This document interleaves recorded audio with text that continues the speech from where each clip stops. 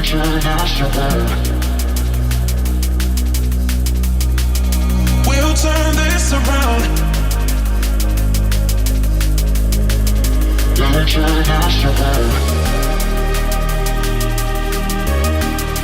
We'll turn this around.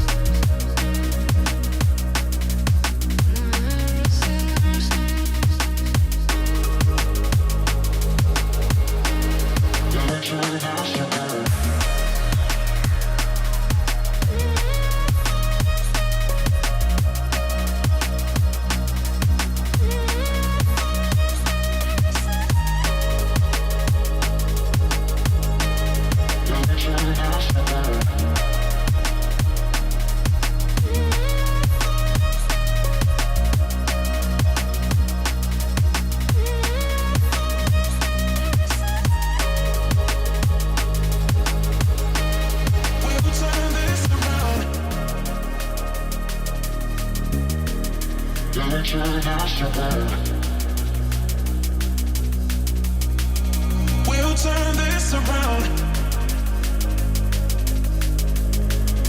turn this around. We'll turn this around.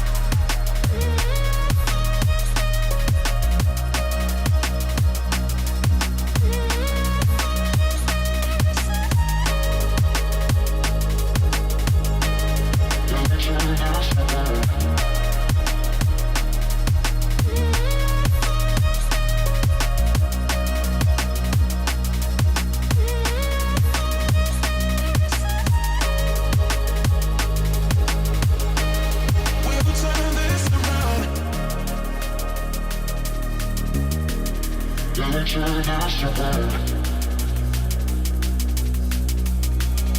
We'll turn this around. Let me turn this around. We'll turn this around.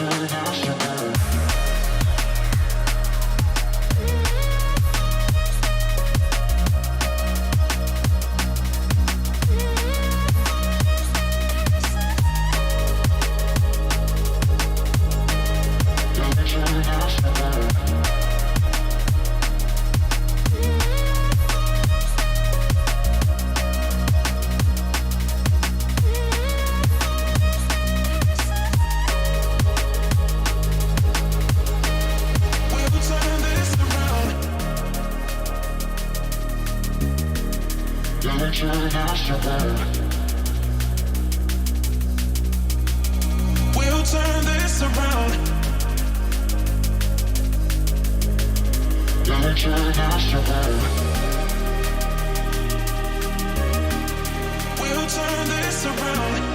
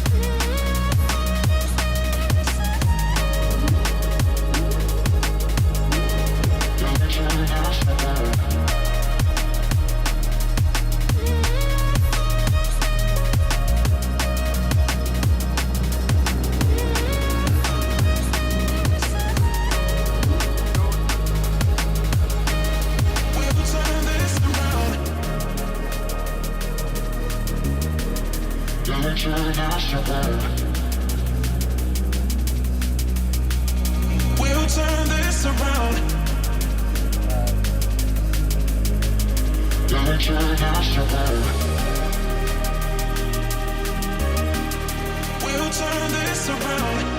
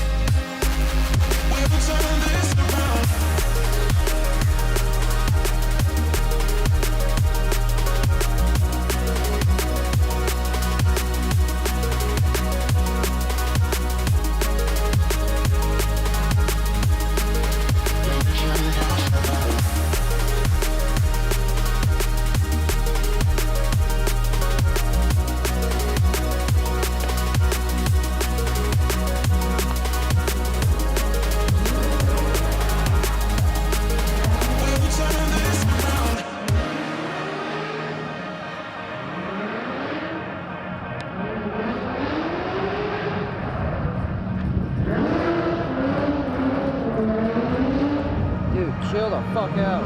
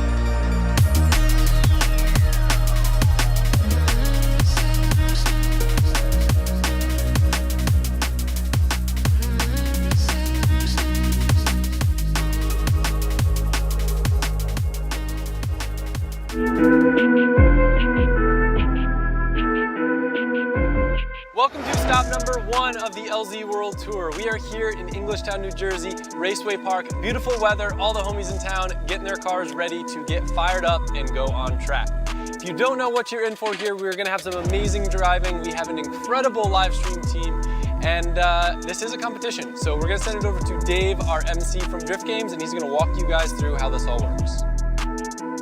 Thank you, Adam, and welcome, ladies and gentlemen, to a beautiful and sunny Raceway Park here in Englishtown, New Jersey for stop 1 of the LZ World Tour. We're going all over the world this year with a brand new format, brand new, beautiful, I suppose, entertainment product, which is all about having fun, but it's still a little bit competitive as well. My name is Dave Egan. I'm from Drift Games, and I'm joined in the commentary box by my good friend Dan Brockett. Dan, something exciting this year, something new, something different. It's serious competition, but it's also serious fun. Serious with a twist. A little twist. We're going to see some of the most influential names in drifting go head-to-head at this purpose-built drift racetrack. It's awesome here because this was, you know, a drag strip at one point, then they expanded into a drift stadium, and that's exactly what we want because it's all about putting on a show for the fans. Everybody's got a good seat in the house here.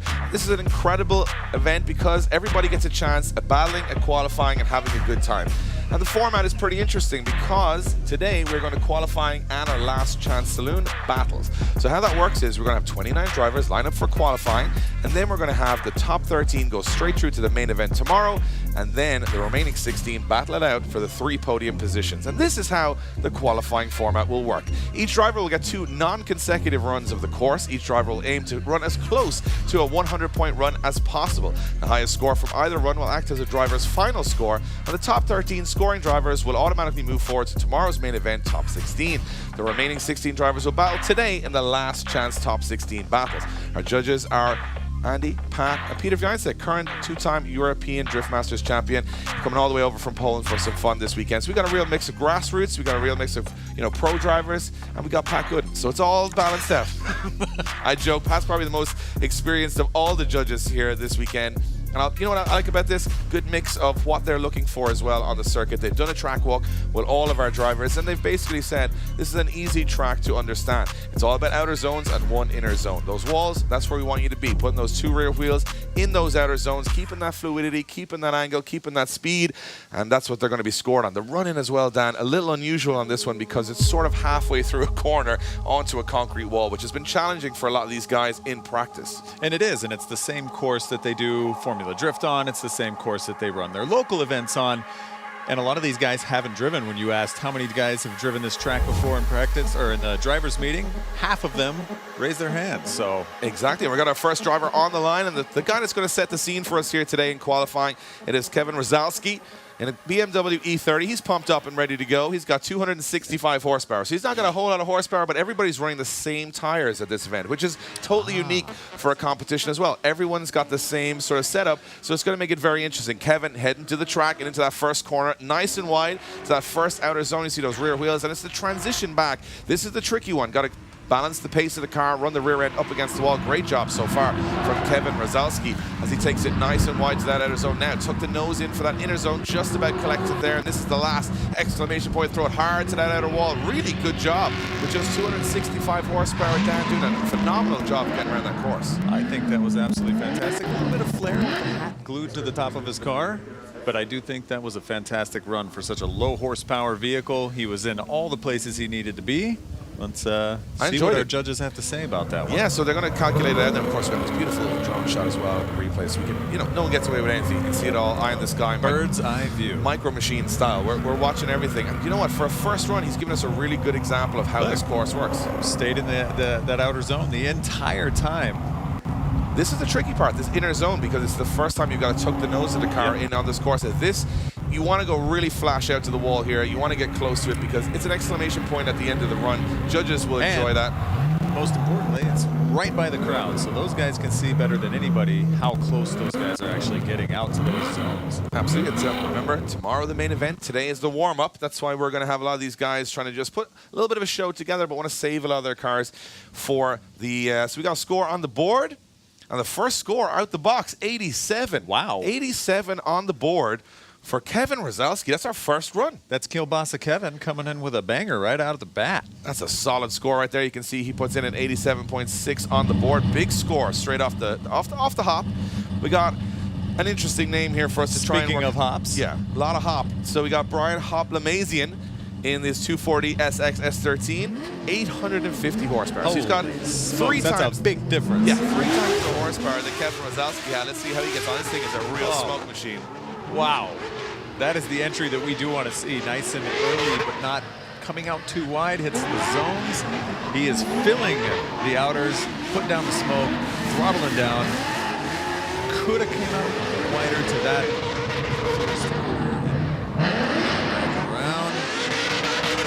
Man, that car sounds so good. It's a very loud car, which gives it a little bit of impact here, which is what the judges will want to see. Smoke, impact, speed, and obviously with those tools at your disposal with a little bit more horsepower, you can do it. And he did a really good job there. I mean, his line was really, really good. You got to give it back to Kevin Rozalski and say, he set the bar, and everyone now has got to follow. Yeah. So Brian doing a good job.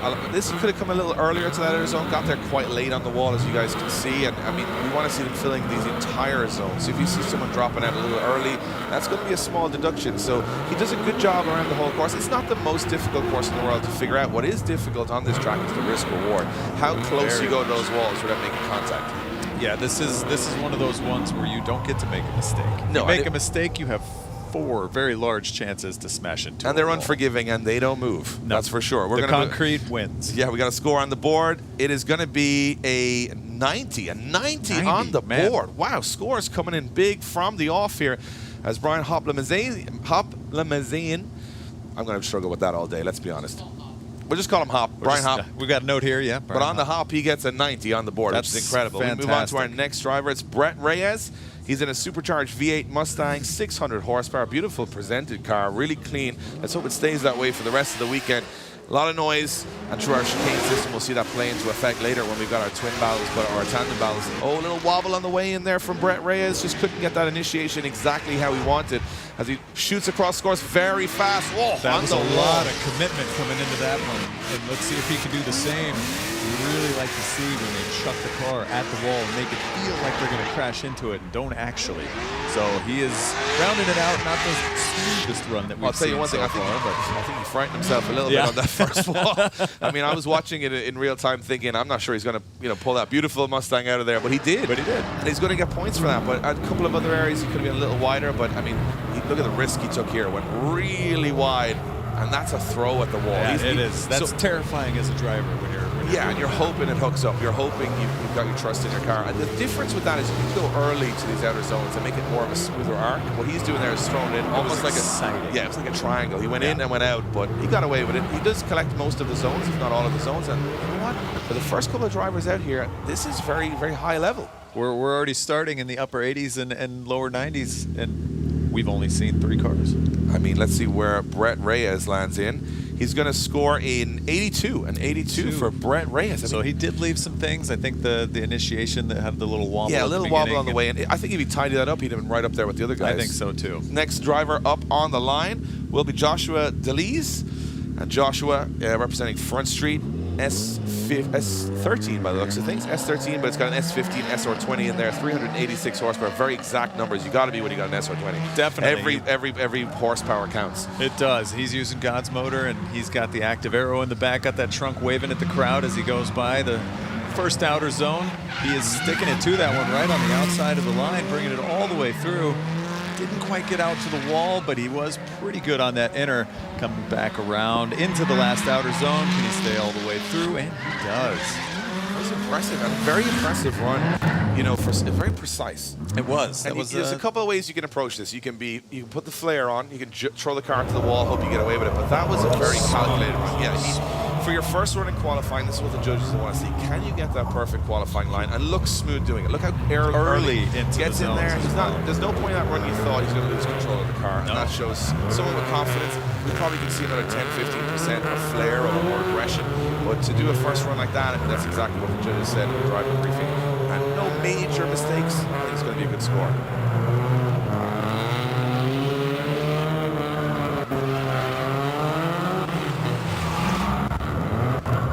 Well, we just wait the score to drop in for Joshua. It's going to be another big one, I think. And it is indeed an 89. Wow. 89 on the board. I can see where it's coming from. The judges like the smoothness, I do. Yeah, I mean, it looks... And SR20, extra points for having the SR20 that didn't blow up all the way around. Yeah. Any SR20 that survives a lap is a miracle. Is doing things. He's doing things. Absolutely. Move on to our next driver. It's Tom Nazaro. Tom Nazaro also representing Front Street, S13 hatch. He's got an SR20 as well. He's got so much more horsepower. He's got 15 or 16 more horsepower, so this should be easy. Oh no!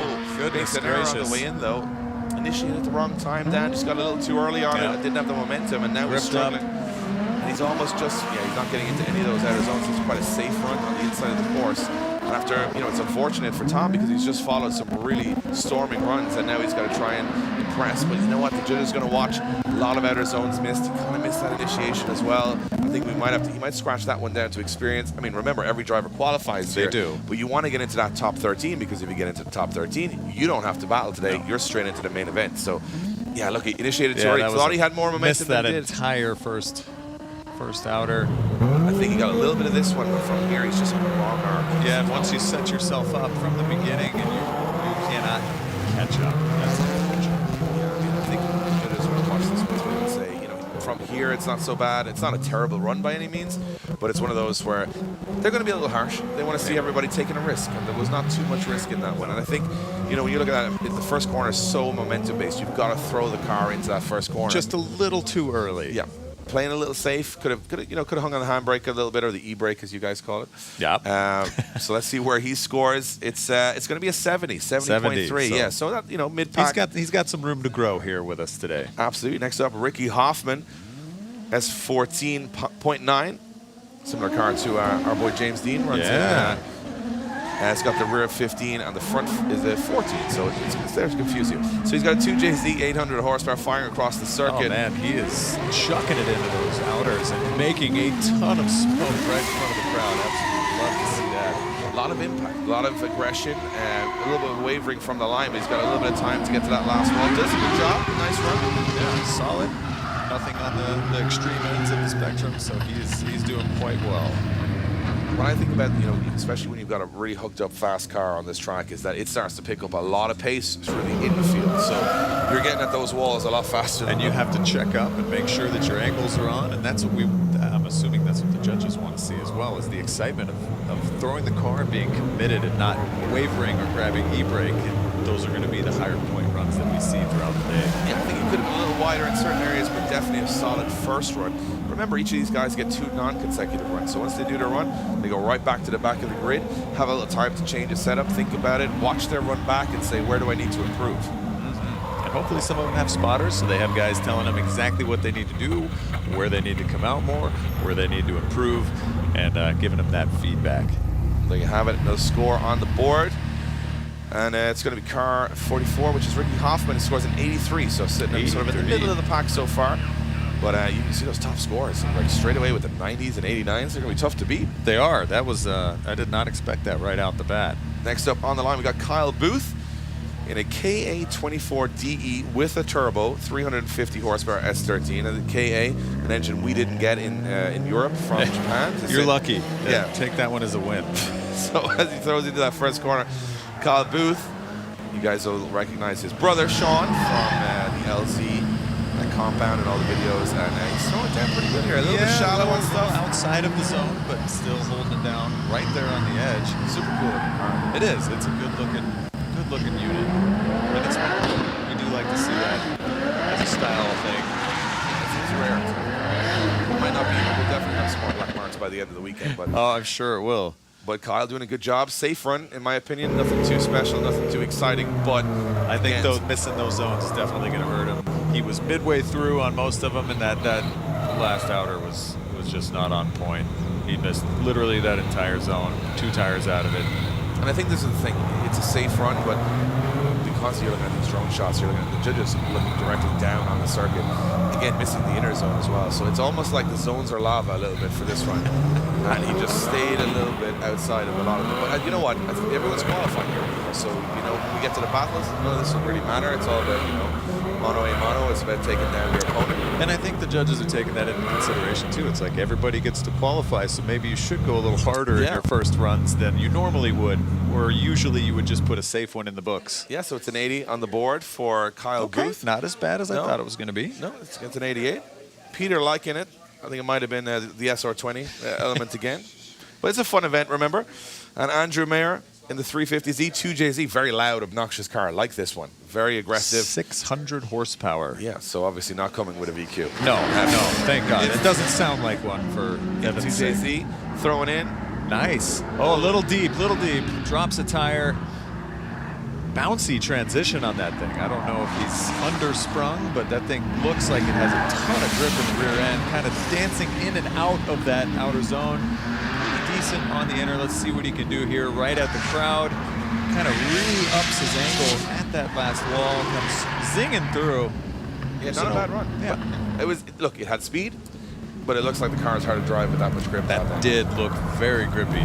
Sometimes grip is not what you want. Sometimes, we were just talking about this before, but sometimes you want to set the car up a little looser for qualifying so you can do a good-looking run rather than grip up and kind of be all over the place. That's it. He got a lot of the outer zones. Looks solid through most of the course. I mean, I think the judges would rather see someone overshoot the first, initiation rather than be too tentative and then coming on the inside of the course. So he's out there to the walls towards the end. That's a really solid run. Yeah. From Andrew Mayer. And, using every bit of that 600 horsepower. We see our next driver, Max, lined up on the line and loosen himself up. But we got a score in for Andrew Mayer. Let's see what he scores in his run. Max getting pumped up, doing a little dance on the line. It's a 79, so just shy of the 80. Just shy of 80. So a couple of wobbles there from Andrew Mayer. Going to clean them up for the second run. Max Kimlin. So he's in probably the lowest horsepower car, I think, on the grid, 200 horsepower. 200 U.S. horsepower. I thought this car just came out of the car park earlier on. Peter's losing his mind over this car. He knows it's going to be a pretty exciting run because Max just kind of throws it all out there. Definitely on his own line here. It's not exactly what the judges want to see, but Peter is excited about this run. So big understeer. Big, gigantic understeer. A little bit of opposite lock there as he comes in towards the last outer, real deep.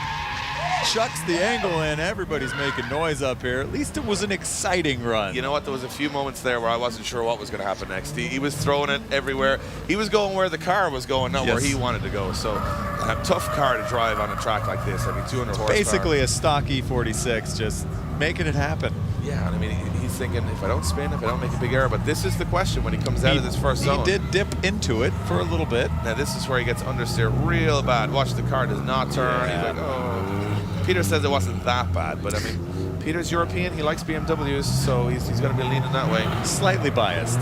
But a fun run to watch. It was. To see a car come out with 850 horsepower and then a car come out with 200 horsepower, what sort of competition would you see this in? And that's another thing I wanted to talk about is it's crazy the discrepancies between the horsepower. Normally you're seeing 500 plus or 500 and below, and this one is all over the place. We got horsepowers from almost 1,000 all the way down to 200. So seeing those guys tandeming with each other is also going to be an interesting story.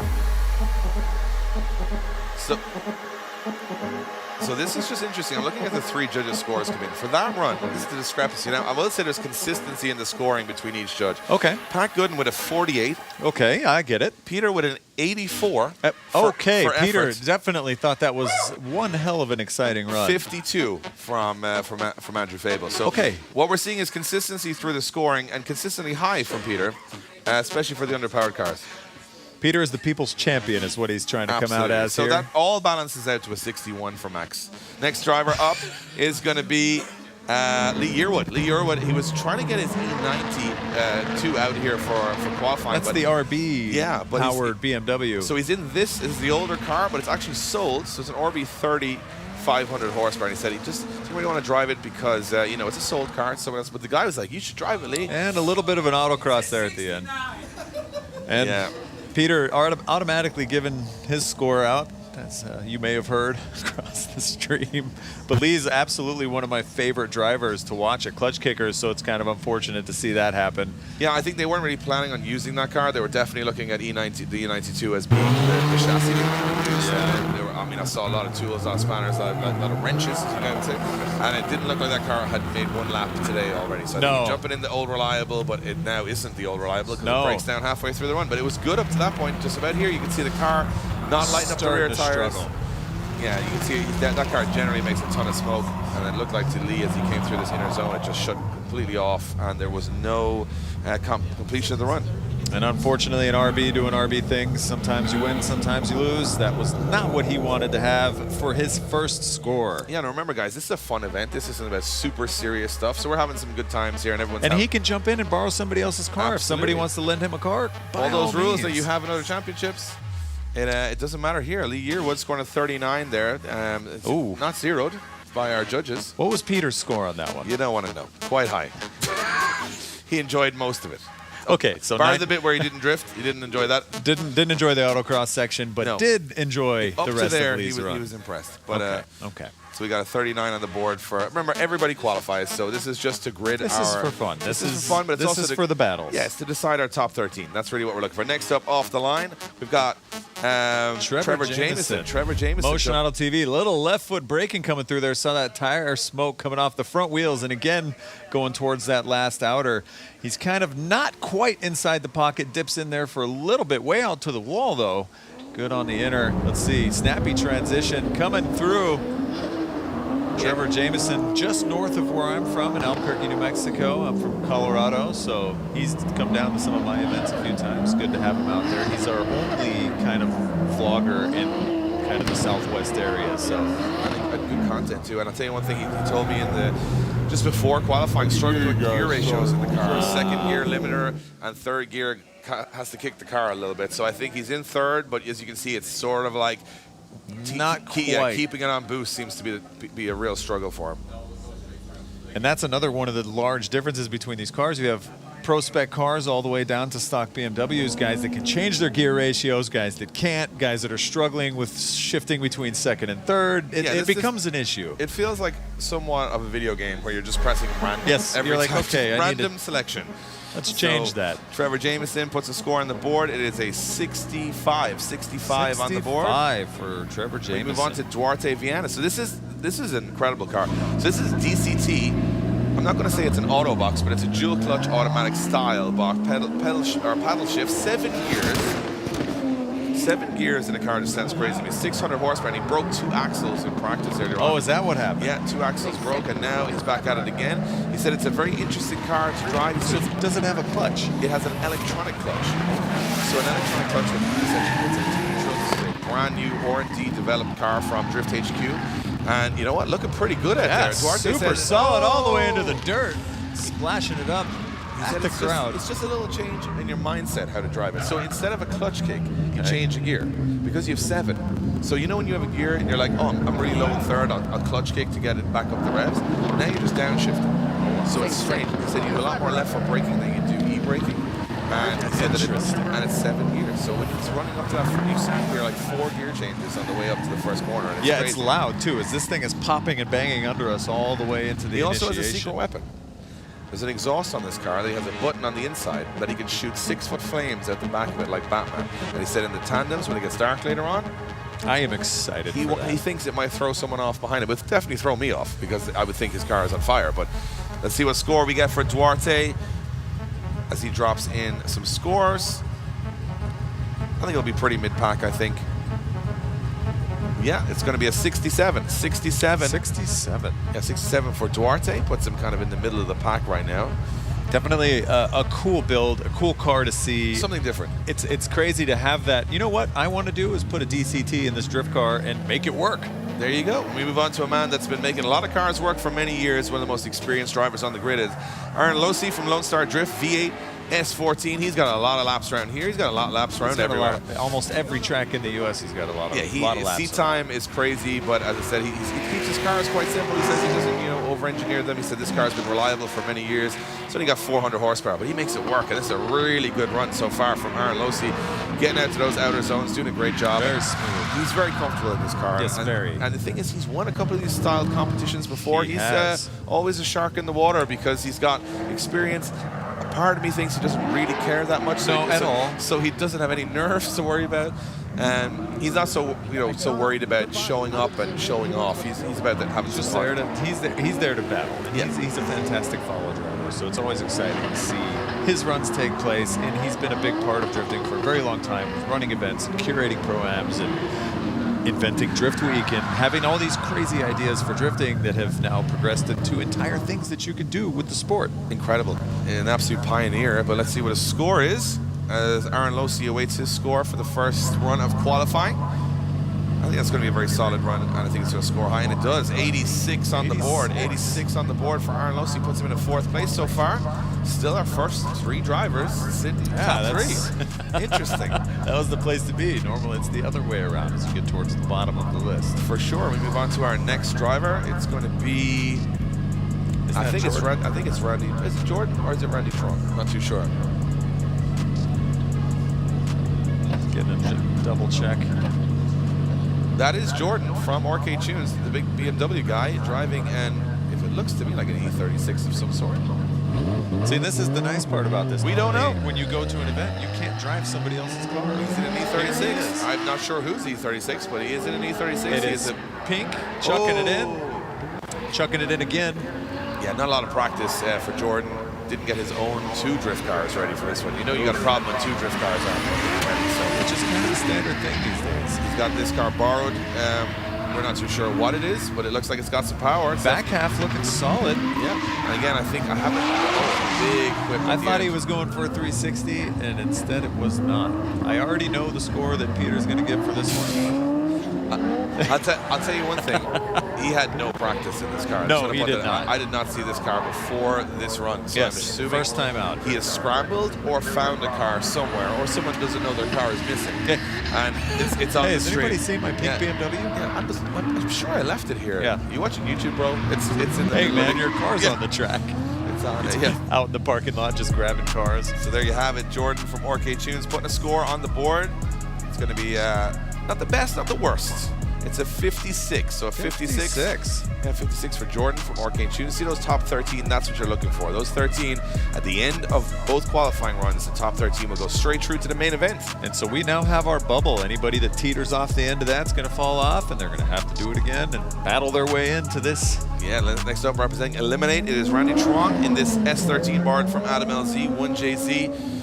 Not sure how much horsepower. This is only his second ever drift competition. I was actually at his first in Dubai, and it's only his second ever drift competition. So he's doing really well for somebody who's jumped in at the deep end here, getting around the track in a car that he's borrowed for the weekend. That's nice, and he was struggling in practice to actually link a run together. So he has actually put one together for us here.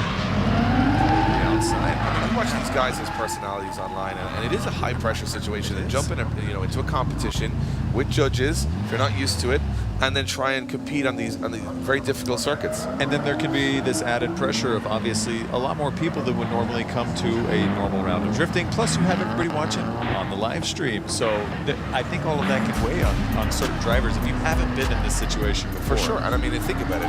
Oh, where did you do your second competition? Oh, just an FD circuit with immovable concrete walls. In front of all of the influencers, fans. And yep. That's a tough one. And you know what? Fair play for having the confidence to go out there and he did it. And you know, Randy, in he's a got that borrowed car. He's got the confidence, that's for sure. He wants to learn fast, and that wasn't a bad run. It's a 68 for Randy Truong. 68. Wow. Yeah, not so bad on not the board. Not bad.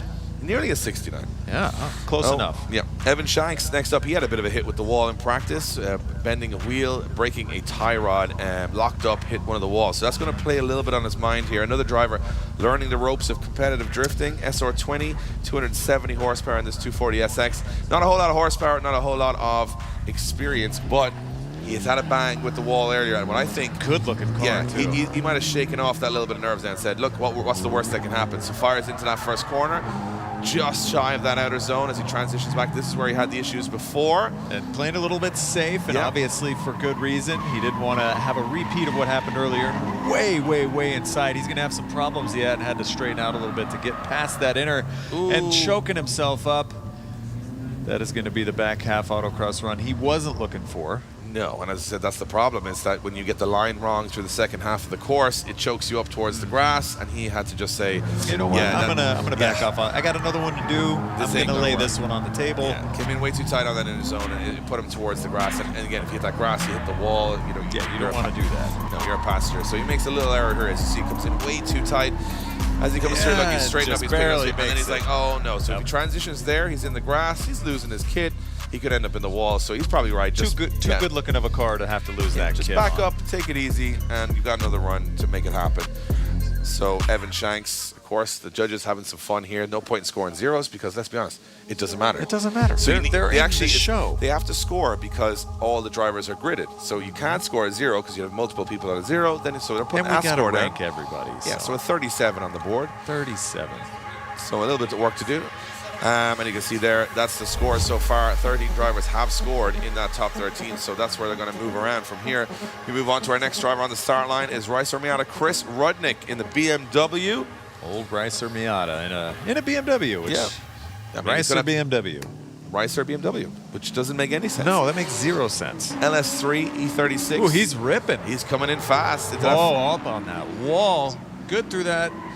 Could have been a little deeper for a little bit longer, but nice and early into that first out of the zone. But dipping in and out. See, I think that's... Oh, no. Shutting it down. Yeah. Something happened there. Popped out of gear, broken axle. We don't know.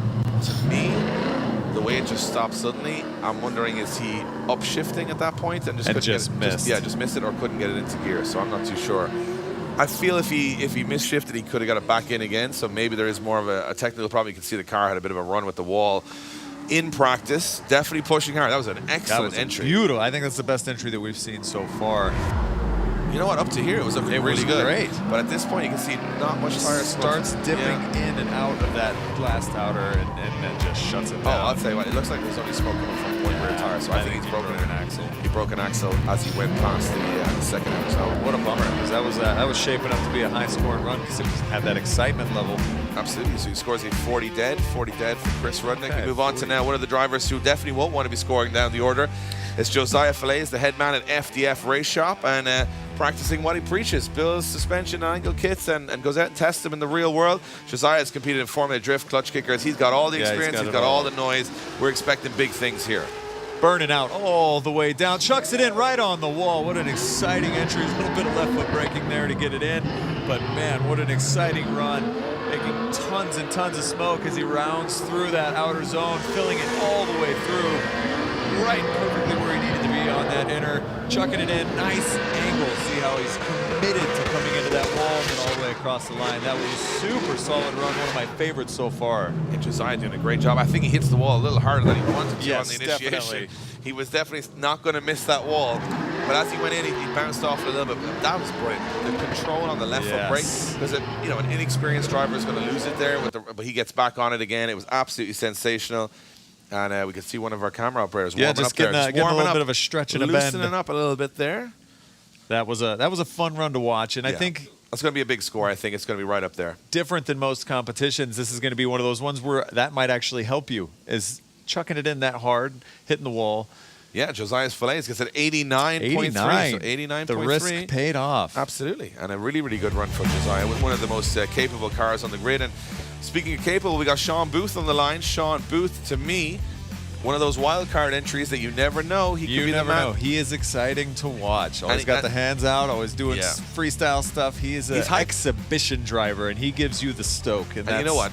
A man with no respect for S15 rears. He just smashes this thing up everywhere. Or fronts, or sides, or doors, or wheels. And he's coming in hot here. Off the line he goes. Big gear up to that first corner. Comes nice and wide to that outer zone. Yeah, gets a good job done on that first outer zone. As he's transitioning through, kind of a lazier transition, but way deep into that zone. That's exactly what we do want to see.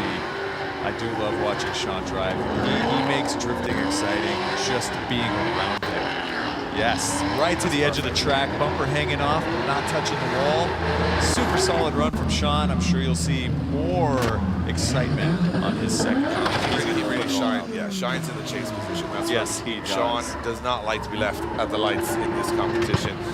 Really good job. I like the way he as you said, lazy transition, but he makes it work, gets out to the zone early, fills the entire outer zone, which not many drivers have done so far. And then tucks the nose of that car into the inner zone. Really solid job as he transitions back. And this is where he puts a little bit of risk on it.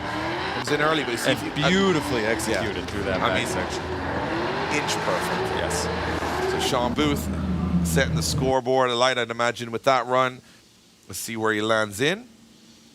And that could be right up there. It's going to be a 90.3 dropping in from the judges. 90.3. That's a good run. That was a solid run. It's not even funny the first run. This is the warm-up. He's got more to give to us and to the people. I'm almost frightened that he knows he has a 90 and he can push further. It doesn't really matter. So we're going to see that in the second half of qualifying. We got Samet on the line. Sean Booth scoring a 90.3, and we move on to Sam Lucas, all the way from Australia. And not used to driving a V8 car. He was talking about it earlier, how it's different because he doesn't even remember how to clutch kick already. Yeah, he said it's almost cheating, driving an F1 car. He said that he's enjoying this opportunity. It's a good run so far. Solid Very entry and into the wall. Gets a little away with deep, but still going. The resiliency of Corvettes is absolutely outstanding. I saw some videos of guys just absolutely pummeling the back end of these cars into things, and they just keep going. Yeah, I think he might be suffering a little bit though with that rear end. I mean, that was a big but it was a completed run. I mean, other than straightening out after smashing into the wall. It could have been worse. He did well. I mean, if he had come off the power, it was going to drag the front end into the wall. He stayed in it and got away with it. Yes. So it goes to show that he looks super confident on the way in, but sometimes this track, it eats people for breakfast who are that confident, because once you go a little too fast as he did, you're like, uh-oh. It was just a late transition there. I think that's what did him in. He got a little bobbly on the middle section, and I do know that the inner strip, as you guys can see, is slippery. And Yep. so the track differences that you'll encounter when going from one surface to the other can really throw you off, and especially if you didn't get a lot of practice in the car, that can be a determining factor. Well, let's see what Sam Lucas scores. Sam, yeah, that's going to be a big deduction for that big wall hit, but you know what? I like people trying hard. That's too. what this is all about. It's an exciting event. It's not just about, being super safe and having, all these tactics. This is about putting It's about a the show on. show. It's about the show. And we That have was to a we have show. to remind drivers that it's about the show. For sure. It's a 58 on the board. Work to do on the Hey, second. he's in there. Exactly. Jimmy Oakes on the line. He brought 2 cars with him, the E36 and this S13 Coupe. Decided the Coupe was the one. His practice run's very solid. Oh, Looked he's been killing it today. So let's see. He's saying, suffers a little bit with the concentration, or sorry, nerves when it comes to these qualifying runs. Let's see, hope he can hold it together. Jimmy Oakes thrown into that first corner. Oh, on the wall. Up on that wall, deep into that first outer zone. Oh my goodness gracious. He is throwing it all out there. Yeah. And unfortunately, just a little bit too much. He's like, I am not going to risk this beautiful car that I built. And it is my absolute favorite car out here. Yeah, it's got a back end now, both gonna need a sides. new bumper. In one run, hits the bumper on both sides, and you know what? I think that's a case of That's maybe trying a the little too nerves hard. you were talking trying about to there. impress the judges a little too much. He transitions very late, like Yes. Sam, but as you can see, it's not the way to do the course. And he gets away with it. He but, risked it. It didn't work didn't out. pay off on that one. He's been all practice, though. All he had to do was that very same Well, I'll tell you the one he's thing been doing. about Jimmy Oakes there. I think he's trying to go for that 100-point run. He is, and he was all day. And it's not, he's not trying to put a safe run in there, but that's where the risk, doesn't often reward, is that you go too big too soon and you start to, make mistakes. Jimmy Oakes That's puts a unfortunate. 35 on the board for Jimmy 35 Oakes. for Jimmy So as I Oakes. said, if you're joining us late, no zeros today. I'll tell you why, because we need to grid them all. They're all qualifying They're anyway. all qualifying. So you can't have everybody on zeros because you wouldn't be able to grid them. So judges making that decision based on maybe commitment or how far they got. Next up, we got Grant Anderson over in Ibisu, putting in lap after lap for the last couple of weeks. And now he's here doing the exact same thing. He's absolutely been killing it in practice as well, and actually pulls that transition off. That's what we want to see, is that big, huge commitment as they flick towards those very dangerous and very immovable walls out here at Englishtown. I'll tell you why you saw Jimmy Oakes go into that wall and said, too soon. not gonna do I that. don't want to do that too soon in the competition. So he backs off a little bit. The transition was a little bit more calculated, but he does get the perfect line. That was a good run. That was a one for the books. I think that's a run to put a score on the board Yes. and take the nerves off the second run. Yeah. So we've got a couple of guys that are pretty nervous out there. You can see, putting low scores in simply because they're trying a little too hard. If you look at, Chris Rudnick, you look at, say, Jimmy Oakes, you look at a lot of these guys, Evan Shanks, just not putting a run on the board the way they want to. So it's going to be a little bit stressful for the second half of qualifying. And now we got Colette on the line.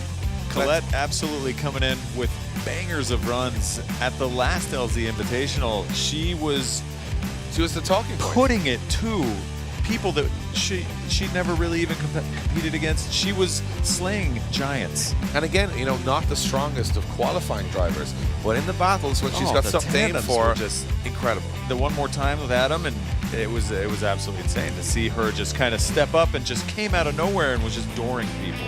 She's got 600 horsepower, 3-rotor RX-7, which is 1 rotor less One than less. Adam is running this weekend. Slightly quieter car. Slightly quieter. But not by much. Yeah, but by comparison to everything else here, still very loud, Larry, bright colors. Popping and banging her way through to the start. Chucks it in. Tentative entry, trying to keep it smooth and safe as she transitions across the course. Not quite out to the walls. Late into that outer, but maintaining through the rest of it.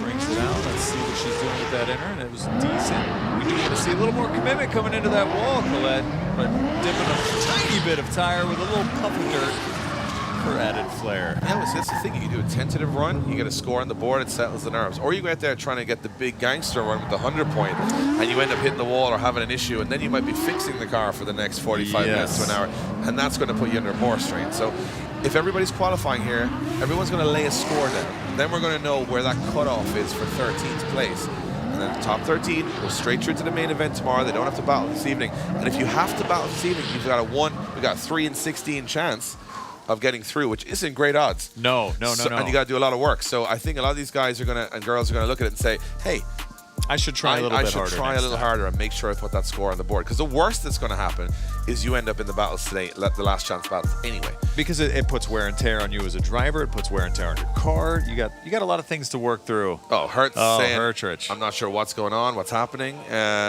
He's got Texas Speed LS in this Drift HQ E46, 500 horsepower. He says he broke the car earlier, which is very uncharacteristic. Yeah, never have heard that man talk about breaking anything. No, he couldn't even. Apparently, like even breaking silence would be hard for him. So, so Hurt goes into the first corner. Oh, big burnout all the way through. Throwing it in. Yes, deep, exciting. That's what we like to see. That car looks like it's pretty gripped up as well. And I don't know if Hurt's used to driving with that much car behind him. He's used to big body cars, but maybe not the BMW style. Gotta say, Dan, this is a very solid run so far. Putting it down so far, bringing that confidence in. That's Hurt. That's a good run. At you, solid, and he is stoked. You can tell. Yeah, because he didn't get much practice. Yeah, he's got the hand out the roof, smacking it. He's happy with that one. Yeah. And that entry was on it. Filled the whole outer zone on the first transition. Early transition. A little bit of a bobble, but it wasn't too bad. I don't think the judges are going to harsh it. I think, you know what, he's adjusting the car to get to it. Yes. He's not just going where the car is going. He's making it go to that wall, and judges are going to reward that because that's what we want to see these guys go close to the edge of the circuit, not just go with the car naturally in transitions. So that was does adjust, but he adjusts for the right reason. We'll see what score Hurt puts on the board. That's going to be a solid one, I think. Let's see what he scores. It's an 80 for Pat off the bat. Oof. Pat off the bat with an 80. Let's see where Peter jumps in with a 90 from Peter. And Andrew Fable, let's see where his score drops in. This is going to be a big one. It's going to be, I think, somewhere in the higher end. Yeah, 84. 84 on the board. So Hurt doing a good job. 84 on the board. As we move on to our next driver, it's TJ Hunt. You know, you go to the old dealership and you say, can I have a brand new Supra, please? I'd like to go smash it against some walls on the other side of the country. And that's the reality. Tear everything off and make it all carbon fiber just to add to the risk level just a little bit. Yeah, B58, 450. Big flick from TJ Hunt into that first corner. This car's been looking pretty solid in practice. And I mean, and he was tandeming with everybody regardless. And he got a couple of little bumps with everybody, so you know all that fresh new car smell is getting knocked out. Got it out of the way. Little off on that inner, but a little bit of a bobble coming into the last outer as well.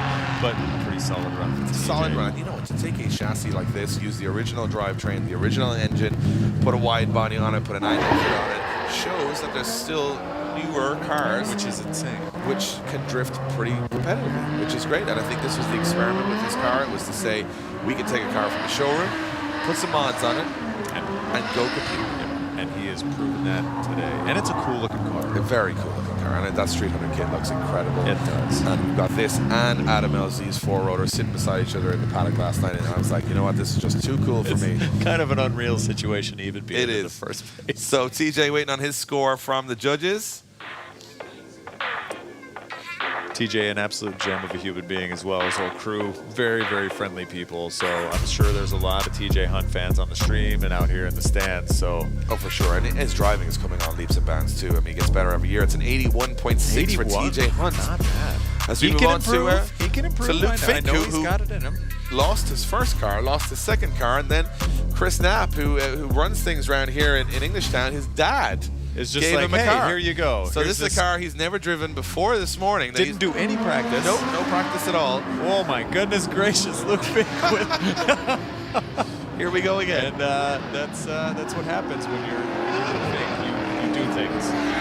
You should not be doing some blind confidence that it's an amazing run so far. It really is. As he collects everything, goes to that last wall, you can see him dialing it in. This is a 1 Series BMW with a 1JZ. So 1 Series, 1JZ. And I think they said it was making around 600 plus. That's how insane is it to just jump in a car and have the confidence to chuck at the wall like that? I think he's just jumped in so many cars over maybe 20 years that he goes, how different could it really be? If there was a person that was going to drive your pride and your joy, Luke Fink is going to be that person to just jump in and not wreck it. And someone with absolutely zero nerves when it comes to competition. He has a confidence in his own ability, built on results, built on, you know, every year coming back to events and, you know, stealing the show. And always excited to watch, and that's why we love Luke Fink. And let's see what score Luke puts on the board. I think this one's going to be up, you know, in the top 13 for sure. I think so. One would hope. one would hope. Peter liking it a lot, jumping in with a big score here, and it's going to be an 85.3 for Luke Fink. So he's right up there, if not, you know, we'll see a couple of 90s creeping in, but we got 2 drivers left to go in the first half of qualifying, and it's going to be Little Tex, Nate Hamilton, one of the smiliest drifters in the world. Also very friendly. Very friendly, lovely guy, and representing his Printhouse 144, 650 horsepower V8. You know, he was in the final of the LZ Invitational last year, and a guy that has all the talent in the world and a nice entry. Looks so smooth. He does. He's always one of the smoothest drivers out there. Always one of the guys making the most noise. He's right up the front. He's not always paying attention. Yeah, he doesn't. You know, he wants to know what the judges want because he wants to give them that show and the fans that show. And he did an amazing run from Nate Hamilton, as we've come to expect. Yeah, which shows, you know, a huge compliment for a driver is when you expect him to do things like that. You say, you know, Fink and Nate, you go, those guys are going to nail this. Even if we said before the run the track goes the other direction, they'll still get all the zones. So that's the level of adaptation they have, which really, you know, shows. And they proved that last time when they did the backwards lap. Yeah, the backwards lap. We didn't ask try.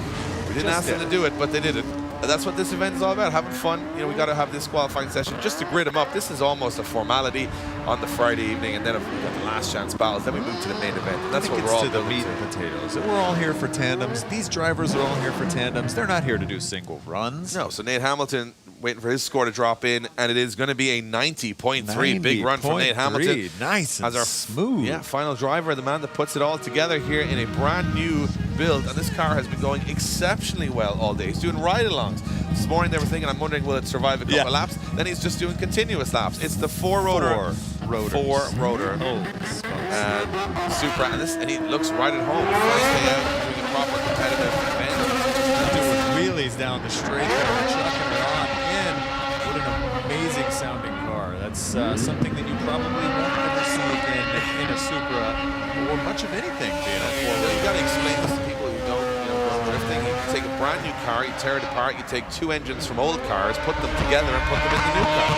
And that's the reality of Adam LZ and the world he lives in, which is crazy. Just because you can. And there's no sense or reason to this car. Big flames for the people. Yeah, look at that thing, is so cool. What a ridiculous car. What a ridiculous thought process that you'd even have to be the madman to do that in the first place. We have a phrase for that in Europe. It's called having a notion. You just had a notion one day, and you said, wouldn't it be cool if you took 2 RX-7 engines, put them together, and put them in a brand new Supra? And for most of us, we go, yeah, that's not going to happen. That's improbable. That's an impractical way to make a Supra drift. And then he's got. You look at TJ and him; it's like the 2 opposite ends. The easiest way to prove that a modern car can drift, and then versus the most difficult way. You take everything from 1992 and put it in a 2019 car, and then you go, well, that makes loads of flames and stuff now. Excellent run from Adam LZ straight out the box. He scores an 83.3. 83.3. Yeah, it could have been a little wider on the first corner, but again, if I had that car, I wouldn't even be. I would just do donuts. I would do controlled, safe donuts. That's a car show car. That's a car that most people will bring to a show and say, hey, you want to see this rev up a little bit? He's out here throwing it on concrete walls. Day 1, by the way. Not like I'll do a couple of days and then build my confidence levels up. No, I'll go to the concrete walls straight away. So he's full send in. We've got 3 rotors, 4 rotors, V8s, SR20s, all the way down stock to a 200 horsepower BMW. And you know what? They all made a lap. Which I love about it. So this is what it's all about. It's almost like the Need for Speed Underground. Random button has been pressed over and over and over again. Yep. Random car, livery, engine setup, and experience. And sometimes drivers. Exactly. We move back to our second runs of qualifying. It's going to be Kevin Rozalski. He did a really good first run. I think he's going to be pretty safe with that one. Let's see if he can improve. I really enjoyed his first run, actually. It was a very, very impressive show of restraint. Yeah, and not as exciting, I don't think, on this run. He's being a little more conservative or driving a little bit differently, but it's not the worst run that we've seen, but it's certainly not as good as his first run. No, he's sitting in 6th position right now, so he's kind of in the middle of that top 13, but I think we are going to see those scores creep up. I think that bubble's going to get a little tougher to navigate. Exactly, so everybody knows they're in for battles, whether they do it today or tomorrow, but to be honest, everyone here is going to want to get themselves out of the last chance battles today, have a chill, you know, have a little lie down on the bleachers and say, hey, I don't have to worry about it. I get to watch. I get Yeah. to be a fan. I get to soak it all in. The pressure's off. But then once you go to the last chance value, you know, 16 going to enter, 3 are only going to make it through to the main event. So it gets stressful from that point. So we'll see if he improves on his score. Was in 6th position. I don't think he's going to probably improve on that. Judges heavily deliberating over here. Yeah, so I think it's going to be probably not as good as his first, but 2 very solid runs all the same. So he got an 87 on his first, he jumps in with an 84 on his second. Doesn't improve. Not quite. Few you know what? points, but consistent. Yeah. But consistency works in battles. That's the way we know it. It does. And I think those 2 scores, you know, there's some tied scores. That first run might come into play. And being one of the lower horsepower cars, he's at a far less risk of blowing his car up before he even gets to the show. So For sure. Next up we go to Brian Okanasian. 90. big, huge entry coming in, chucking it in. Probably the most angle that we've seen, but a little bit jerky, but exciting. Chucks it in towards the wall, heading through that motor right on the edge of the track. He's trying to put a show on here. He's trying to improve on a 90.3, so he's got to do something special. And it looks pretty special towards the end, getting out there nice and close to the walls. That was a fun run. A little bit of a dip right there at the end, but It's so funny, this track, because once you're on it, it's perfect, and then the minute you drop off, just even a you're little bit. on 3-wheel motion from that point. It's a pretty aggressive gradient. That entry was pretty insane. The way that he was all the way sideways, well before we're asking these guys to even be entered into drift. Oh, for sure. And I think, you know, he's got all the power, and, you know, he's got all the style. But as you said, you got to do it smoothly. You do. And there was a couple of moments there we bobbled a little bit throughout, but I think it's, you know, I mean, with a 90.3, I can imagine he's probably going to be sitting inside that top 13, you know, if not now, all the way through the competition. So I'm not too sure if he's got much to worry about. He tried the big, the crazy old flick into the first corner, and it kind of worked out. It kind of did. I enjoyed it. I think it's going to be a similar 90. score. I was going to say almost the exact same score. Almost the exact same score. He was pretty similar. He was 0.33 better on the first. 0.33. So he stays where he is in first position right now. Not a bad place to be. No, with a backup of another 90. So that's 2 90s Yeah, on the board. just to make sure that the people know. Exactly. We've got Brent Reyes. He had a little wobble on entry on the last run, got an 82. Let's see if he can improve that entry and back up what was a very solid second run. Beautiful car. Looks like it's brand new out the box. Saw some sparks as he hit one of the jumps coming into the entry there. I do like his transitions as he's coming through, but This is a little wider than he was. he's definitely wider, almost too wide, Flirting with but the edge of the track. maintains. That was full angle. That was The big angle to the wall is always scary to watch. it really is. From Brent, because it looks like he hits the throttle and just creeps out of it. Exciting to watch. That's a good looking car too. It Holy is. smokes. 82.6 on his first run. Does he do better here? You know what? It's like he made a mistake in a different part of the course.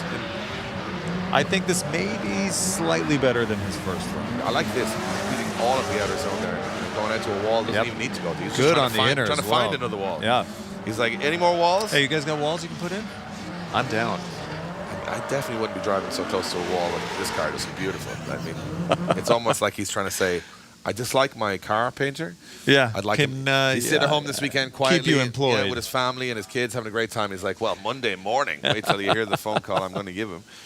So, yeah, it's a little bit of an improvement. You're right, Dan. Yeah. 84. An 84 puts him into 10th. So he's within the top 13, but nervous times. Close. And he doesn't have another chance to make it happen. He's So a spectator now to see if that is enough as we move on to our next driver, which will be Joshua Delise, if I'm not mistaken. Yeah, this is Joshua Front Delise. Street Josh. So a Joshua Delise is 89 in his first run. So this is a solid driver right here. Yeah, he is. Even with that active arrow, Yeah, got it's like that loose trunk, kind of the signature move all morning. Yeah, it's like a McLaren, the way the rear active arrow comes up and down. But, He is dialed. This is the exact same thing Yeah, that it he looks did. like we're watching a replay of the first like run. we're watching the same run. Oh, big- nice. yeah, big moment to the wall at the end. So He adding did that like that. A little bit of flair. Yeah, just enough for the judges to go, was it better than the last score I put in for him? You got to make, if you're up here making people cringe just a little bit, like, oh, he's going into Yeah. the wall, and then pulls it off. So we know that basically Joshua Delis has a good 89 on the board. So let's see where this score drops in. Pat Goodman exactly the same, an 83 from him. Let's see where the other judges drop in. Woo! Big angle. So let's see if those two scores drop in from Joshua Delis. We haven't got them right now. But you know, it's been exciting. It's been fun. It's been exciting. And you know what? It's been so exciting. I think we should take a tiny little break. Don't go anywhere. We're back with more qualifying from the first stop here in Englishtown of the LZ World Tour. Back soon. What's up, everybody? I am here with Adam. Adam, this is the debut event of the World Tour. We're here in New Jersey. Give the people at home a little understanding of how this event would differ from the Invitational. So the Invitational and our event that we did in Ireland are both very similar, and they're based around fun, right? The Invitational, a little bit more laid back. Mondello in Ireland was a little bit more formal. What we're trying to do is create the hybrid of fun driving event with all the homies, but add like a serious, structured, competitive element, because all of us as drivers, like, it's fun to go drift and have like a grassroots day, but it's nice to have some sort of objective. So you're gonna see a lot of people from all over the world that are good friends, amazing drivers, do some of the best driving of their life. Let's go. You heard it here. All right, so we have the four-rotor Supra. Are we going to see an exhibition from this weekend in competition? My goal is to drive this car the whole time. Ooh. However, it is a new build, and with that is a high likelihood we'll be combating some things, working through some issues. Yeah. So we have a backup, which is the old FD car, Okay. which would be equally as exciting to drive. And then we have Old Reliable, my green SR20, S15. So no matter what I'm driving, it's going to be something cool, but I'm hoping it's this thing all weekend. This car is honestly one of my favorite cars. It's gorgeous, so I hope to see it out there, but we're excited for this. So thank you so much. Thanks for having us. Of course, I'm excited. Let's go out and have fun. Yeah, you know it. All right.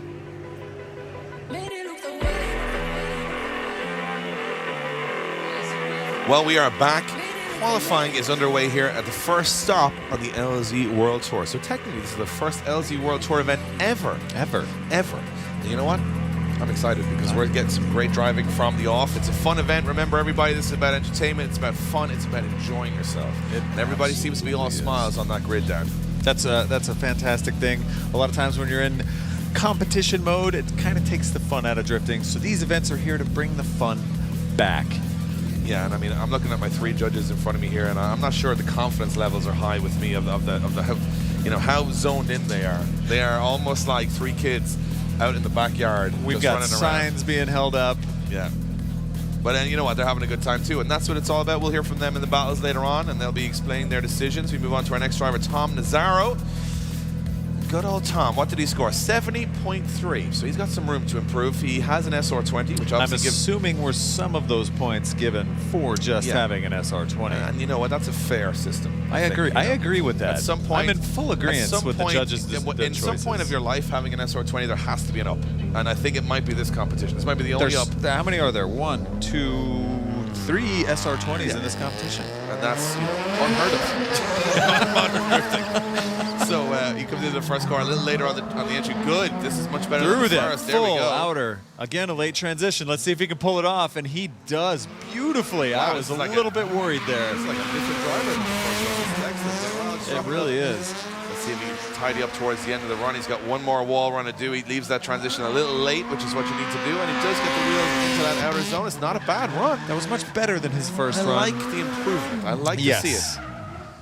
A lot of times when you go out as a qualifying driver and you put your first run down and you go out to do your second run and you do the exact same thing and you're disappointed with yourself because you didn't give that extra 2% that would have given you even a slightly higher score. Like, that's a good wall run. I think what I like about it is that, some of these drivers, they might have the nerves affect them on the first run, and if it affects them on two runs, they feel like they've let themselves down, they're driving down. They feel pretty bad about it. A lot of these guys traveling a huge distance to be here at this event, bringing your crew, bringing your team, prepping, all that stuff. And drifting's a harsh sport too, 30, 40-second runs. Yep, and then that's it. That can end your weekend. But luckily these guys, again, they're in the show, but you still don't want to let yourself down. No, and a big improvement for Tom Nazzaro. He gets an 81. Nice. But not enough for the top 13, so he is going to have to battle it out. Yeah, he's going to have to do battles later today.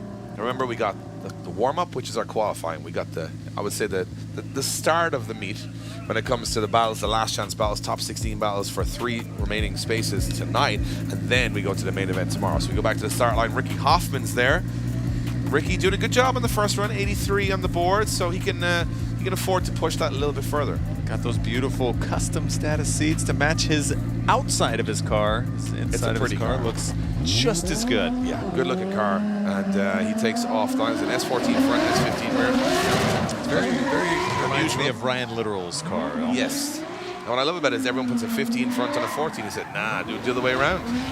So, out to the wall. It's a nice run so far from Ricky Hoffman as he fills those outer zones a little bit better than his first run, as far as I can tell. He's getting comfortable now.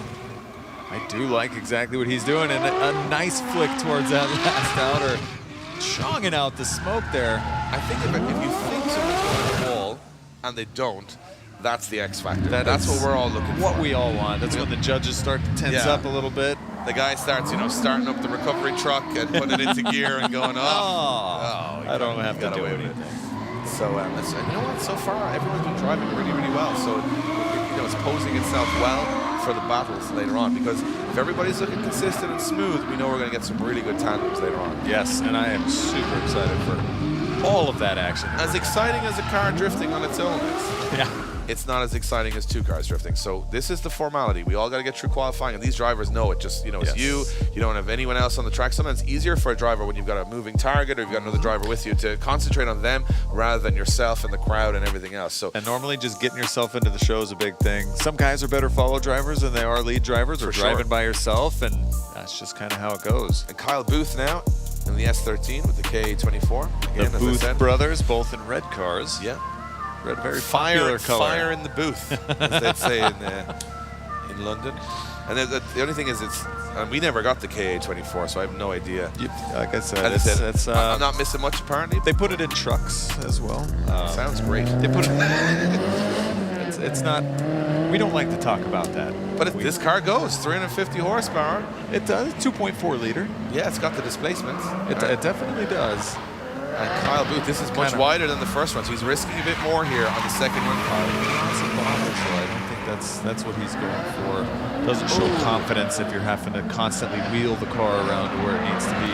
The judges want to see a big hard snapper to just sit there at that angle. For sure. And remember, a lot of these guys, these guys aren't professional competitive drifters. These are just personalities, friends, guys who are good times. Good looking cars. Guys who are good. I like a bit of that. Sometimes we don't need 1,000 horsepower and all that. Sometimes we just like simple seat-time cars that are fun, that are held together with hopes and dreams and duct tape, and you kind of say, it's relatable. It's something that you could drive and afford rather than watch There's a lot of cars on this list that are not $50,000 to $100,000 bills, and then there are some on this that are far beyond. Far beyond it. But that's the thing. It's a mix, and it shows that everybody can have fun regardless of your budget, your experience, or that's what the LZ World Tour is all about. Just cool people doing cool stuff and cool cars. I love it. And cool people judging the cool people doing cool stuff and cool cars. That is a lot of inception. That's a lot going on there. Okay, so we got to get a score on the board. Kyle Booth waiting for it. He got an 80 on his first run, and I'm not sure he's going to improve on his second. It's a 77. So yeah, the 80 on the first is going to have to do it. Yeah, as you can see, we got another driver coming to the line. It is Andrew Meyer in the 350Z 2JZ, 600 horsepower. Had a little issue on the first run. Was a little, a couple of bobbles. Can he tidy those things up? It's a very loud, obnoxious car. Good driver too, 79 on the board. Wants to score higher than that. Let's see how he gets on. He does have a chance here. Here he goes, chucking it in. Nice early entry, going deep into that first outer. Let's see what he can do with the transition. Good transition timing early into that second outer zone. All the way on the edge of the track, you can see again where that car is really gripping up and kind of pushing him out of that outer zone. But overall, I do think this is a better run than his first run. Little tiny bit of a dirt drop. Not that bad. You can see on the first transition, he's not the fastest or taking the biggest risk there, but he's like, I am not missing that wall. No. So he was making sure that he did exactly what the judges wanted him to do, which is first zone, second zone. Watch this. He calculates an early transition, gets there, perfect, all the way through. And as you said, the car starts to grip up. Right towards the very end. A little clutch kick here might have got him out of trouble, but it's not the worst. He fills most of the zone, gets the inner zone. This is a really solid run from Andrew. He'll be happy with this one. And again, very close to the wall. And just the edge of the track. Tiny puff of dirt. We don't want to see wheels off. We don't want to see tires off. We don't want to see a giant plume of dirt coming off the back of the car. I'm expecting a good score here. At the moment, we have got Brian Hoplamazian. He's in first position. He got a 90.3. So let's see where this lands. Andrew Mayer And he scores an 83.6, so it's 13th position, right on the drop zone. Oof. That's not where you want to be. That's the danger zone there. Yeah, so he's in 13th position right now. Moving on to Max Kimlin. He's got very little horsepower. Big fan here with Peter Vansek is two-time champion, just absolutely loving this. So let's see what happens what next. he can do as Max up. as absolute dear God, big into chuck the first into corner. understeer combo. Yeah. This time we've got a nice transition coming through. Just again, he's in his own zone. He's in his own lines. He's doing his own thing out here. Yeah, we'd say he's peddling. He's peddling that car as much as he will peddle. He's giving like, that car the beans and seeing where it'll take him. Peter's over here cheering him on. He's off-roading, jumping through the rhythm section there. And he can go to Walmart and take a full shop home if he needs to. Absolutely. In comfort, probably with air conditioning. And the radio probably. Yes. The thing is, I've never seen a run where the car is either understeering or oversteering. There's no in between. The car just snaps from understeer to oversteer to understeer And then again. back. Yeah. And that's the nice part about this event is we get to watch stuff like this, and he's trying. I'm going to put doing it the straight damn out there and say that there has never been a competitive run quite like this. No. on this track, No. Where you've probably got central locking still And in he's the car. going to get a score. Yeah, he's going to get a score on the board. He had a 61. He might stay there. I'm going to guess at a number here. What are you going to guess, Dan? What's less? So it's a 58. It's a 58. I don't have to guess. You don't have to guess. I just told you. So we got Lee up next. Lee Yearwood. RB30. He's smiling. Is he in it? We don't know what car he's in. He's in Sean Booth's car. Oh, he's borrowed. Oh, see, borrowed this is where it becomes beautiful. I was like, does he have an S15 dashboard? I was going to say, he is not in Yeah. the same car because Yeah, so it doesn't he's on matter. the other side. He just took another driver's car, which you can do. Madness continues, and he's never driven this car before, so this will be interesting. Oh, it's not a bad job so Not far. a bad entry at all, and bringing it early into that outer zone. Well, it's so much easier to crash someone else's car, so you get the pressure's off now. And Sean Booth hands over the car. Sean Booth going to get everybody. Oh, my goodness dear gracious! God. If I was Sean Booth, I would have turned my phone It off. just covered my eyes, Yeah. and oh, he made it! Thank goodness Yeah. gracious! Again, Yeah, that's a really good run, by the way. that was a solid run from Lee. What I love about this is I commentate on Drift Masters and all these different championships, and it's so brilliant to watch the high-level competition. But I will tell you one thing. I'm enjoying the random The nature of change this. ups. I just don't know what's going to happen. The At plot twists. I've never seen a driver arrive to the line in another person's car and do way better than their own car. As I've I never saw seen his that face before. last time, and he's on the wrong side, and that's a Yeah. right-hand drive car. Jumping back and forth from right-hand drive to left-hand drive is not an easy thing to do. No, that is a phenomenal run from That was- Yearwood.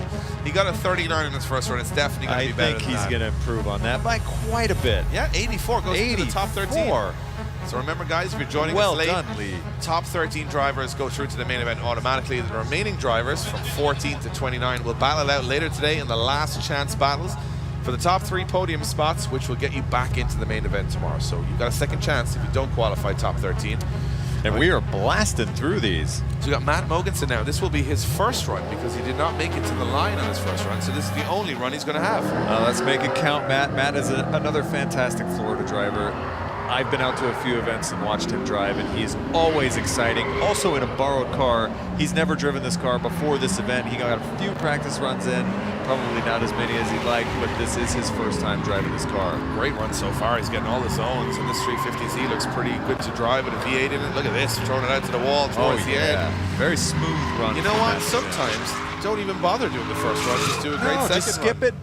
Make the people think, Could you know have what? been having a hot dog and just Yeah. chilling out. He's like, I'll just do it. On I the guess second I'll run. hop in and just make it. If I have to, I'll do it. On the That was second deep on that entry. run. And then you know when people stay too late there, it's tough to transition. He does a great Yes, job. he did.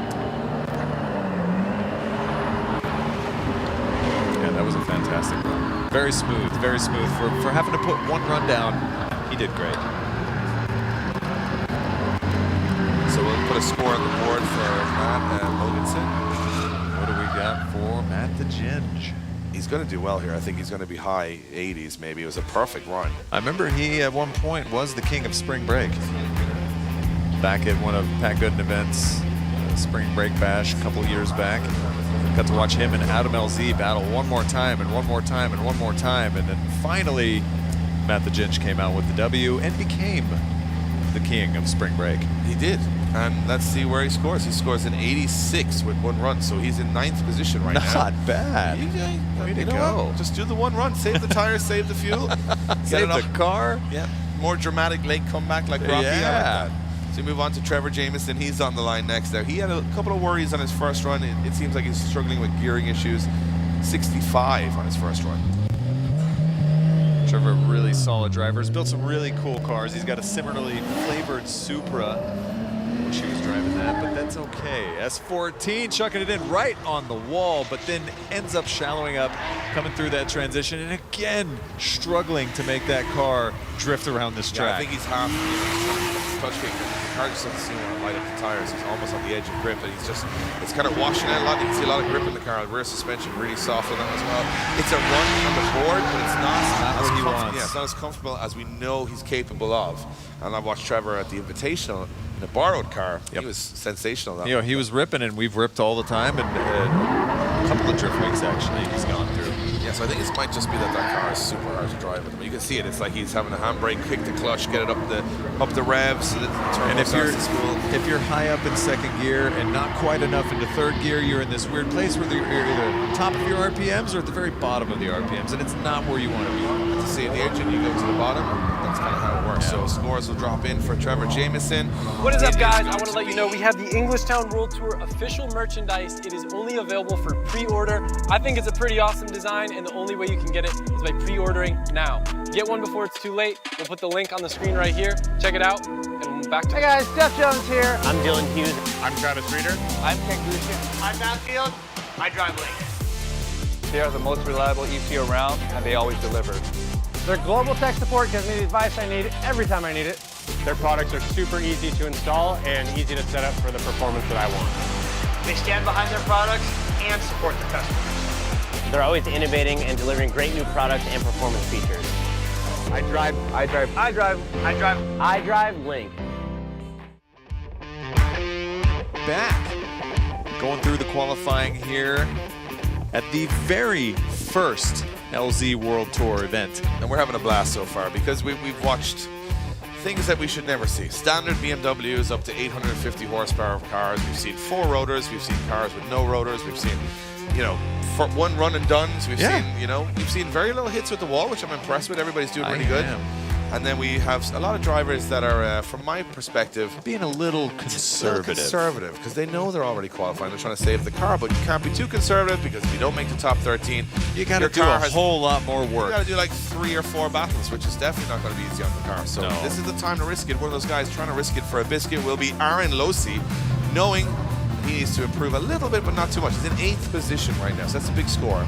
But 86. That's a big score, and if there's anybody out there that can improve on their run, it's going to be Aaron. He just has the experience. Yeah, he doesn't waste his time trying to clean his car up, coming to the event. He knows he's going to hit it again. Zip ties, not needed. Duct tape, not needed. Yeah, like checking the e-brake there just to make sure it's working. And the good thing is he's so much experience. Nerves are not going to be an issue here. He's just going to go, how do I put a run together that's 90 plus that the judges enjoy, that I can actually have very little to do for the rest of the day. And Aaron prides himself on being quite relaxed. Yeah. A whole evening with no battles would be super relaxed. So let's see if he can do it. I think he really enjoys these events where he gets to just come drive and he doesn't have to babysit 40 other people while he's doing a drift week. And so far, babysitting those outer zones pretty well. Aaron Losey all the way around towards the outside. Bumper's just in 1.5 million pieces. For some reason, and it works so well. You take S chassis, throw in an LS1, reliable. That's the recipe for success here in the U.S. I mean, we didn't get any of the cool motors. We got the KA. Obviously, you're a little jealous about that one, and I understand. But yeah, the LS 240SX combo has been a staple for a very, very long time. Well, I think it's great because what you've done is you've taken an American engine that's proven which is essentially an engine that's supposed to last and be reliable and do mega mileage, and then you put it into a very cool-looking Japanese 90 sports car that weighs way less than what it came in. It looks better. It sounds better. You still get 30 miles a gallon when you're cruising. And you can buy parts at our parts stores. That's the big issue. That's the big one. Well, hey, there's that purple BMW. Jordan came out of nowhere. Yeah. Aaron Losey, waiting on a score for him. I'm not sure if it's going to drop. We'll get back to Aaron Losey's score just in a few moments. We got Jordan from RK Tunes on the start line. And let's see where he drops. Well, we keep an eye on the old scoreboard here, Dan, because let's be honest, we've got oh, look at this. I'm looking down the bottom here and saying, like, you know, a couple of big names not scoring on their first run. Jordan RK Tunes will want to improve. He will. He definitely was struggling. 56 on his first run. Wants to improve from there. With that purple BMW. Big wide body kit, but not wide wheels. A little missing gear, I think, on the run up there. That's okay. He can still make it happen. And does better on entry. Still a little bit wobbly and way, way, way inside. Not the excitement level we're looking for, but better than his first run. Jordan is just, I think, trying to get around. Yes, which he has done. Yeah. He's doing all right. He gets a little out of control towards the end of the run. Don't manji the straight, don't manji the finish line. Yeah, Jordan scoring a 56 on his first run. Aaron second score just bringing back 84, so does not improve on his 86 from the first run, but he's still quite safe in 8th position right now. Yeah. Jordan, I think at the moment, looking like he's going to end up in the last chance battles today. Not even hitting all the zones, but a car he's never driven before, so it's a big risk to come out here with all these walls and just say, hey, I'm going to figure it out as I go. And at any moment, you can write that car off and give that gentleman a 10-second card. Yeah. Or so the movies tell us. So the movies tell us, yeah. So let's see what Jordan RK Tunes scores. It's going to be similar, maybe a little bit better. Missing quite a lot of the zones, and you can see at the moment it's Nate Hamilton on a joint score with Brian Hoplamazane at the top of that. That's a 90.4. And then we got Sean Booth in 3rd. So it's getting pretty hot up there. By 0.1 of a point. Yeah, it's getting pretty interesting. The back half of our top 29 because we don't have the full 32. On purpose, because we are trying to do this crazy last chance battle. Yes. I like it though, because everybody gets a chance. It's a cool thing. I do do bad enjoy qualifying, it. and then you can still come You through. can still make it. Which is amazing. Especially if you're a fantastic follow so you driver. got a 64 for Jordan there as we move on to Randy Trong. And Randy's scoring a 68, as I said before. Never driven this car before. Second competition ever, and he's in one of the most dangerous places to do it. Wall, a little fast here on the second run, but he gets away with it. He's going very wide though. And he's going to end up shallow because that's just the way that line put him on there. It's going to be tough to rescue here for Randy. His first run might have been the stronger one too. Good transition though, but just straight into another wobble. Again, those are just things that you have to learn with the car when you're chucking it in. You don't know where to catch. You don't have the muscle memory, and sometimes it becomes difficult. And there's a lot of people who drive their car, 20 times a year, and they still don't qualify. So this is impressive stuff.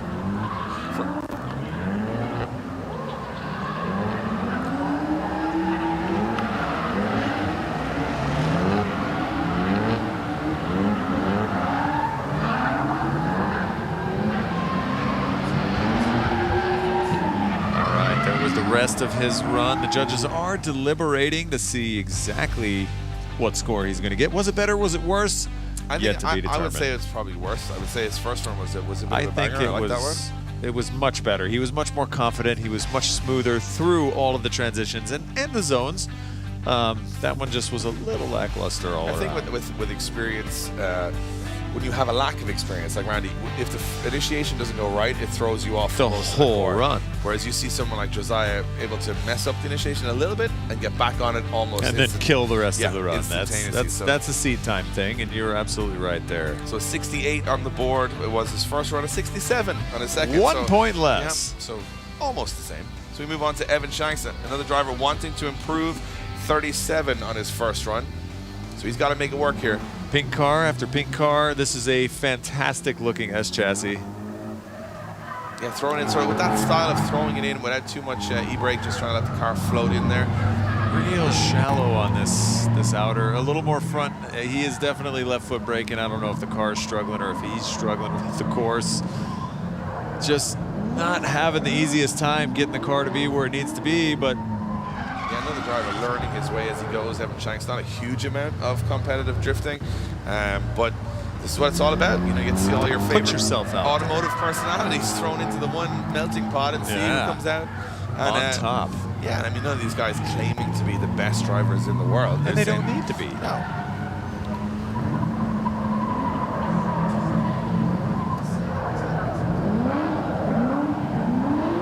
zoning that out. Not the best of runs there. So yeah, you can see this beautiful shot. I mean, we're gonna have a packed house tomorrow. This is the warm-up. This is kind of the intro to the weekend. The Qualifications. Yeah, and the battles later on, we're gonna start seeing a lot more people. You know, when it starts to get when the spotlights come on and it darkens up, this place is really cool. So tomorrow, the main event will be packed house, 16 drivers going for that first win, the first ever win. What are the prizes for this event? Skateboards. A little bit less risky. So I'll tell you what we're going to do now is we're going to talk to one of the guys who's been making one of the guys we love seeing at these events, and that is TJ Hunt. He was talking to Sharice earlier on about his view on this event. All right, guys, we are here with TJ Hunt. TJ, your team flew in from California. Yep. Last time I saw you in the pits, you were doing a little finagling with the car. We raised the front end just a little bit. It is just a little bit too low. We were practicing in California where we know the layout and there's no any off-track situations. And here, last time I drove here, we got pretty deep in a few sections, and I'm just trying to save the lip from getting blown up, so we raised it like a ½ inch. All right, cool. So is there a part on the track that you're really kind of sketched out about? Not sketched out about. So I've been lucky enough where I've driven this 3 years in a row with Adam. So I have a lot of seat time on this track. I just know that last outer wall is the scary wall for going too deep. So as long as we just don't hit that wall today, I'm pretty stoked. All right, so you're not worried? No, not at all. You're out here having fun? Yeah, absolutely. All right, let's do it. Yeah. All right.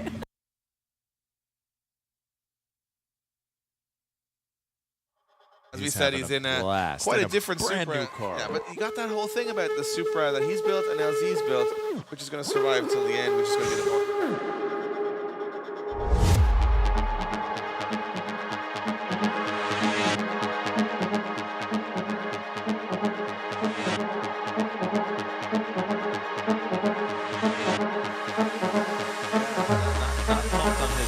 I'm assuming he's going to want to do everything he can to pump the...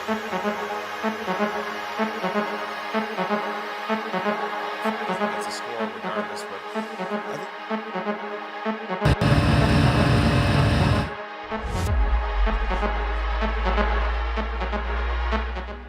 so let's see what Chris Rudnick can do.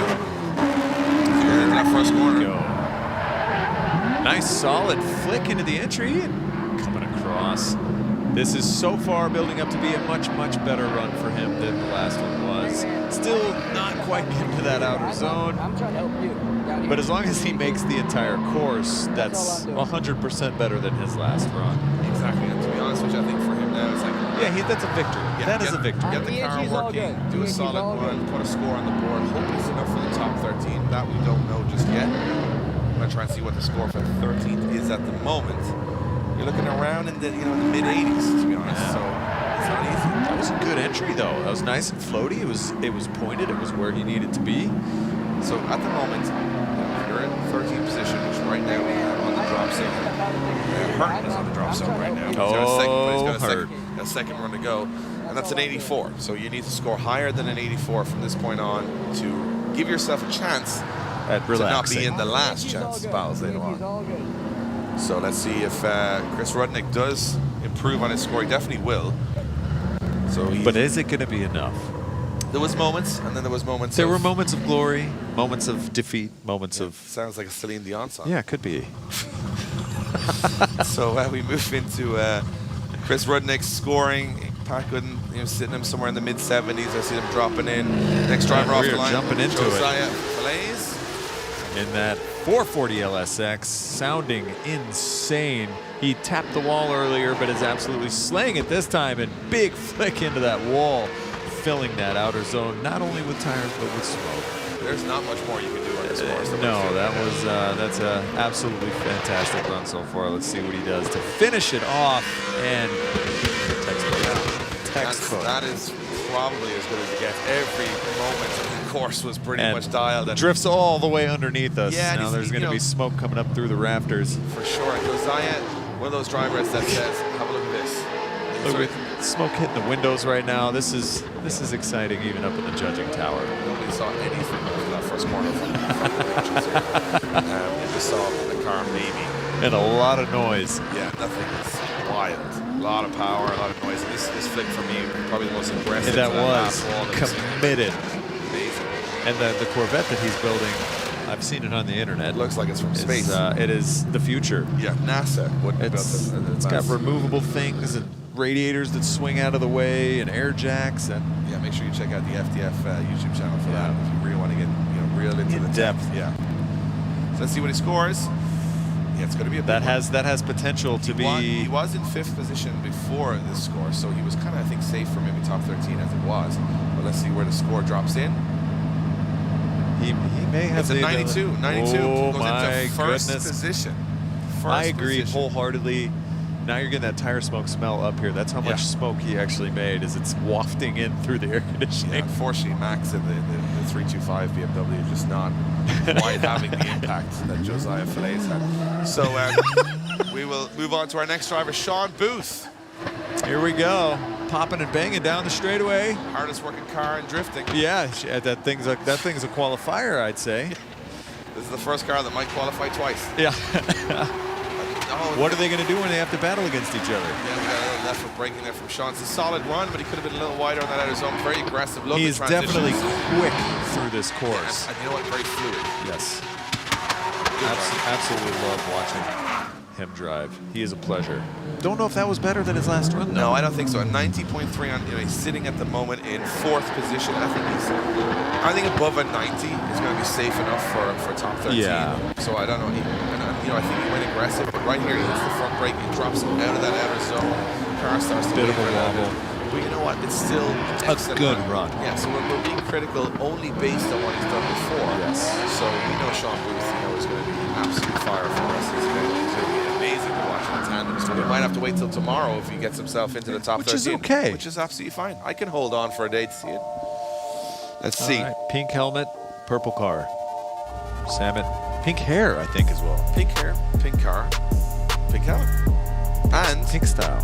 Yeah, let's see. We can try a score for Sean Booth. A little bit delay on my side on this one. Just dropping in. Just dropping in. So it's an 85. So an 85. So stays in 4th. Not an improvement. Not an improvement. Yes. I'd say that was about 5 points worth of difference. I would agree. The judges may know what they're talking about. They may slightly. Slightly improving as they go along. Somewhat seasoned. Everybody is learning today. Anyway, we're having some fun up here. Next up, Sam Luke's in the Corvette. Hit a hit with the wall on his first run. You see the damage on the rear of that car. Has to get through the course this time.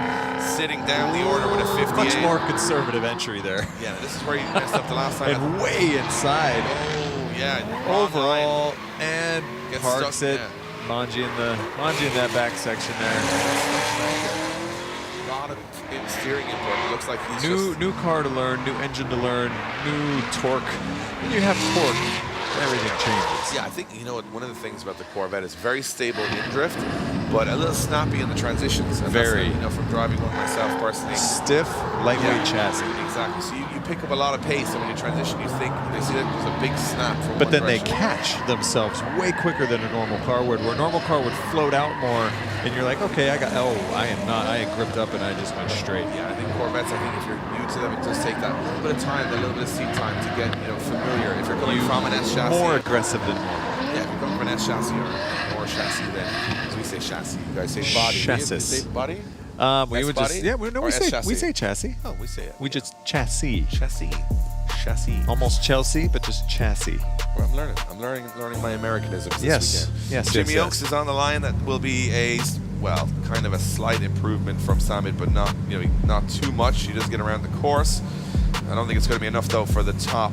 He will be battling it out. He'll be battling it out. So Jimmy Oakes, a driver who looked so good in practice, but he couldn't. He went too hard. 2 wall taps. Not just one, and both sides of the car.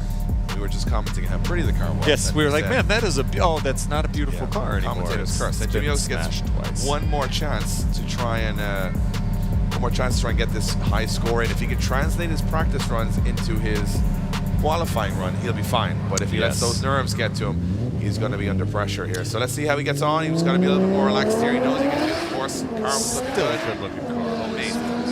That first corner he goes. Yeah, it's staying a little bit away from the wall this definitely time. conservative, but so far so smooth. Yeah, this is about putting a score on the board here. Just outside that zone. Dips, didn't quite dip back in, but I'm also a sucker for neon wheels because black wheels ain't nobody got time for that.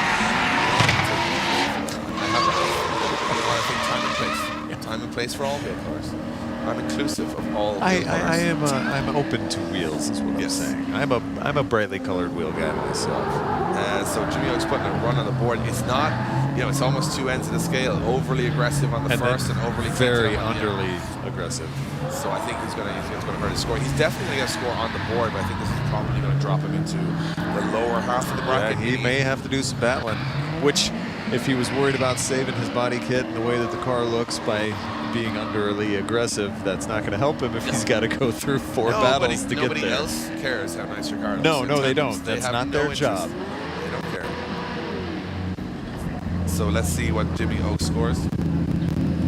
So, you know, it's going to be an improvement. He had a 35 on the first, didn't complete the run. So let's see where it's going to be sort of in, I would imagine, the mid-pack area. Yeah, that's not moment, going see- to be what he wanted, No, for desire. sure.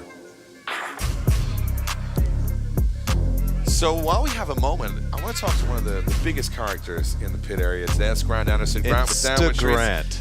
Grant was down there talking about the event, talking about his upcoming qualifying run. Here's what he had to say. All right, guys, we're here with Grant. Grant is getting ready to go. Hello. We are excited to see you out there with this car. Is there anything that you've done to it since the last time you drove it? Oil changes, that's it. Just oil changes. And maybe new tires, but that's it. Put Nothing some else. Valvoline oil in this Putting baby? some VR1 in it, keeping her nice and lubricated, you know? And no, that's it. I just like to keep this car together. Yep. Just maintenance is my favorite thing because it works, so. Now this track is Grant's home track. You've driven here probably dozens of times, Yeah, would you say? yeah. How many times have you been out on this layout? 2 or 3 events. Okay. One of them I totaled this car here. I do remember that. It's really dangerous track, but really rewarding when you get it figured out. So hoping it shouldn't be a big deal to go back out and get the rhythm again. You out here to win? Yeah, obviously. I You're wouldn't out come here if to do this? I wouldn't come here if I wasn't ready to win. So. Grant told me the last time he called himself out for winning, he did it. So you know what? Well, I said we're gonna keep going with that energy. I'm gonna go on the tow truck or on the podium. So that's what I'm shooting for again. I don't like those. I'm not a gambler. So. Oh, I'm a gambler. All right, yeah, let's we're good. do it. We're good. All right, man. Go out there, Sweet. have fun. Thanks, man. See you later. There you have it. Grant Anderson. Well, he seems confident. He seems very confident. Stop the talking and start the walking. Let's see what he can do on this course today. His first one was pretty solid, by all means of the account. Chucking it in with a big entry again, going deep into that first outer zone. That's exactly what the judges wanted to see. And early into that one. Nice on the wall from Grant Anderson as he pushes the start right at this. A big run so far from Grant Anderson. Doing exactly what the judges want to see. Look at this. This is the last bit. Big flick of the car. Gets the job done. Could have stayed a little wider at the end. But you know what? I think that is Good. That may be an improvement. Yeah, I think that may be an improvement. On his first run, he got an 87. So, you know, that's a high score to start with. But I mean, what I always say about qualifying is that you also learn a lot about driver's consistency. So you can get a 90 on, but if you got a 0 on your other run, you know going into tandems, this guy's going to be a bit sketchy. Yes. He's either going to be, you know, good or bad. But right now, for me, Grant Anderson looking consistent across both. Oh, runs. that was solid. Ran into him in the hotel lobby when I checked in last night. I got 2 waters. He got 1 water. He was upset. Wow. I don't know why it happened. You guys but live exciting lives. I'll tell you what. That's the bottom line here. That is the bottom line. Grant Anderson says so. Let's see what he scores. Will he improve on an 87.3? We don't know. The Just judges still having to talk about it. doing a little bit of math, doing some calculus, rounding off the numbers. I think I saw Pat carrying before there earlier on to see a lot of math going on. Just waiting on my screen to generate, and there you have it. It is an improvement. 89 for Grant Anderson. 89 on the board. Nice job. Into 60 goes. 6th Not position. Grant bad. Anderson. He's sitting in the right place to be.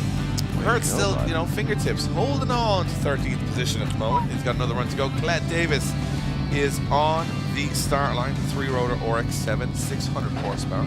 Again, I'm a sucker for neon, and this ticks all the boxes I love because the it's basically all the neon. And it's just a fresh look for this thing. And let's see where she goes on the first corner. Nice early entry. Again, the same kind of lackadaisical. Yeah, let but it float a little. it's working. And I think She's in the zone. Build that outer zone. And saw on the inner. Colette come alive in the tandem action at the Invitational, so I think that's where we're going to see Owen. She just about stays on the course. I am hoping and praying for those that tandem animal to come out that came out last time, because that was out of the left field, far off. We did not expect it, and then she just killed it. Unbelievable. Well, let's see what, I mean, again, the same thing. She didn't qualify super high that weekend. Yep. But then stole the show with her chase driving. You get in there with that tandem battles, and you're comfortable with that car, and you make magic happen. Absolutely. We're going to see real mismatches as we go along. You know, everything we got a whole from- page of mismatches. Yeah. So Colette Davis, what I like about this is that, you know, she's got just getting herself into the show. Maybe she wants to go through the last chance battles. I mean, but let's, before we get the score in for Colette, which will be sort of, a little bit around the same position as she was in the first, we got this man, Kurt. Yes. He was over One filming of my with favorites. Hot Wheels TV show in London recently, having an absolute blast. He always had a blast on track. Let's see what he had to say, which reads before qualifying. All right, we're here with the infamous Hurt. Hurt, this is your first time here at Englishtown. You're driving the E46 with Drift HQ. Yes, I am. Tell me how you're feeling and tell me what your thoughts are about the track. So not my first time at Englishtown, but my first time on this track at Englishtown. This is a new track. I know they drive it in Formula Drift, so I'm excited to drive a Formula Drift track. This car, I've driven it once, 2 years ago, but it's a great car. Drift HQ know how to set up an E46. It's got a big V8, makes good power, and it likes to party, so I'm excited. Any messages for any of the drivers today? I'm gonna be nice. I mean, let me qualify first, and then let's do this again. It sounds good. All right, man. Go out there, have fun. Enjoy. Thanks, I appreciate it.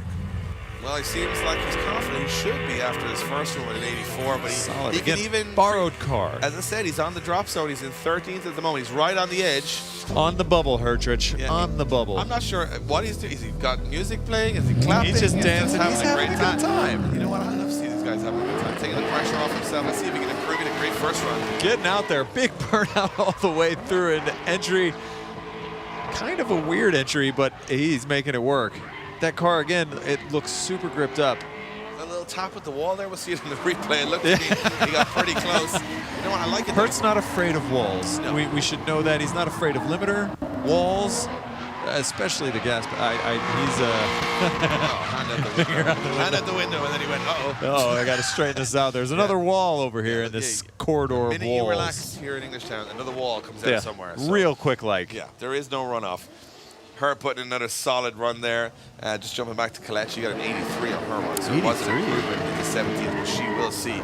Last Some chance. battles. Some battles today. Remember, guys, if you're joining us late, we're doing qualifying. It's 29 drivers. The top 13 go through to the main event tomorrow. The rest of the drivers battle it out for the remaining 3 spaces. Whoever gets the podium later on today gets back in the show tomorrow. 110%. It's going to be fun. It's going to be enjoyable. And Hurt, well, I think, he's 13th. I'm not sure if there's an improvement here, but I will say, looking strong in that car. I do think that run it's slightly better than his last run. I don't know if it was going to be a big number. If not, almost the same. Well, I've just watched Pat Gooden's score come in. It is higher than the first run for him, but we got to see the other 2 judges drop their scores we got in. 2 more experts.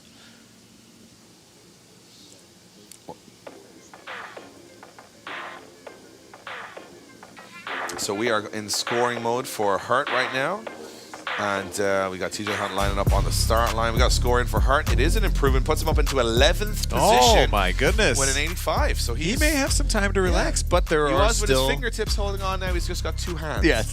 So he's still in there, but not all the way in there just yet. But we got less drivers to go now, so I think he could be safe at that. He may be, but we got some bangers that are coming up. For sure. TJ Hunt's on the start line, ready to go. You see, that's your top 13 right now. I'm not sure who 12th NA is. We're figure that one out. Nah. Here we go. TJ Hunt. Supra, the BMW that could, with the BMW motor. That thing is looking absolutely fresh and dialed with that Street Hunter wide body kit and all sorts of carbon fiber goodies. First time he's driven this car really and got some seat time in it.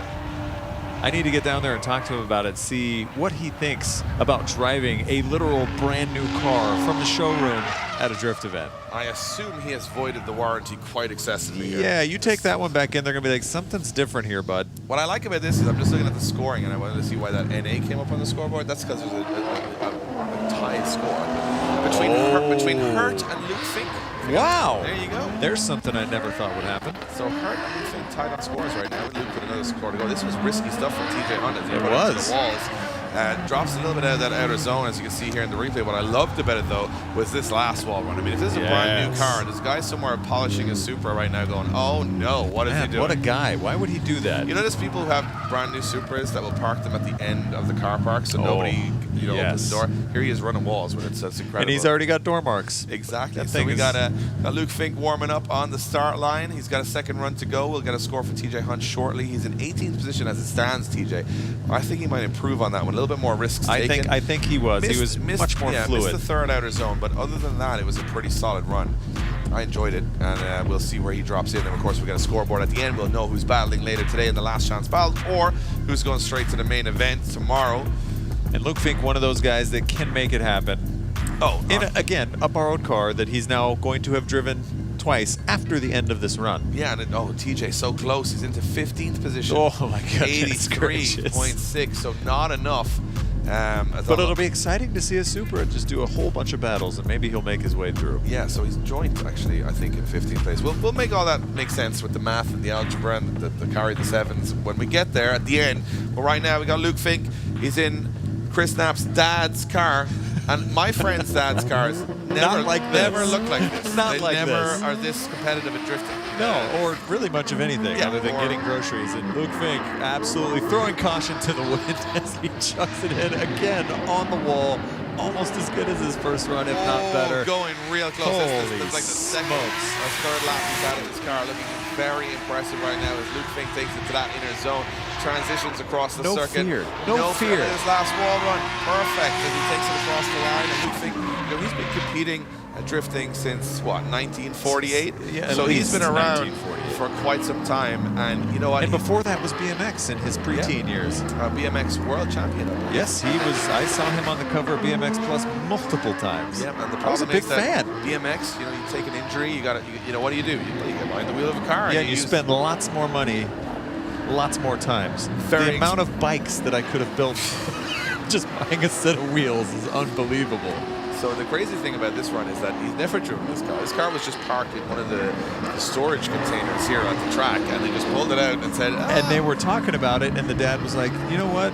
I need some feedback on this car. Yeah. If you could go ahead and just throw down a 100-point run for me and tell me where I can make some improvements in the suspension and if the gearing is right. It was pretty... Well, no, the worst thing about Luke Fink is he'll turn around and say it's absolutely fine. and you have nothing to learn And you'll from try that. to drive it and be like, it's undrivable. It's just not doing what you did. Yeah. Like, well, that might be the squishy bit in the middle of the Yes.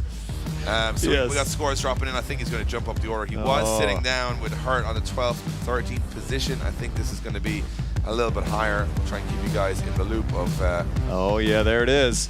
Oh, it's a big one. He goes all the way up to second position. Luke Fink into second Pushing position. somebody out. Yeah, second for Luke. It is Josiah in first, Luke in second with a 91. Big score That's there. a big score. In a car he's never even driven before, like 2 hours ago. It doesn't even make... Madman. It makes me annoyed. Yes, very. Makes me annoyed. Luke is one of those guys where you're just frustrated, Yeah. but you love to watch it happen. Here's the guy in third position right now. It's Nate Hamilton. Nate Hamilton. He wants Lil to get back. Tex. Yeah, he wants to top qualifying. He's going for a big one here. Always with one of the better looking cars out there with the better looking liveries because he's got a graphics company and that entry was absolutely beautiful. Incredible. He's really pushing here right to the edge of the course. He's leaving no part of this course that he is not getting right out to the outer zones. Tuck the nose of the car and expect a big flick to the last wall here as he tries to take a top step and qualify. There he's it safe is. For top 13, I would imagine. Yeah, he's going to be basically in the main event anyway. But, bringing it all the way out, going to smoke us out again once he's having a good time. up here in the judges' tower. You can notice quite clearly when you see what I would consider to be a pro. Yes, and pro driver. There's a lot of pro cars, and sometimes you don't get matched with a pro driver. Yeah, so you got a pro driver and pro car together. It's magical. You don't see much of anything. Everything it's just smoke. Yeah, just a smoke screen. So Nate Hamilton, our second last driver to go. He's already in third position with his first run, so I don't think it's going to make much odds unless he creeps up a little bit. More bragging rights than overall position, but and he's going to be happy with it either way. You're going to see a smile on his face. He's going to give everybody high fives because that's what Little Tex does. I feel that Nate Hamilton's so nice. You could punch him and he'd apologize for hey getting man, in the way sorry, of your hands. I didn't mean to block that fist with my nose. So Nate Hamilton does stay in third, but well, let's see if he does. I'm still seeing some scores drop in. I like that carbon fiber trim. It's dipping down. Yeah. I don't know what that is, That's but from our buddies at HGK over in Lafayette. Is it really? Yeah, so they do a carbon fiber door for the A19. So the whole thing is carbon. Yeah, the whole thing, the door trim, everything. So Nate Hamilton is sitting still in third and 88 in a second, so no improvement there, but he stays where he is. Real good. And now we got the man himself, Adam LZ, in the four-rotor Supra, currently sitting outside the top 13. So if he tests the battle, I mean, that's a rotary that may have to battle all the way down through, so he needs to put it all on the line here today. This is his second run of the big entry, very big angle too into that first corner for Adam LZ as he transitions across the circuit, quite wild and close to the walls. This is what he needs to do. He's got to get himself into that top 13 to not have to go to last chance battles later today. And right now he's doing everything he needs to do with big angle. Carrying quite a bit of angle through the whole course, not just one part. And big flame coming out all the way back underneath us. And another big one just for the people. 6-7 foot flames, that's what it's all about with these four rotors. They don't make much sense in any other way, but a little premix added to that, and you got a fireball situation. It's a pretty good run from Adam LZ as he puts it all on the line to try and get himself up the order, but will it be enough? He's got to get like probably better than in like an 85, I would say. That's a high score. That's a very,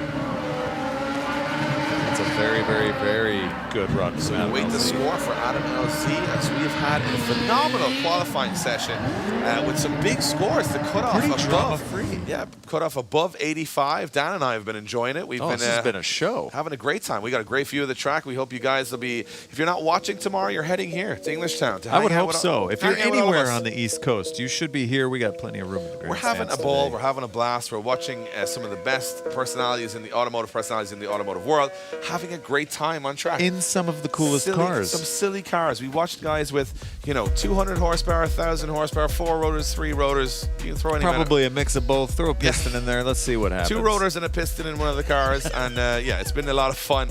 We're waiting for the final scores so you guys can see them to know who has made it through to that top 13. Will he make it in his own event? The scores are dropping in. I can tell you right now because I'm looking at it. Yes, he has made it. I see. We got thumbs up. We got thumbs up from the judges. So what we're going to do now is we're going to wait for those scores to drop in. We'll be back in a minute's time.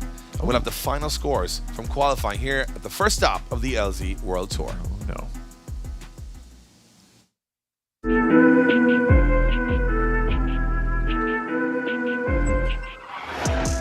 What's up?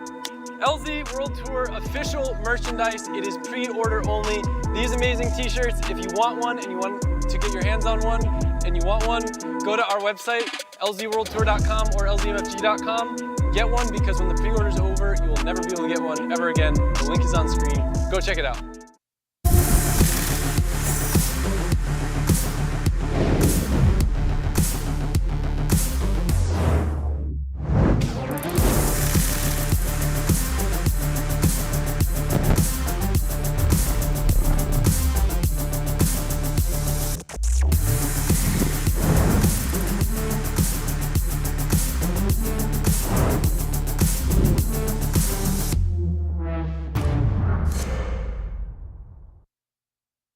So there you have it. We have got some exciting merch that is exclusive to you're representing right now from 2013. Well, it's still fresh. We're gonna get you want to get the fresh stuff. Even I can't get the fresh stuff. You got to go on lzmfg.com and get your limited edition Englishtown 1-of-1 t-shirt. There's only limited supply. You got to get on it. We've had a great time, and guys, we're at the in my opinion, the formality, the boring part of the show is done. This is absolutely the boring part. The single runs, the boring runs, the get a score on the board runs, and everybody qualifies. Yeah. So what we really want to see is the tandem battles, which we're going to see very shortly. We got the scores dropping in, the official scores, and we got Peter Viansek behind the camera. He's trying to put us off. This is how he wins so many European championships, by distracting people. Yeah, he's with a $100 bill. I mean, he's tempting us with money when we aren't the ones that need to be bribed. Yeah, he is the judge. So here we go. 13. Look at Hurt hanging in there. 13th position. Oh, Hurt made it. Yeah, 12th position for Ricky Hoffman. 11th for Matt Mogensen. 10th for Aaron Losey. So Adam ended up with 9th at 87.6. Nice. And he doesn't have to battle later today. Kevin Rosalski, 8th position. Grant Anderson at 7th. 6th for Joshua Delis. Sean Booth, 5th position. Big score from Nice. Sean Booth. Nate Hamilton in 4th position. Brian Hoplamazian in 3rd position. Luke Fink jumping into a car he's never driven before today in 2nd position. And Josiah Fillet is coming with all the heater. massive run from him for a 92. And as I said, anyone below that will be heading towards our knockout battles, well, our last chance Which is battles. good because I need tandems. I need tandems this evening. I don't want to just see single runs. So the light is starting to dip a little bit here in Englishtown. The fans are going around all the pit area to meet all these drivers and crazy personalities. And for you guys online later, check the schedule out. Later on, we got the last chance battles, and they'll probably be under the spotlights here, which is going to be interesting. If you haven't been to a drift event in the evening with the lights, it's unbelievable. It is, and these are the guys, some of the guys that are going to be doing that, and you can see big names. I'm going to have to battle it out later today. Slightly big. Some of these, you know. You know them. There's just a small portion of these Yes. guys are gigantic names. But in what the I'm loving industry. is that you got so many mismatches of machinery, so many crazy names that you would Yes. never imagine ever tandem battling each other. You're going to see that this evening and right into the main event tomorrow. We've had an absolute blast. My name is Dave from Drift Games. I've been joined here all day by my Officer buddy. Dan. I am Officer Dan. You are, well, do you know what? You are whoever you want to be. Hey, thanks, man. I appreciate that. I think we should go try to track down some T-shirts. We should, and we should get a little bit more for the last chance battles later on. I want to just get some fresh kicks. I want to just. I would like it. It's cold. I'm having a great time. We got an air-conditioned booth. This is a fantastic facility that is purpose-built for drifting. Amazing. One of the only places in the world like it, and we've got some crazy battles coming your way later on. So if you've enjoyed the show, throw down a comment, throw down a like, let us know who you think is going to be shaking things up in the battles later on. We want to hear your opinions in the comments.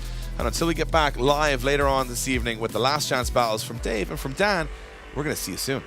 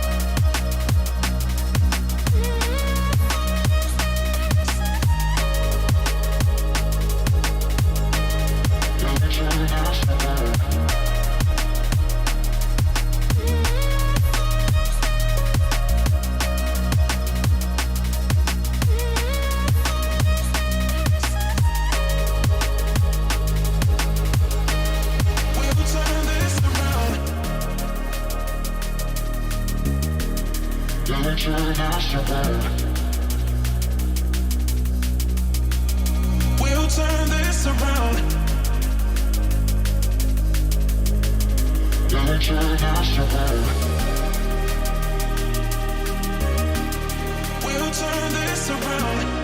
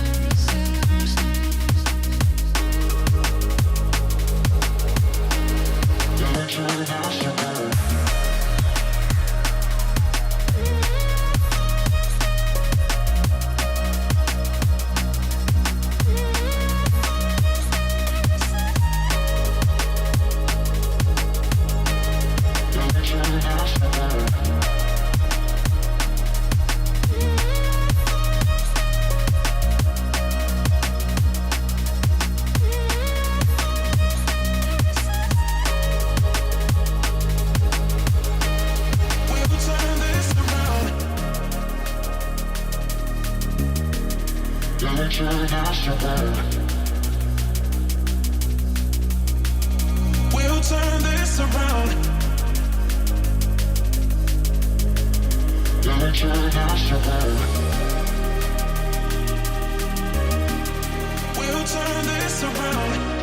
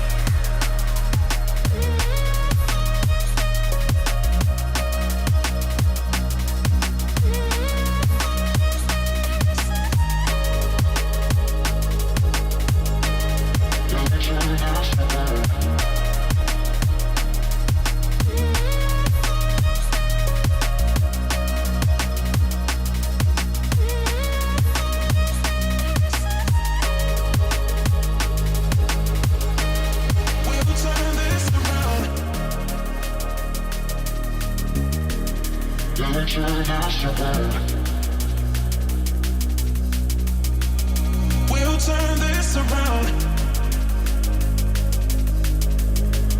Gonna turn us around. We'll turn this around.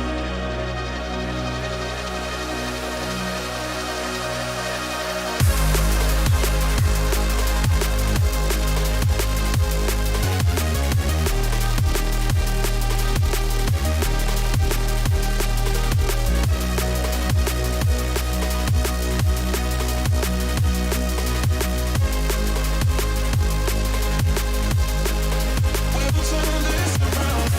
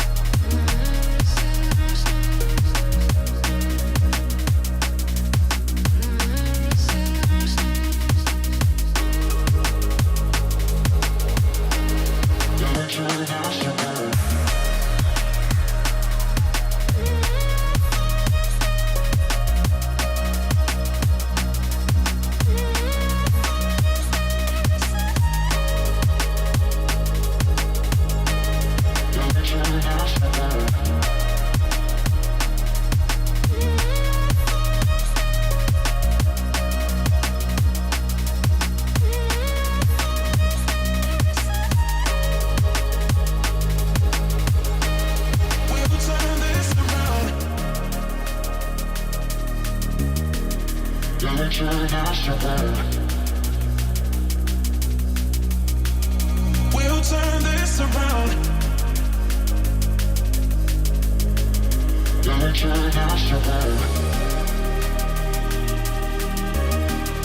We'll turn this around.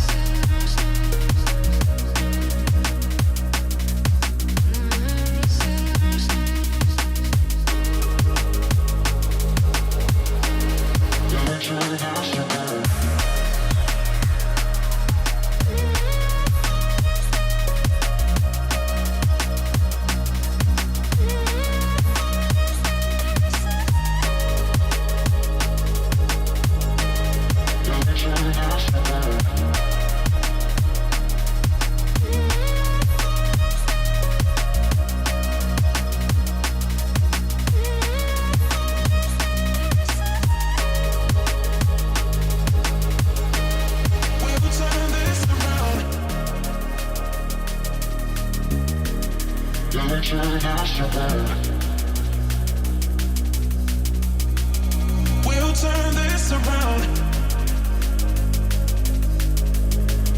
Gotta turn this around. We'll turn this around.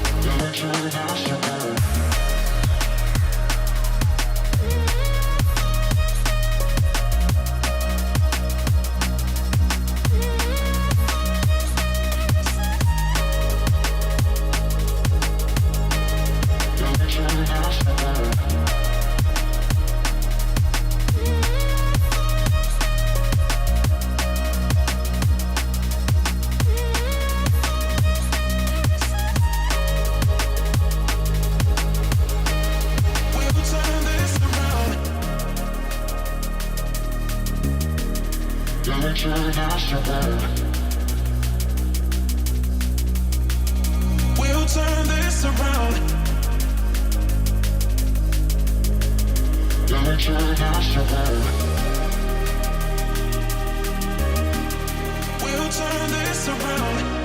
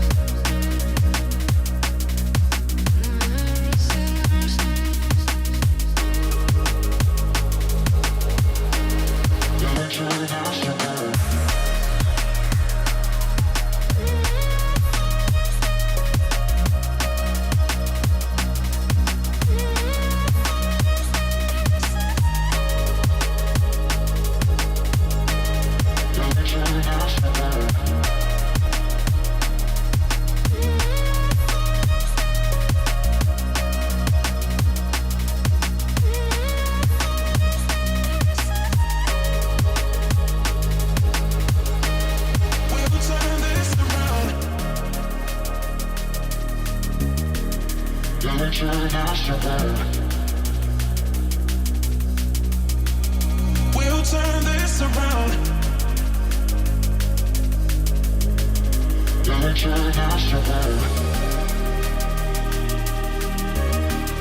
We'll turn this around.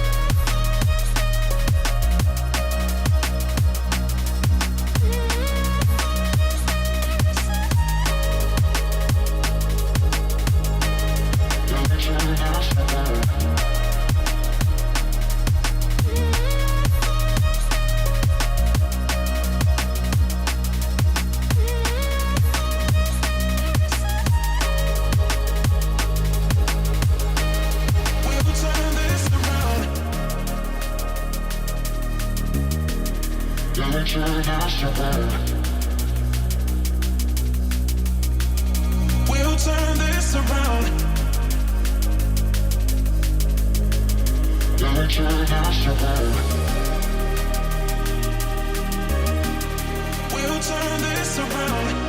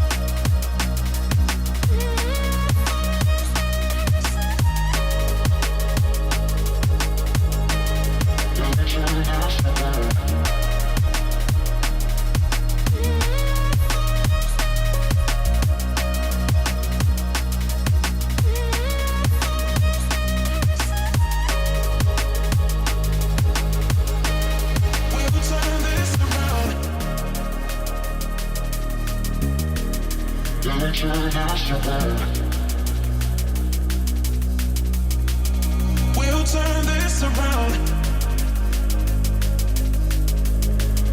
Don't turn us around. We'll turn this around.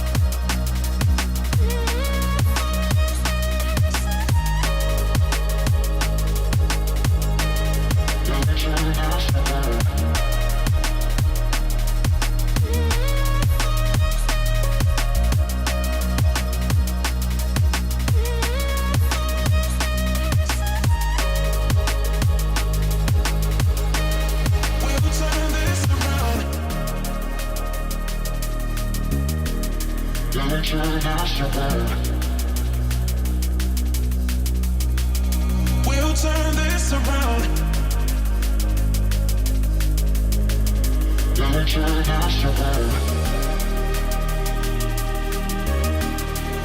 turn this around.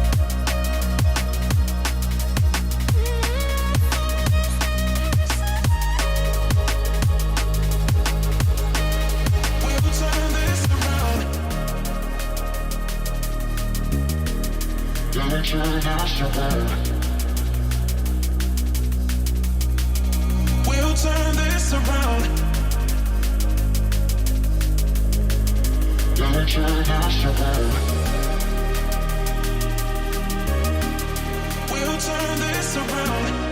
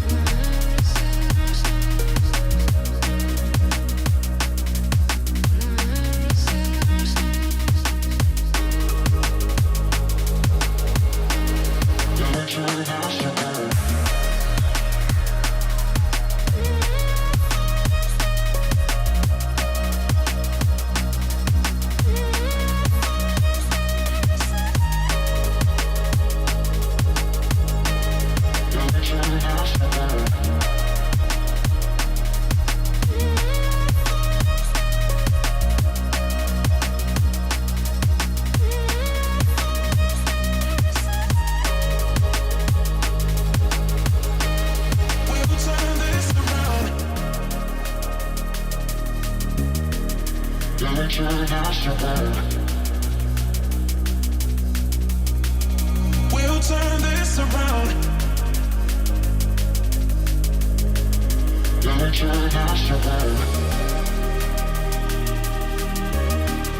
We'll turn this around.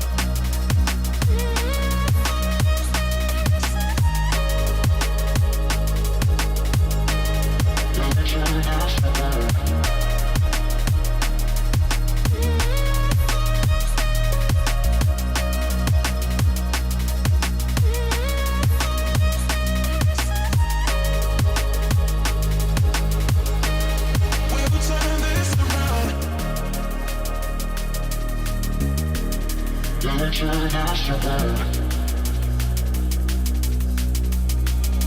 We'll turn this around. Gonna turn this around. We'll turn this around.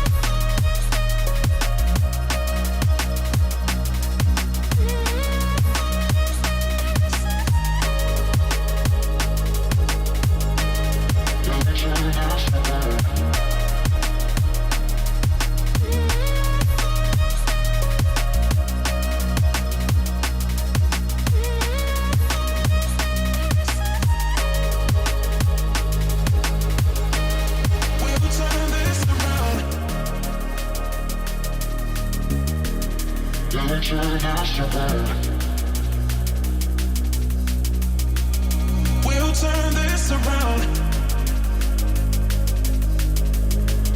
Gonna turn this around. We'll turn this around.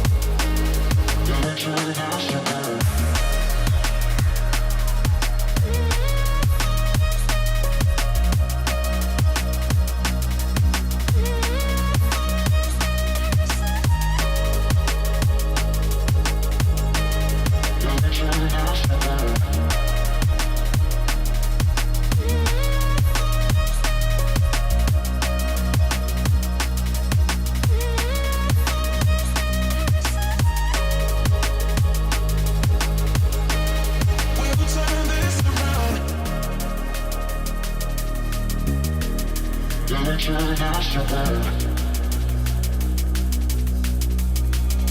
We'll turn this around. We'll turn this around. We'll turn this around.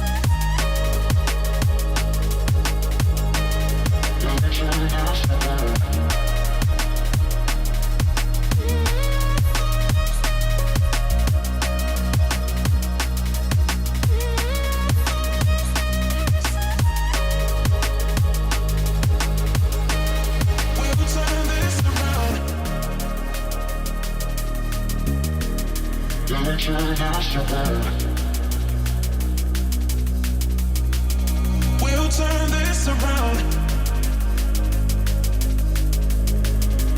turn this around.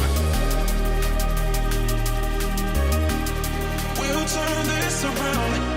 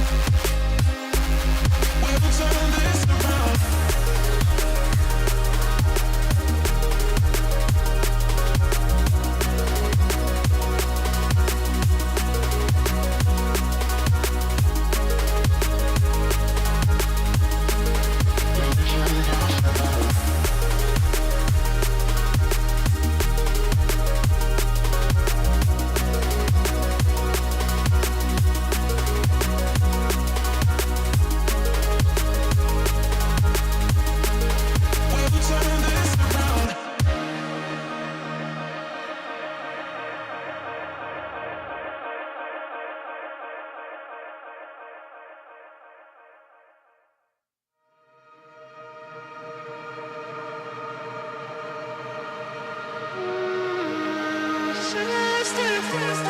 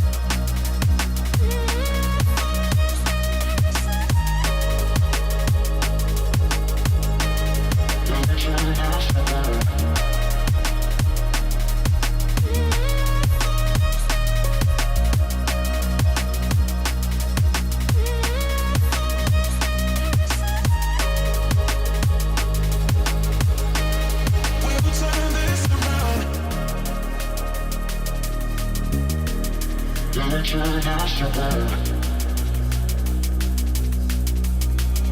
We'll turn this around.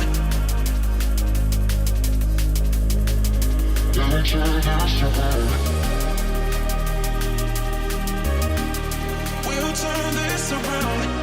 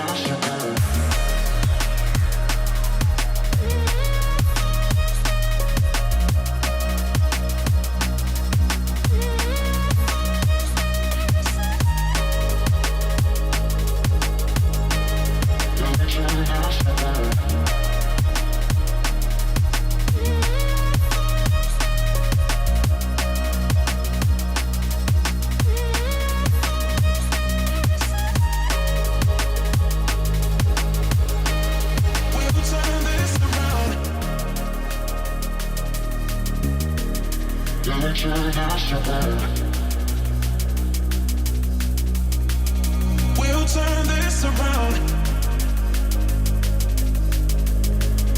Gonna turn this around. We'll turn this around.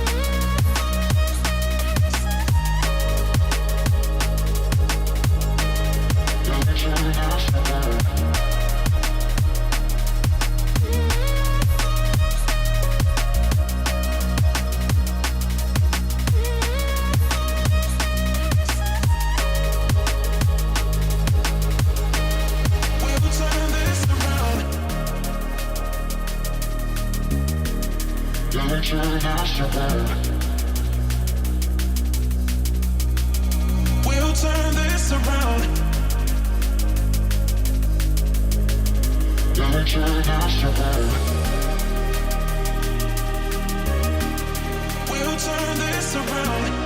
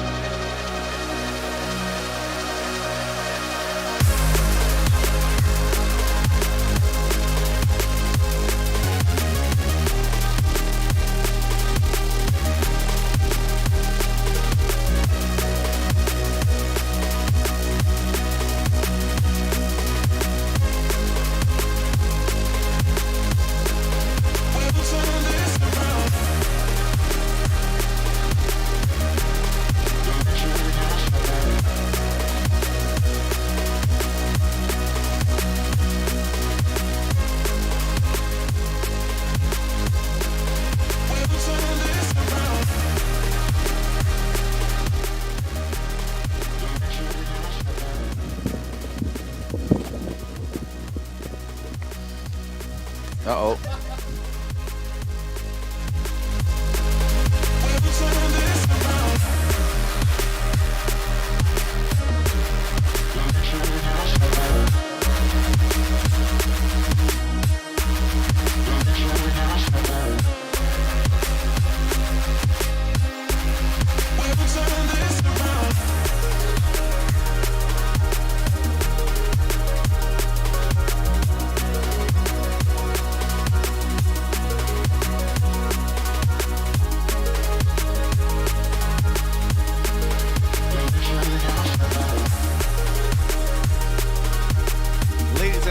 Welcome to the first stop of the LZ World Tour here as the sun sets in Raceway Park, Englishtown. My name is Dave Egan. I'm joined in the commentary booth by my good friend, Officer Dan Brockett. Hello. We've been through qualifying. We're now heading to the last chance battles. This is an exciting part of the show, unique to the format here at the LZ World Tour, where if you qualify in the top 13, you're going straight to the main event tomorrow. But then we got 16 drivers remaining, battling it out for the final 3 positions. So the 3 drivers that get to the podium today are back in the mix.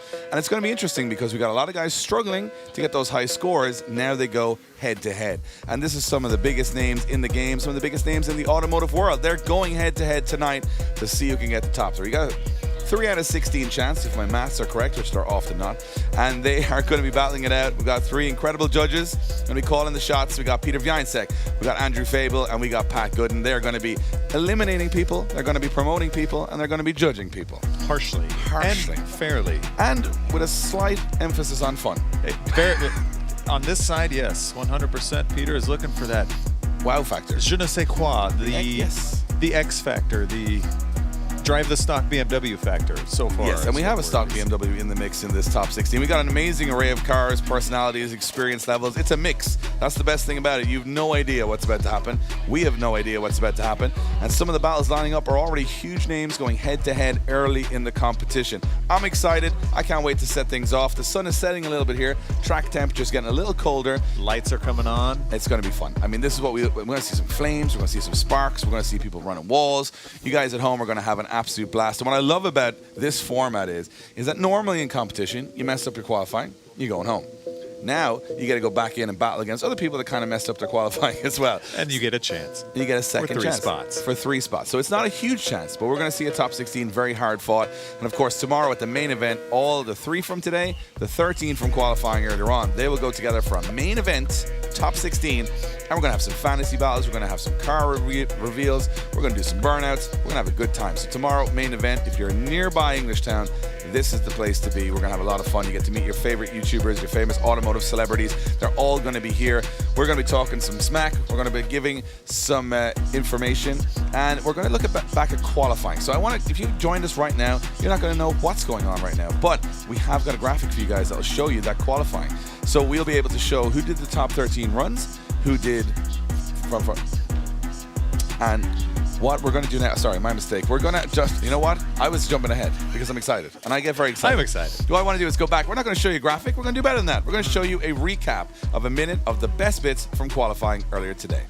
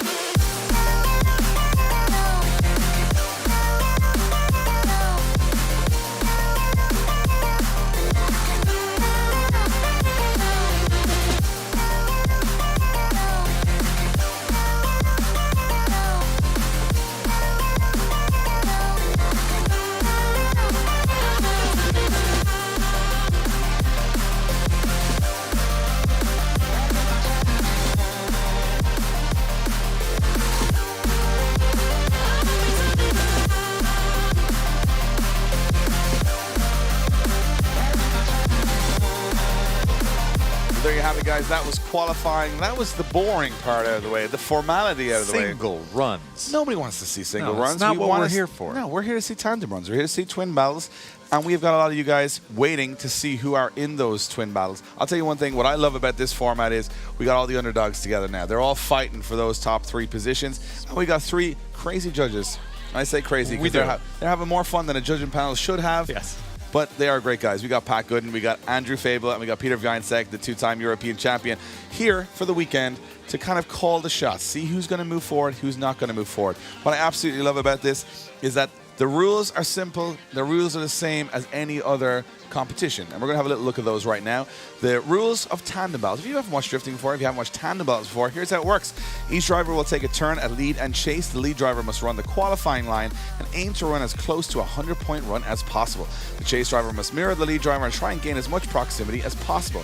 Our judges will determine who is the better driver over the 2 runs combined and determine the winner. If the scoring results in a draw, we'll have a one more time battle to determine the winner. So we go back at it again.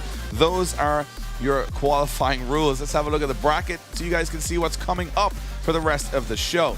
Big battles coming up. Look at this. Lee Yearwood versus Sam Lucas. Chris Rudnick against Jimmy Oakes again. These guys can't avoid each other at any competition.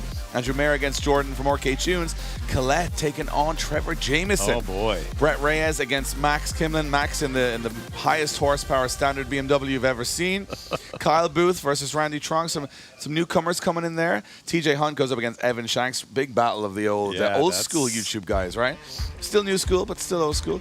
And we got Tommy Nazaro going up against Duarte Viana in that DCT BMW. Some interesting battles coming up. What I'm really enjoying about it is that it's a mix. You would never see anything quite like this anywhere else in the world. You'd see some of the guys you follow on Instagram, guys you follow on YouTube, automotive content. Maybe at an event or two, but never in one place. But never actually battling head to head, and it's incredible to see it. And we're going to move down to have a look at our first 2 drivers lining up for this incredible top 16. This is the last chance top 16, reminding everybody this is just to see who will make up the final 3 positions to go into the main event tomorrow. So if you don't see LZ's name in there, he's in the top 13. If you don't see Hertz's name, he's in the top 13, along with another 11 drivers that have made it through. And that just means they threw it all out on the line and actually got it to pay off. Exactly. And what I love about it is that, we see these guys battle tonight. Now, this is the interesting thing.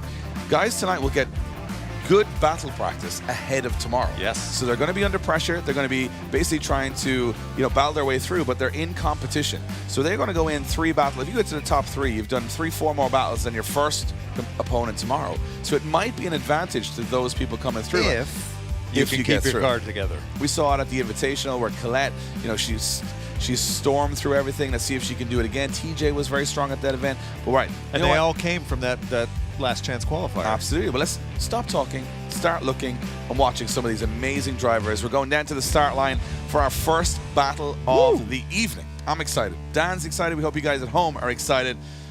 They're warming tires down there. We're ready to start showing some battles.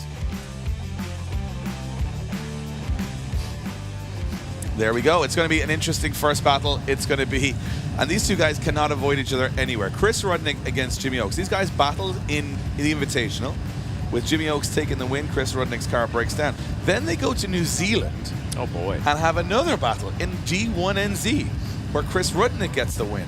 So are we 1-1 here right now, or is there, this could be a little bit of a grudge match. Toss-up. So it'll be Chris Rudnick in this yellow E36 going against Jimmy Oakes in that black with neon wheeled 240 SX. Here we go into the first corner. Jimmy Oakes coming in very hard. And a little bit of contact, it looked like to me, from Jimmy Oakes as he gets a little too close on entry and messes himself up. Not what you want to see. Little too aggressive. He was a little too aggressive in his qualifying run, kind of did the exact same thing. Looked to me like Chris Rudnick ran it out to the wall on that first zone, staying in the mix. Had some mechanical issues, but at this stage, Jimmy Oakes, I got to see this on the replay because it all went down on that first corner. Did Jimmy Oakes go too aggressive? Did Chris Rudnick slow down too much? That's what the judges are going to have to decipher. Yes. But it's going to be an interesting one. I'll tell you why, because Jimmy Oakes likes that aggression, likes to come off. Let's see when we go into this first corner what happens. Jimmy goes very shallow. And he bumps Chris Rudnick. And at that point, he has to back out of the run. He over-rotates on the transition. So they're going to have a quick look at this. Did Jimmy Oakes go too aggressive? Was Chris Rudnick a little too slow? But to me, it looked like Chris Rudnick was going for it. He was making that outer zone work. He had a solid lead run in the works. When you're too aggressive and you're catching up that fast and bumping in, You never want to hit your car, especially when it's a pretty car. Well, Jimmy's hit both the rear end of the car Yes. and now the front end And of the now car. the- But now you know the- what? Things can switch around very quickly in drifting. It's They not can. over until it's over. And Jimmy Oakes will now be in the lead position, Chris Rudnick in the chase position. And from my perspective, Chris Rudnick's just got to keep his nose clean here and do a pretty solid He job. just needs to maybe back off just a little bit. you We know still these want to guys. see the aggression. They never back down. Still want to put on a show. Chris Rudnick going for it here in the chase. Oh, he's in there, getting into that pocket. So far, since Jimmy Oakes tidying things up. Oh, gets on the throttle pretty late there. Chris Rudnick allowed back into the battle as he gets up on the door of Jimmy Oakes. We can see Jimmy not fulfilling that outer zone, and Chris Rudnick having to follow that lead car. That's what he's supposed to do. Mirror the lead car, get as close as possible without making contact. Good job from Chris Rudnick there. I think he did a fantastic job of backing off just enough to not get pinched off. You or can see Chris make more Rudnick contact. applauding himself, Yeah. Jimmy, everyone around. He said that was just good fun. And that's what this event is. Yes, it's battles, but it's also about fun. It and even is. if you lose a battle here, you can come back for the fantasy battles tomorrow. There's some grudge matches tomorrow. But it looked to me like that was a much cleaner chase from Chris Rudnick, not overly aggressive on the entry. And it was a decent lead run. I mean, it wasn't anything that would have been a super high qualifying lead run, but it was decent. It was decent enough to put on our first actual full tandem battle of the evening. Cool cars, cool things. And two guys that have been growing in experience, drifting all across the world. Jimmy just back from Ibisu, putting in Which those is laps. crazy. Which is amazing to see these guys taking, their craft, their drift skills so seriously. And we will see who will get the call. Will it be Chris Rudnick? Will it be Jimmy Oakes to get the first call of the evening, first call of the event, first call of the LZ World Tour ever? Heavily debated by the judges right now. They are They're deep having- into conversation. And you know if it's a deep conversation, it's coming back to that first corner of the first run. Because that's where it all went down. That's where It the impact is. went down. And they're going to decipher whether Chris Rudnick stayed too long on the decel Yep. and didn't allow some momentum, or Jimmy Oakes was too aggressive. Just too aggressive. And it Yeah, looks we'll like see. Chris Rudnick gets will the get win and goes through. We can see it on the top of your screens. He gets the win, gets the call, and goes through to the Great 8. No real question there. I think No. it was just an over-aggressive move from Jimmy Oakes. Came in, and you know what? He was shallow, so he was picking up more speed than the lead car, and then got himself caught up a little bit on the transition. Little bump and grind. But you Little know bit what? of a We love bump. to see it. We love to see people pushing. And That's he what it's all was. about. He was trying to put on a wow show for everybody. That's what it's all about. So A Chris little Rudnick, overwowed. Chris Rudnick gets the win and goes through to our top 8. But of course, that's not the end of the weekend for Jimmy Oakes. He'll be in the jam sessions all weekend, meet and greet with all the fans. But also, I'm pretty sure he's going to call someone out for those grudge matches tomorrow. Oh, He's going to yeah. call You someone out. guarantee that. Yeah, for those fantasy battles. So it's not over till it's over for everybody here. But it will be Chris Rudnick moving through to our Great 8. There's our start line marshal, Nick Swan. You don't want to mess with him. Beautiful human. Beautiful guy, but I think he could crush me with his right hand. Very much with one hand. With one Just hand. So he's a gentle giant. And he's been doing this for so long. If you ever needed a start guy to man your start line at an event, there is no better. Nothing but the best here. Exactly. We're starting to see people filling up the bleachers, heading on down. Of course, today is the warm-up for the main event tomorrow. Tomorrow's all guns blazing. This is the prequel. These are your favorite drivers all over the internet doing head-to-head battles. And I cannot wait for tomorrow. Even these battles tonight, it was a treat. Normally you just get qualifying and things happen. And here we are, getting to see tandem battles on night 1. And then we lead that into tomorrow for some more tandem battles. Well, of course, we're going to get the best 16 in there tomorrow. And these guys are trying to be amongst it. Whoever gets the top 3. And again, I think we're going to see some upsets tonight. We're going to see some people that you may not know so well, shine through. This is where, heroes are made and people have got a lot of pressure on their shoulders to perform. They do. And like we just saw, sometimes that pressure gets to be too much. You want to put on a good show, but you also got to balance the risk versus reward of running into somebody. Exactly. So the next battle up, we're going to have Andrew Mayer in this green 350Z V8 powered, 2J powered. Yeah. And he's been going pretty good in qualifying. He goes up against Jordan Ork Tunes, who just turned up randomly in a pink BMW. That's not his. He still is. Is this different? No, same car. Same car, yeah. So we don't know who owns this car. We don't know where he got it, but he's in the mix. He's been struggling, but he's in the mix. And that's all that matters. As long as you get a run. And now he has a few practice laps in this foreign chassis, and maybe he can make magic happen. Yeah, so we've got Andrew Mayer, higher qualifier, in the lead position. He will be chased in by Jordan from Ork Tunes. Jordan's got to manage his aggression here. Watch what happened to Jimmy Oakes. He can overdrive on that first corner. A lot of track to go after there, and Here we go. Andrew Mayer definitely with more pace and more speed into that first Whoa, corner. chucking it in almost backwards Jordan into his absolutely, wheel. Yeah, flying into that first corner. And probably a little over-aggressive again. Yeah. Trying to play catch-up, and that corner came real quick for Jordan. And unfortunately, I think that's going to be a big deduction for him as Andrew Mayer finishes the course. He's not going to know what's going on behind him, Dan. He's just doing his job in the lead position. But Did a pretty good job yeah, doing pretty so. good lead run. So I think for me, definitely big advantage to Andrew Mayer right now as we go from daytime to darkness here. The track conditions are going to be changing. There's more people in the crowds, a little bit more pressure on guys' shoulders. Yeah, it's also a different thing visually to drift in the dark versus drifting in the light, and especially when it's kind of dusk right now. It's a difficult time of the day to perform. But we can have a quick look back at this. Definitely a pace difference at the start. You see Jordan comes in, but he actually is going to hit him. So he backs out of it. He saved it. Yeah, he backs out of it. That was a polite maneuver. He's trying to avoid crashing 2 cars that he doesn't own. So he's backed out pretty quickly on that one. And again, a decent lead run. So, yeah, so no major faults there from that side of things, I don't think. No, I think Andrew does a good job there. Trying to find a little bit of form in the competition. He's done pretty well there. As Jordan will now be in the lead position. This is where Andrew's got to manage that aggression. He's got the advantage, but if he goes too close, a lot of people not getting past even the first corner before their run is decided. So far, and there's a lot of track after that. There is. Lots more figure 8. Oh, cone knocked over, but that'll be checked out by the judges. Jordan going for a big flick entry. Strange initiation. Andrew's like, I'm going to wait here and see what you do, and then I'll figure it out. Andrew coming in pretty late to the wall. You can see Jordan trying to get out to those outer zones. Not doing a bad job, but not quite the 2 wheels in the outer zone we want to see. A little wide. Andrew playing a little tentatively here. I think he knows he's got the advantage. Oh, Jordan on the wrong line altogether. I think that he made the right choice there, backing off just a little bit. Well, Jordan's struggling a little bit with that new car today, and you get too close and you spin out, and the other guy's just kind of weeble-wobbling around there. You're going to feel pretty hard done by if you lose the battle. So I think that's going to be a pretty obvious one for the judges. I don't think there's going to be too much deliberation on this one. But you can see Andrew's like, he's not on the right line, so I'm just going to see what he does. And I think if he was closer towards the end of the run, it would have been really difficult for Andrew because he's getting closed up on the inside run. This is where Jordan makes the biggest mistake for me. Shoots through the inner zone, but transitions way too early. And almost goes through the grass. Yeah, he's on the inside of the track, and the outer zone is on the outside of the track. So in the wrong place altogether. But a valiant effort from Jordan, who has borrowed a car just to stay involved in the competition, and he's doing all right. So the win goes to Andrew Mayer. You can see it on the top of your screens there. In the 350Z, he moves on to the next stage of competition. And that's a pretty obvious call, Dan. I don't think you have to be a super genius like our 3 judges to figure out that if you're on the grass on the inside, you ain't winning the battle. No. That's not where you want to be. That's not where you want to be. Not where you want to be. In fact, it's the opposite of where you want to be. That is exactly it. So as far as I can tell right now, and I think this happens, when you get to top 16s and later in the competition, things get tougher for the judges. People start to stack up a little bit more evenly, and then you got to get a lot more technical. And especially on a course like this, where it seems simple, but there's lots of little things that can make the difference between a super solid run and just a mediocre run. And for sure, this is their job to interpret that and put it pen to paper and give us an actual. Yes, looks like we're lining up our next battle, which I'm excited for. There is I'm not even sure who this is because it could be Lee Yearwood in another car. So if this is the case, Lee Yearwood would be in 3 cars and he hasn't done a battle today.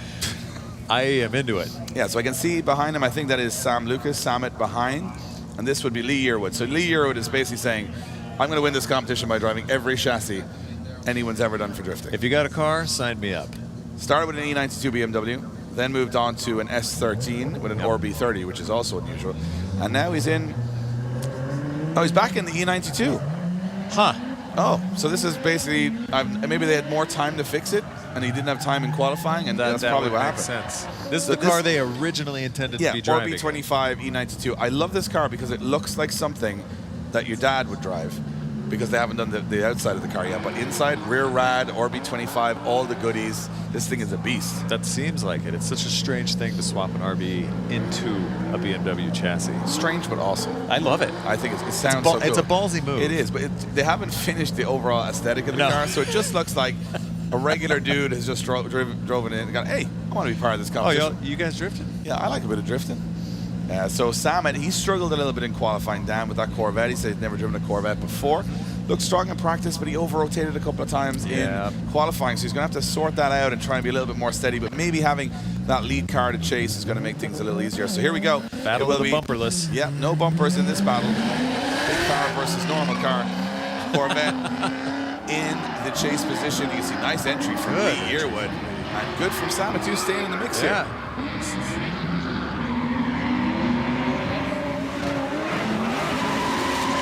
Salmon keeping that pressure on.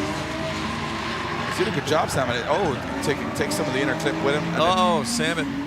I think that could have been a problem with some of those inner zones. Just a quick announcement, if you're here in attendance, that there is no drones whatsoever to be flown over the circuit. So if you have a drone in the air, can you bring that drone down? Just return to sender. Yes, let's not have any accidents out here. We have a very specific team of media folks that are doing a fantastic job, and we need to have that area clear. So we don't want any, it's like Star Wars, like attacking the drones. Yeah, we just need a drone, and it's our drone. Exactly. Well, we love that drone. So you can see here, look, Salmon making some errors in the chase. It's almost on and off, but this seems to be where the biggest mistake. Watch him collect the inner zone, jams the front steering on the car, and then he straightened up. So he actually takes, I think that got stuck in the front suspension. And it was kind of what you saw in his qualifying run, where I think he thinks the car was going to float a little further than it did, and then instead it did Corvette things, it just gripped on up and shot him forward. Just stopped drifting in the right direction. We're on to the second half of the battle. It looks to be like an advantage right now to Lee Yearwood, looking good in that E92, but how's he going to look in the chase? Salmon in the lead position. Let's see how they go. Lights on and away we go. Salmon with a tentative entry there. Yeah, Lee Yearwood playing way into the dirt. Yeah, offline from Salmon. Lee Yearwood, I think, is just playing a little bit of a safe game here, just trying not to overcommit. Putting enough pressure on, but not overcooking himself. I like those flames coming out of the side of that thing, too. It's fine. Oh, and it's the same place on the track that Sam Lucas has been making mistakes. Good heads up from Lee to not actually commit to that and run into him. So he saw that happening before it happened. You can see Lee definitely knew something wasn't right when the car started to transition, backed off, and saved both of the cars. And he's like, I'm not going to destroy this brand new car I just built and have been building as the event has been going on. What I love about it is that you never see Orb-style flames and noise coming from a BMW. So Never. It's just such a cool car. It really is. Look at him through his sunroof. You could actually see him in there. Still has the chrome around the windows. Yes, it's the SE spec. Shooting flames. That's pretty amazing. Yeah, he saw that one going bad fast. Yes. And, luckily both drivers okay. But I think it's going to be another obvious decision for our judges. Makes it easy. Sometimes it's nice. You get the decisions made for you. Yeah, they're making their own calls out on the track right now, but I think it'll get a little bit more difficult as the night goes on. 100%. You wait for the graphic to tell us who's going through to the top 8. And it. I think this is going to be an obvious one, or we've been watching a different battle. I would hope not. Yeah, we would question our position and why we are here. And there you have it. Lee Yearwood gets the call and goes through to the top 8. An obvious decision from our judges. And Sam just struggling with the new chassis today. That's a tough one to learn. The worst thing is a lot of car. Yeah, the worst thing is when I think when they go to the jam sessions after the battles and they have a bit more practice, he'll probably be right as rain in that car for some fantasy battles tomorrow. But it's a little too late at that point because you've gone through and got out of the competition. So Lee Yearwood gets the win and goes through to our top 8. So right now we got Lee Yearwood, we got Chris Rudnick, and we got Andrew Mayer making it through. Blasted through this already. I like it. I like the pace. This is all about the pace. I want to see more drifting, faster, all the time. Let's go. Yeah, that's what I want. I want to highlight reel in real time. That's what happens when you have real professional judges and a real professional start line guy. And as I said before, our judges, they're just taking this so seriously right now. Very. We joke, but they're having a good time. And I like that. It's the first time I've seen a judging panel have a great time. So we got a really interesting battle next. Yes. We got Colette Davis. She's in the 3-rotor RX-7. She's going up against Trevor Jameson. I mean, this is a big old heavyweight battle here. It is. Colette's going to be leading. And very different setups, very different cars, and this is going to be interesting. And both drivers struggling a little bit with commitment in qualifying. Someone's going to have to shine here. Someone's going to have to push a little harder. Off the line they go. Colette Davis going through the gears and through the motions into that first corner. A lot of pace. Spooling out. That car is fast. And Trevor fast. having a big problem initiating. Way, way behind Colette. Trevor's having to pick. Oh, and Colette's shut down. Oh, that's so unfortunate. Her car shut down. I'm not sure what happened there. Looked to me like the car just completely I'm not sure what it is. Oh, looks like she's trying to restart the car. Pushing a lot of buttons in there. That's not what you want to see. Going to check on him, make sure everything's okay. Jazziest dressed marshal I've ever seen. Yeah, he is friendly. That guy he's ready to party while he's at work. His name is Gus. Well, I'll tell you what, Gus knows how to dress. Gus knows how to dress. He's dressed for success here today. Yep. Part-time marshal, part-time party guy. And the car just died. Just died out. Turned off. Just cut off. There we are back on. She's driving off the track under its own power. Rotaries, eh? It's going to be an interesting one because of the rules that we'd set out in the drivers' meeting. So that will be a first 0. So Colette Davis will score a 0 for incompleting the run. And Trevor Jameson, who, you know what, played a safe game, stayed back, and maybe got a slight bit of fortune. And the worst thing for Colette now is she has to go back to the start line, not knowing if that gremlin is going to, come back in the next run, or it's kind of just sorted itself out. They are the really strange and the parts of drifting that can make you a little less confident because you're not sure if the car is going to complete the run. However, she's in the chase position, so it can be a lot more difficult in the lead. But I'm wondering, is she even going to line back up again here? Because that seemed to me like something that, could be a bigger issue than is led on to believe. And she is driving off the track currently. So I'm pretty sure they're going to send Trevor Jameson here and say that Colette is out of competition because... Oh, bummer. I was looking forward to seeing her run through this top 16. It goes to show how harsh it is. We always say back home, you can't win the Grand National without a horse and a jockey, and sometimes the horse just falls down. The battle of attrition has struck again, and Trevor actually chucking it in that time. All he needs to do is basically complete this lap. And then he's through to the top 8. And he's been struggling, but sometimes in drifting, a bit of luck can do a lot. And you've got to also make sure your car is right. And he shuts down. So this is interesting. So he can't complete a run. So I'm not sure where we go from here, but does this allow Colette Davis back in, or has he done enough to score at all? Dan, we're seeing it all today. This is we've been around the old drifting for a while, and I think tonight we will be tested at new formats, new ways of doing things, new ways of judging, new ways of doing the rules to accommodate such an amazing event. So I think what's going to happen here is, Trevor Jameson gets the win. I'll tell you why. So all he had to do was actually come off the line to prove that his car was mechanically able to drift. So it was, and her car was not able to compete. So therefore, Trevor Jameson, by the skin of his teeth, gets into the top 8. So he's going to have to, he'll probably have a little bit of a more difficult time from there, but he's growing in confidence now. A few more laps. This is the one we've all been looking forward to. Oh my goodness. We got Brett Reyes with a ton of horsepower and a ton of Mustang going up against Max Kimlin, who looked like he had 80 horsepower and also has no handbrake. And he's putting it to it. So what's going to happen here? But oh my goodness, the Mustang sparking out into that. Max is understeering out of the way behind him. Mustang's just doing Mustang things out there, and that BMW is doing everything it can to keep up, but it is just not going to happen. He is beelining everywhere he can to try to cut the course. Oh my goodness. Yeah, the BMW chassis works really well in drifting, unless you've got stock power and you're on a big old track like this. And he gave it everything with the understeer. His front wheels doing more smoke from the front of the car than the rear of the car, which is unusual. There's only so much you can do with a stock car. Now the problem you have if you're Brett Reyes is how do you chase this? How do you chase that car? You can see there he initiates, and then it's just that's the wrong direction to be the wheel to be at that point. He's giving it everything, but even to get it going again, drifting, he's got it like. Well, he lost every bit of momentum he had, and now you got to build all that back up over time.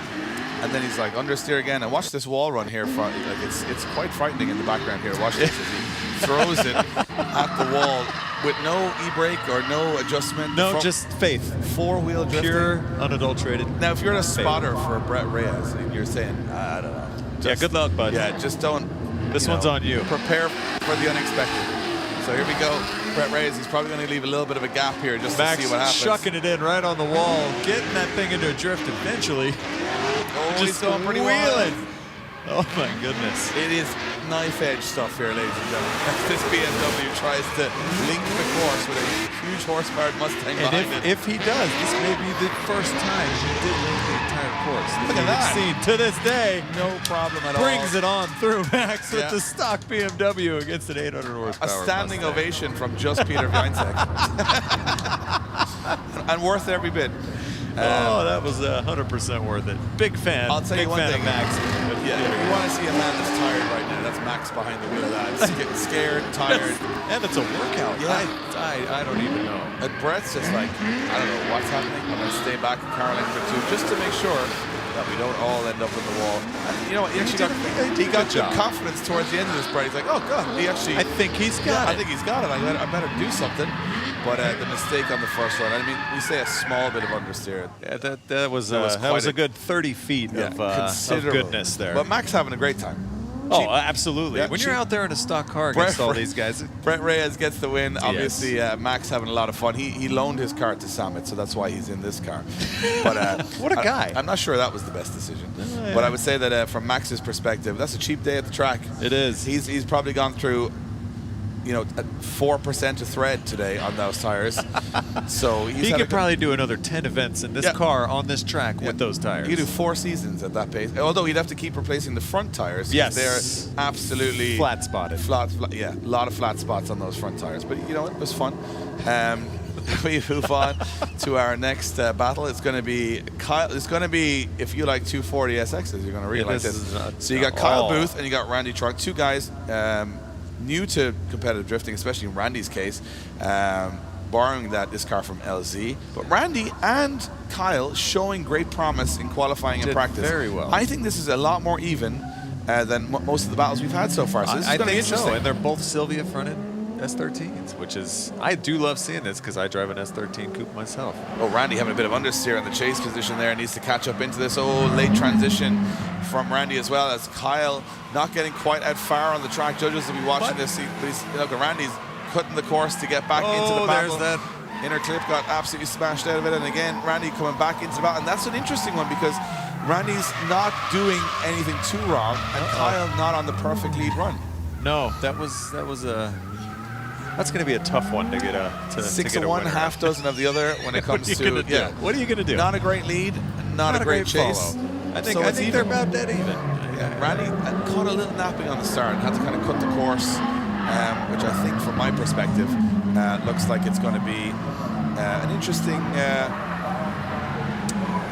way to judge. Because you can see Randy on the shallow angle. He was trying. Yeah, and then he's very straight there on the transition. Yes. But then Kyle is in no man's land when it comes to the line, so I don't know. And then the little 3/4 spin at the end just to top it all off. After the finish line. After the you can finish, do what you want. post-finish line. Now, Randy's going to lead. Kyle is going to chase. This is going to be interesting. I mean, I'm going to put it out there and say it's kind of even at the moment. Yeah. I don't think there's much in this. It's all on the line. This is one's for all the marbles. So let's see what happens as Randy comes off the line. And we have Kyle taking a little tentative approach, maybe a little closer. Solid entry, but then had that bobble. Yeah, just not breaking traction, Randy. He's got the pace all right, and a nice line and to the he's outside. actually outside. So Randy did a better job maybe in the lead on that section of the course, and no real proximity from Kyle at the moment. Not even close. This is a tough one for the judges as they come across the finish line. You got a lot of errors there on both sides. Some mistakes that are going to need to be subtracted and added and divided. Well, let's look at who had the better lead, who had the better chase. Yes. For me, it looked like Randy had a little wider of a lead. Kyle had more of a shallow line. And then if you look at the chase, Randy had some errors, some understeers, and I don't know. I think this is going to be an interesting one. And they're both stoked, so that's all that matters. They're having a great time. Yeah, They're having a great time. Another replay brought up. You see a similar thing. Kyle cutting the course. It didn't take out the inner, though. Nobody doing exactly what they're supposed to do. No. There's a lot going on. But as I said, it's 2 guys who are. This is a tough track to come and compete on. Tough track to come and compete on. There's walls everywhere. Now you have a crowd to compete in front of it. Yeah, this is tough. It's just nuts. So we're going to get some decisions from the judges. Who's going to go through to our top 8? This will be to go up against Brett Reyes, who you saw compete just before in that beautiful supercharged Mustang, that red Mustang. And we got Kyle Booth, Randy Trunk. Both of these guys won't know who's won or lost either. They're just sitting there, just looking at Nick's hands. Did I lose it? I don't know. What am I doing? Nick Swan is saying it's. Hey man, come over here. I got things to tell you. Yeah, I got a problem with you. That's not the words you ever want to hear that man say. I don't want to be the other end of that. The receiving end of that, not a good end to be on. So yeah, we're going to wait for a decision. Judges having a good old discussion on this one. Yeah, this is maybe one of the tougher battles of the evening. When it's not clear cut, that's when the judging comes into play. So I think this is going to be, when you hear it, that length of a discussion, I think it's not a conclusive argument that someone, you want a quick decision. You want to make it an easy choice. Yeah. You want to win by merit. So it looks like we are going to go one more time between Randy and Kyle Booth. No harm for me. I think there was too many errors on both sides for one. Just not a clean run on either side. Yeah, so you want at least one part to stand out, and I think these guys will relish the opportunity to go back at it again. And I do hope that they don't have to change tires. I don't think that they do. I don't think that they were blasted through tires. Those weren't big, smoky left foot brakey runs. So hopefully those guys can just get back in line after this and get right back to it. So it looks like we are going to move it along to our next battle. We'll get back to Kyle Booth and Randy Troy in a moment. We got Evan Shanks going up against TJ Hunt. TJ qualifying much higher up the order than Evan. Evan way down, but Evan, a newer driver to drifting and struggling with that car and hit with the wall as well. So TJ going to lead. Lost a little confidence. TJ going to lead, and it looks like he's coming out with a lot of pace here. And shucks in all the way. Oh my goodness, he just didn't have the same angle, line, or speed that TJ had coming into that lead. TJ putting on a hell of a lead run. Very wide to the outside of the course. And you see Evan cutting the course to try and stay with him here as TJ takes it back out to the wall. Yeah. Not afraid to go close to the wall with that brand new, still showroom fresh Supra. Evan is still struggling, I think, with grip, and is still struggling with being behind somebody and staying on their actual I think line. what I noticed on that run, critically was Evan starts to dive to TJ on the second outer zone and almost panics a little bit. You'll watch it here as he transitions back. You'll see him go on the left front brake, right? Lock up. He actually is never going to catch TJ at that point because he slowed the momentum of the car. Major straight to get back into the pocket. Exactly. I think he thought he was, getting closer to TJ than he was. And I think that's something that happens when you're new to tandem drifting or twin drifting. It feels like you're next to the car. Yeah, it feels like you're going to hit the car in front when really he could have trusted get 30 feet off. He could have trusted it a little bit more, and it probably would have put him in the perfect position. It would have. He had all the right motions. You just got to have that commitment and that ability to sense how actually close you are. And here we go. TJ's going to have to chase this time. Let's see if he can keep up. Let's see if the line is chaseable, because that's a big thing. You have to be able to chase the lead car. So far, he is putting down a pretty chaseable run. Yeah, just not out to the outer zones that we'd like to see, but TJ now is starting to turn the screw and get a little bit closer. This is where he'll want to make it, a real impact to the judges. But look at Evan, he's on the inside of the circuit, not really allowing TJ the space to get out, and that's what you got to look from the lead car. If it's on the inside of the circuit, the chase car can't really impress the judges with a close tap. Yeah, you can't get in there. Otherwise, you're going to be dipping a tire off the track and hitting inner clipping points. And again, you have to put on a fantastic lead run to get a fantastic follow. And I think TJ did all the right things here to not be too aggressive and overdrive and get choked up, but leaving himself just enough room, but being aggressive like that where he actually was getting on the bumper. So I think TJ did a pretty fantastic job following. This is where TJ takes almost a midline, but Evan's on the inside. Yes, so he had no choice there. And you know what? I've watched Evan come back from an accident, with the wall area on, still put on a show, learning as he goes. But I think this one's going to be a pretty obvious call, and it is. TJ Hunt gets the win. Hunt gets the win. Goes through to our top 8, and he did this the hard way in the Invitational last December. He qualified down the order and fought his way all the way to the top of the podium on the Saturday. Got himself back in the mix for the Sunday. So maybe he likes fighting from right through the grid. I think it really puts a little bit of pressure on you. It makes you feel good. If you can beat this many people and then make it all the way in to compete the next day, you are on top of the world. Absolutely. And now we have got Kyle Booth going up against Randy. Now this is the one more time battle. This is a dangerous situation because if the drivers are equally matched, there's a big chance that we may be going one more time, a few more times. Let's see if someone can pull that bag and just step it up a small bit. Let's see, we're almost full dark here in Englishtown. Oh, nice run out to the start from Kyle. Pushing a lot harder this time on the outer line. This is where he was making errors the last time. Nice outside to the wall. And now he's tied down the inside again. Just couldn't keep the momentum. But now Randy is doing it again. Applying that pressure, but almost overdid it. Yeah, got a little caught up, a little choked up on the inside clip there. And Randy, he's struggling. He's we call him, he's sawing at the wheel. reinitiating a couple times there. But you know what? I'm really impressed with Kyle's commitment through the first 2 corners. Very wide to the edge of the track. And Randy doing a good job of staying with him up until that inner zone and just getting a little choked up. Now, do we know which of the Booth brothers is the youngest and which one's the oldest? Kyle would be the younger brother, so he's got some shoes to fill, but he's got a great person to teach him how to do that. Oh, for sure. You see Randy taking that inner zone, shooting up with the car, and I think that might have affected the steering a little bit. That inner clip has taken more spins around the track than any driver today. It definitely has. She's been around the block a time or two. And we have second half of our run, and now Randy's in the lead position. Can Kyle put a little bit of pressure on? That's what we didn't see. That's what we want. We need to have pressure. some proximity. We don't want to see him just being lackluster back there and just letting him do his thing up there. But again, you have to choose your battles wisely. Do you put on the pressure? Do you run into him? Do you risk crashing? Look at this. No, you Look at this my from Kyle. goodness gracious. Yeah, I mean, not on a huge amount of angle, Randy, but he's very fast through the course, and Kyle not having any proximity. But Randy making a big error there, almost losing it, but just about holds on to it across the line. That's going to be a tough one for the judges again, because there were so many mistakes, and again it becomes the rules of attrition, where who made the least amount of mistakes versus the run. I don't know what they're going to say about this. Well, there was definitely no proximity, that's for sure. Randy not good on the outer line up until this point. Doesn't make so many errors here, but watch this on the transition. He just over rotates. Whoa! But he holds chucked the He angle holds in. It was too much. It was a little too much. Again, that's a seat time thing. You don't know what the car is going to do in a situation where you flick that hard for the first time ever. I'm not sure which way the judges will go. It looked to me like Randy had more mistakes but a better lead, and it looked to me like Kyle had a little bit smoother but no proximity. I'm on the fence. It's another toss-up for me.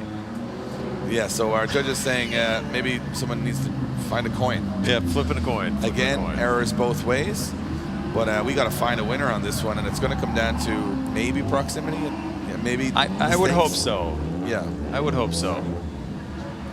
I'm not too sure which way they're going to go on this. Having a good discussion on it. And these are professionals.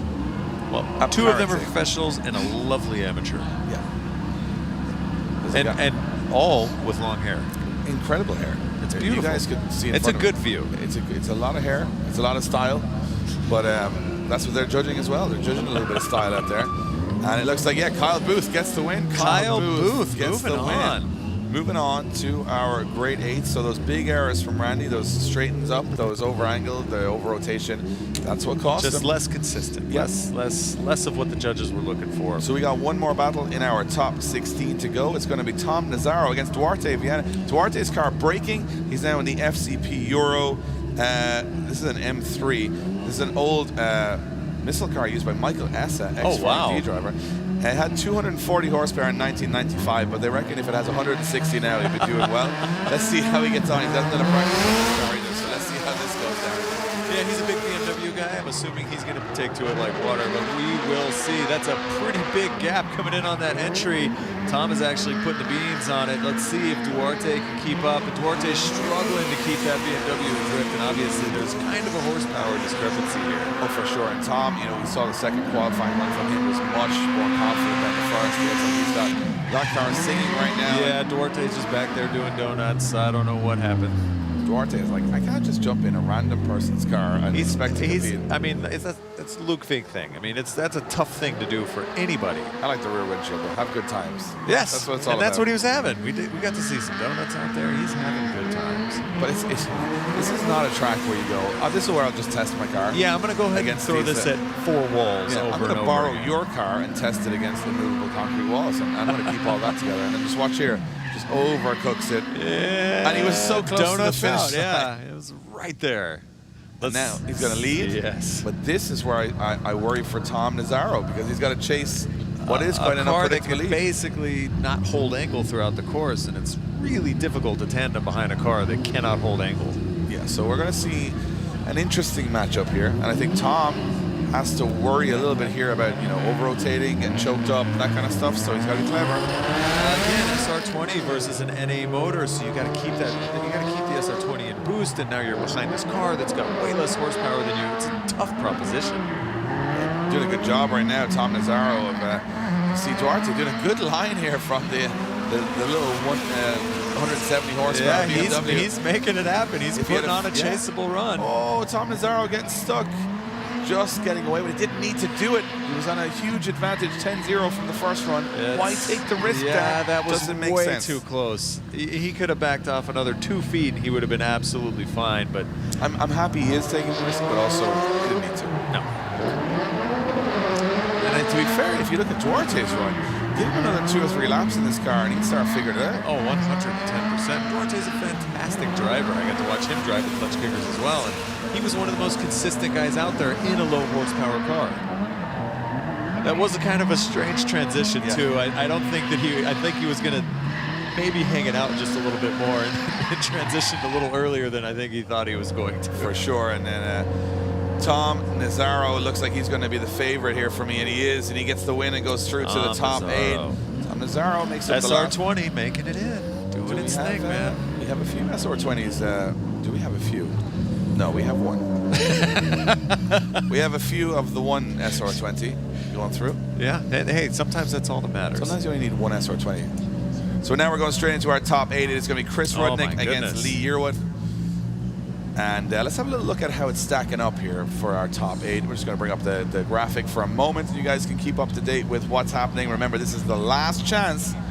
Top 16, not the top 16 main event. No, so that is tomorrow. That's tomorrow. So there you have it. Lee Yearwood against Chris Rudnick. We got Andrew Mayer against Trevor Jameson. Brett Reyes going against Kyle Booth, and TJ Hunt against Tom Nazzaro. If you're wondering why some of your favorite names are not in it, because they've already qualified for the main event. They're ready to go. They get to watch. They get to be fans. They get to cheer on their friends. We're just trying to find the last 3 entrants here. Chris Rudnick's fighting hard for chasing Lee Yearwood, but that car, once they got it working, that E92, it looks like it's really working. That RB25 looking excellent in that chassis. And look at Chris Rudnick now putting staying right in there in here as he goes through the center section. And crossing through, good on that inner clip from both drivers, and a good transition from Rudnick. That was actually pretty impressive, but doesn't hang back where he needed to be.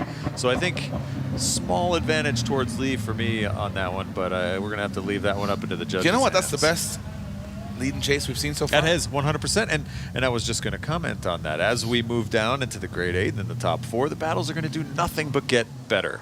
Well, that's for sure. You got guys that are growing in confidence, growing in experience.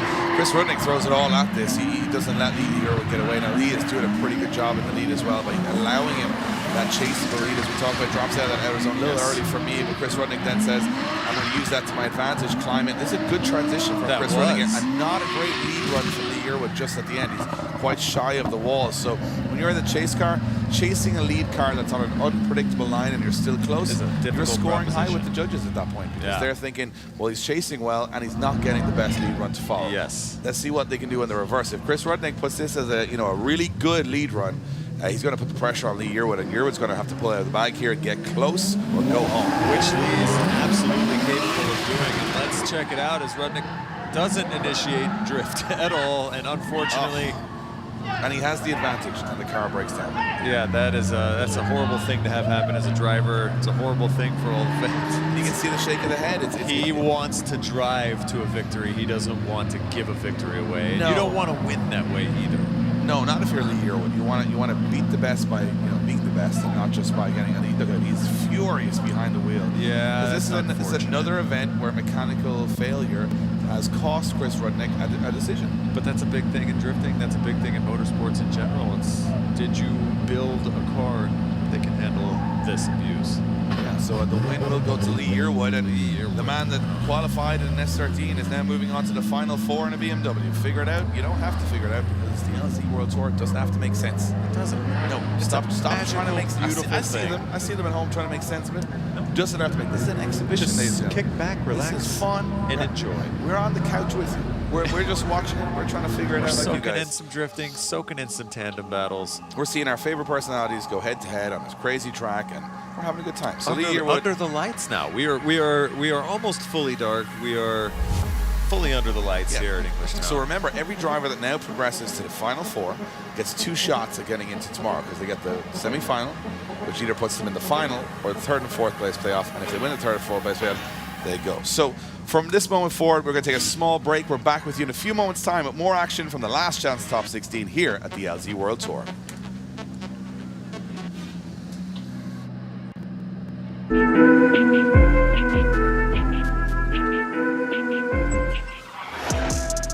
up? LZ World Tour official merchandise. It is pre-order only.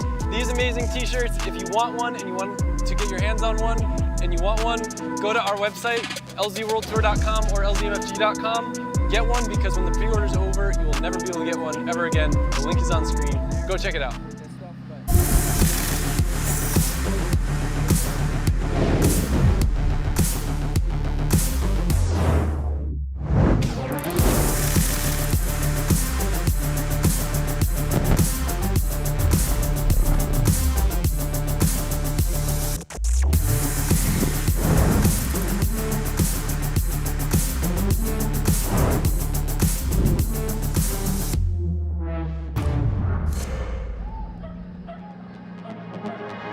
So we are back live here at the LZ World Tour. The sun is setting, has set here in Englishtown.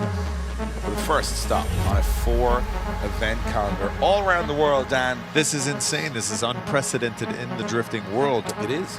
This hasn't even been attempted. And here we are. Here we are, watching guys go head-to-head, and this is going to be Andrew Mayer against Trevor Jameson for a spot in the final 4 up for grabs, and Andrew Mayer looking like he's the on-form driver here now. He definitely has been, and with an entry like that right up on that wall, with Trevor having some problems, but maintaining proximity, but just wobbly behind him. That's not what we want to see up here. No, as you can see, Trevor Jameson now trying to get back into the fight towards the end of the road. Big, snappy transition from Trevor Jameson. Puts him on the inside of the course. Way inside. Unfortunate follow run from Trevor Jameson, but a solid run by Mr. Maurer. Super solid run by Mr. Maurer. Let's get these guys swapped around so we can continue on with these battles in our Great 8. Yeah, so for me, Andrew growing in confidence every single run, looking a little bit more comfortable, but he's still not getting to those outer zones.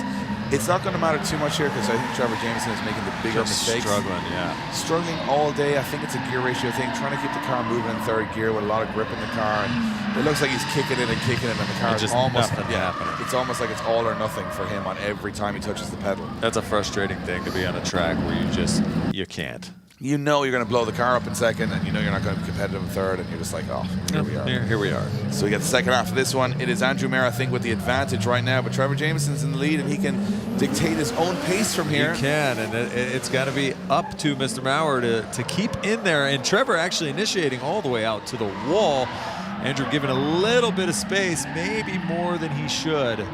I'm not sure, but Trevor all the way outside in that zone. That is probably the best we've seen of him in that outer zone. Coming across that inner, here they come towards the final outer clip. I'm not sure where this lead run from Trevor Jameson is coming. Fantastic. It's like his boost controller broke or his wastegate line came off, and he gave her the beans. Absolutely incredible, and we have watched him struggle through qualifying and the first half of this battle. And you know, he gets lucky against Colette Davis with her having a mechanical failure, and all of a sudden, here we go.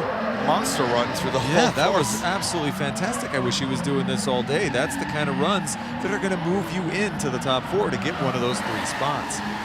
See, Andrew, I'm not sure he expected. I think he didn't expect that at all, based off of maybe he's got a spotter, maybe he was watching Trevor's runs from earlier, but yeah, he did not expect that. No, and that's the thing about drifting. You can't always predict what's going to happen. You can't give everybody an inch because they will take a mile. Okay, and that just happened. So that, I mean, that was a fantastic lead run from Trevor. The question is, does it was overturn? It enough? Yes. The mistakes from Trevor on the first half of the battle. Andrew did have a very strong advantage on the first half. Is it enough from Trevor to overcome that? We're about to find out very shortly. But from my perspective, you know, Trevor has some snappy transitions. He has some mistakes. It's going to be an interesting one to see which way the judges swing. I don't know on this one. It's Trevor Jameson getting the win. Wait, mistake. Just kidding. It's Andrew Mayer. I think we had a little graphics snafu there, but hey, that's okay. You know what? That makes sense to me. It does. I think, you know, Trevor making the bigger errors when he was in the first half of the battle. He had a very valiant effort to get back in. I'm sure the conversation got a lot closer. But, and I think he's going to be proud of that run. It's his last run in the evening. I think he's going to be pretty happy with that one. If he gets some grudge matches, if he does some ride-alongs, if he goes into practice, I think he's going to be a lot better off. Maybe he just needed to be a little more aggressive with For the car. sure. Now it's Lee Yearwood going up against Andrew Mayer in the final four. We move to the other side of the bracket. We got Brett Reyes against Kyle Booth. So Kyle Booth's on his third battle. He's moving down, He's man. getting He's some doing track the time. thing. And Brett Reyes, well, he had not much of a choice but to follow and watch Max Kipling, who didn't have much power. So No, and this is going to be almost the same thing, basically. And here we go, initiating in. Kind of a slow initiation from him. I don't know if he was letting Brett keep up or not. I have no idea. But mid-pack line there, not exactly what you see. His taillights blinking a little bit as they come around the inner clip and head towards his last outer zone. Doing everything he can to keep up, making that. That's the KA24, correct? Yes, I think that is the KA24. I'm not sure. It is. I don't even know what a That is KA24 is, Dan. I so know, it's such a strange mythical beast. You guys, that is a K at the front of an engine series. You guys put it in should everything. be Honda. It should be Honda. K24 versus KA24. Then there's D versus DE. Those guys were copying each other's homework a lot. They definitely did. Sparks from the Mustang just makes me wonder how low the subframe. It's a subframe, or it could be his jack point is really Yeah. low and just is smashing on the ground, which is kind of cool. That's cool. I like it. It's like a lowrider. Yeah, you put some titanium on that thing, just makes some big old sparks. Probably not great for grip because you have a steel part of the car hitting the ground. But it looks cool. And I'll It give him that. definitely does. He gets the golden buzzer from us on the cool factor. Yes, 100%. But right there you can see Kyle Booth not really in the competition or the fight there. He's got to do No, something he was special. a little out of it. He's going to have to put down the best lead lap that he has ever produced in his life. And let's see if it's going to be chaseable. This is again where it comes down to a low horsepower car versus a high horsepower car. It is difficult to chase, and he's actually putting the beans on him. You Look can at see now that Brett Reyes is having to start playing catch up, but Kyle falls way inside. He's barely going to make it around this inner. Oh my goodness, and just comes to almost a stop. That's not what you want to do. Two battles where cars just stopping in that part of the track. Is that an SR20? No, that's the KA. Oh, so the KA is bad as well? Well, we knew that in advance. Yeah, but to be fair, that car was going really well up until just around here. And from my perspective, we joke, because of course I have a lot of SR20s. So I know the misery like everyone else. But this to me looked like a complete shutdown. he bumped him, and there was nothing You that know could what be that done. looks like to me, and I'm just going to make a blind, speculative. I think that looks like a fuel slosh issue of when he transitioned back.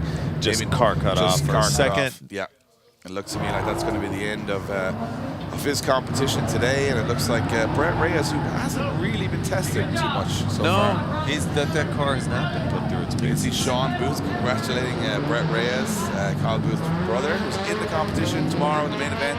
High qualifying score from Sean Booth, but Kyle Booth out for a bit of fun, did have a lot of fun, had 3 battles, got knocked out. Hey, he got some experience, and that's really all that matters.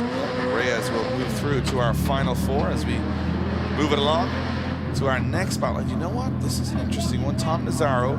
This is interesting because this, to me, is like the new school of drifting versus the old school.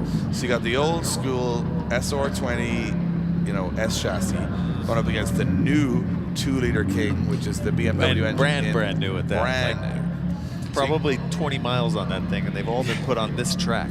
So you got TJ Hunt in a Supra, but this is a 2-liter turbo, brand new car against a 2-liter turbo back in the day. But one of these chassis is trying to prove itself in drifting, and the other, very proven. Overproven, yeah, almost to this point. So proven that we've crashed so many of them, they're now a fortune to get They're now parts. $20,000 cars. So, and at some point, probably will pass the Supra in terms of value. Very, very soon. We have... which is crazy. But what I do think is interesting is that, I like these matchups. You've got a TJ climbing the ranks, trying to do something different with drifting, trying to do something new and fresh. You got Tom, he's been out there, drifting for a long time, having fun in his car.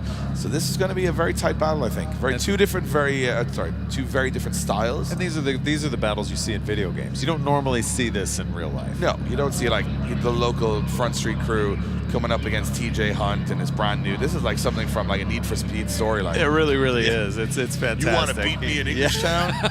I'll see you at the track. I'm bringing out the SO lineup. Yeah.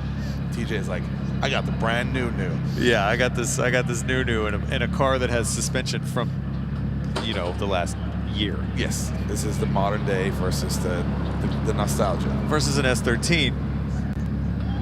So yeah, we got a little cleanup on aisle 9 down because there's a little oil leak on the track, and that to me is why Kyle The Booth. KA may have done a little more than just had some fuel slosh. Yeah, unfortunately, or it could be a diff. It could be It something. could be, yeah, you're 100% right there. So they're gonna have a little check on it just to make sure that it's okay and that we're able to compete from that point on. We'll have a little look for oil on the track. And it's the worst part of an event when you see somebody looking for oil because you really hope they don't find it because it's a tough thing to clean up and it takes some time. It really is. Tough thing to clean up, and it's a tough thing for the driver that has to now Drive deal it. with a blown up something. You don't even know what it is.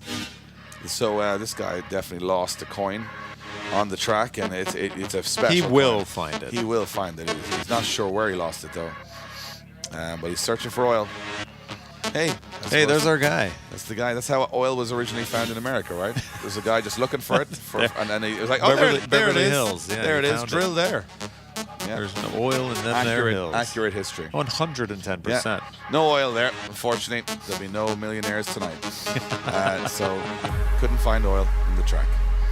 And That is a cage on the front of that thing. I just noticed that as well. What's it prepared for? Battle. A riot? I'm not sure. And through the grass, he's not. He doesn't care. We don't want any of our drivers Yeah, to be thing- doing the that, thing but we'll go let him do that all he wants. That can go up a mountain, that thing. Okay, so now TJ Hunt has been on the start line with Tom Nazzaro for quite some time now. They've had a good time to psych themselves out on this one.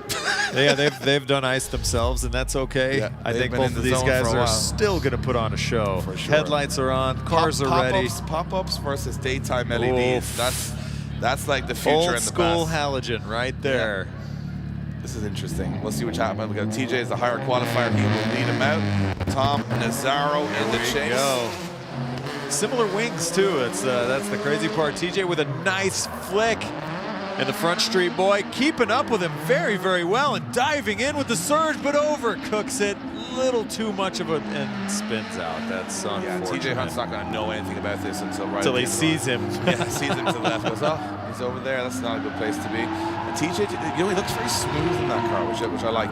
It never at any point looks like it's a twitchy Out of control, chassis. doesn't. No, he looks. And his driving style is very smooth, which I like a lot because it's predictable for the chase car. It is. You know, and you can look at Tom there and say, you know, he has a dramatic spin out.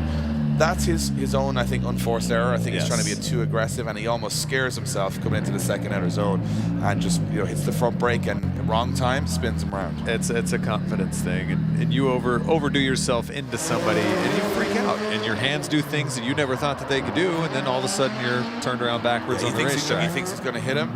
And But then he surged way forward. And then he's in no man's land on the inside, and that's a weird place because you're like, I thought he could slow down. And there's but I'm only going so fast. much e-brake you can pull to bring yourself back out, and it was too much. It just all goes wrong in an instant. And this track doesn't, it sort of shows, because it's like a very smooth figure-of-8 style track. If you make any errors here, it's almost exaggerated because you don't have a corner or a slowing down area to get back into it. You just got to keep going. So we're going to do the second half of this one. It's for the final spot in the top 4. Tom Nazzaro going up against TJ Hunt. Let's see if Tom can really. Oh no, TJ having some issues. So this is going to be a big disadvantage. This could even things back out. Well, he's drifting, and he's drifting past the initiation point, so I'm not sure what happened there. Oh my goodness. Well, that may have determined the outcome of this. They basically did the exact same thing. So, yeah, what they're saying here is that the SR20 is still king. I am. You know, it's a dark day when the SR is the most reliable engine in the battle. If an SR moves on to one of those top 3 spots, Yeah, I'm not sure what happened, TJ. It looks like that's the a car bummer. completely shut down. He definitely had an issue on the run-up. Then he gets going.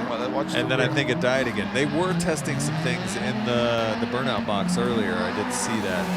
So that's a strange run because the car just almost like it just shuts stops. off. And really good lead run there. Yeah, Tom's so, like, hey, where'd you go, man? Which is the exact same thing. Tom is like, I've got all of my rocker arms. And Yes, I'm here finishing we the go. run. So I don't know. This one looks to me like it might cancel each other out. Yeah, I think apples to apples. That's going to be. We're checking it out right now. Is it one more time? I think it's One. one more time. Is it a one more time? Is it a one more time? It is. It is a one more time. Yeah, they did the exact same thing and almost the exact same spot. Yeah, so we're going to see. There's no winner of old school versus new school. Which is good, because I really think that these guys can put on a much better show than that. If you go back to qualifying, both of these guys were killing it. So a little bit of the pressure. I mean, to me, the worry now is Tom, easy to correct his mistake because that was driver error. That was driver error. TJ, maybe a mechanical. Yeah, TJ's got the problem with the car. So the question now is how much time has he got to fix it? And he's going to have to figure out what's happened there, which seems to me like an unusual problem. Yeah, and it's a new car. So it's not like you can immediately diagnose a car like that. Shout out all the drivers that made it through. Hey guys, all the drivers hanging out, watching from the VIP section, cheering their friends on. Love to see it. Hello everybody from up here in the tower. You can see, look, there's Adam, Jimmy Oakes. You can see Granite. There's Luke Fink. Got, all the boys ready for tomorrow's action who, got an early day today. Yeah, and they're having just as good a time as all the people in the crowd watching all their friends do this stuff. So it's absolutely fantastic to see it. So we got Lee Yearwood to go up against Andrew Mayer in the first of our semifinals.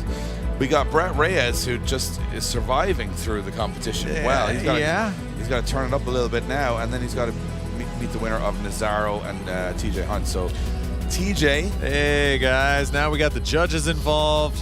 Everybody's having They're a good trying time. to win favor right now. I understand how that goes. So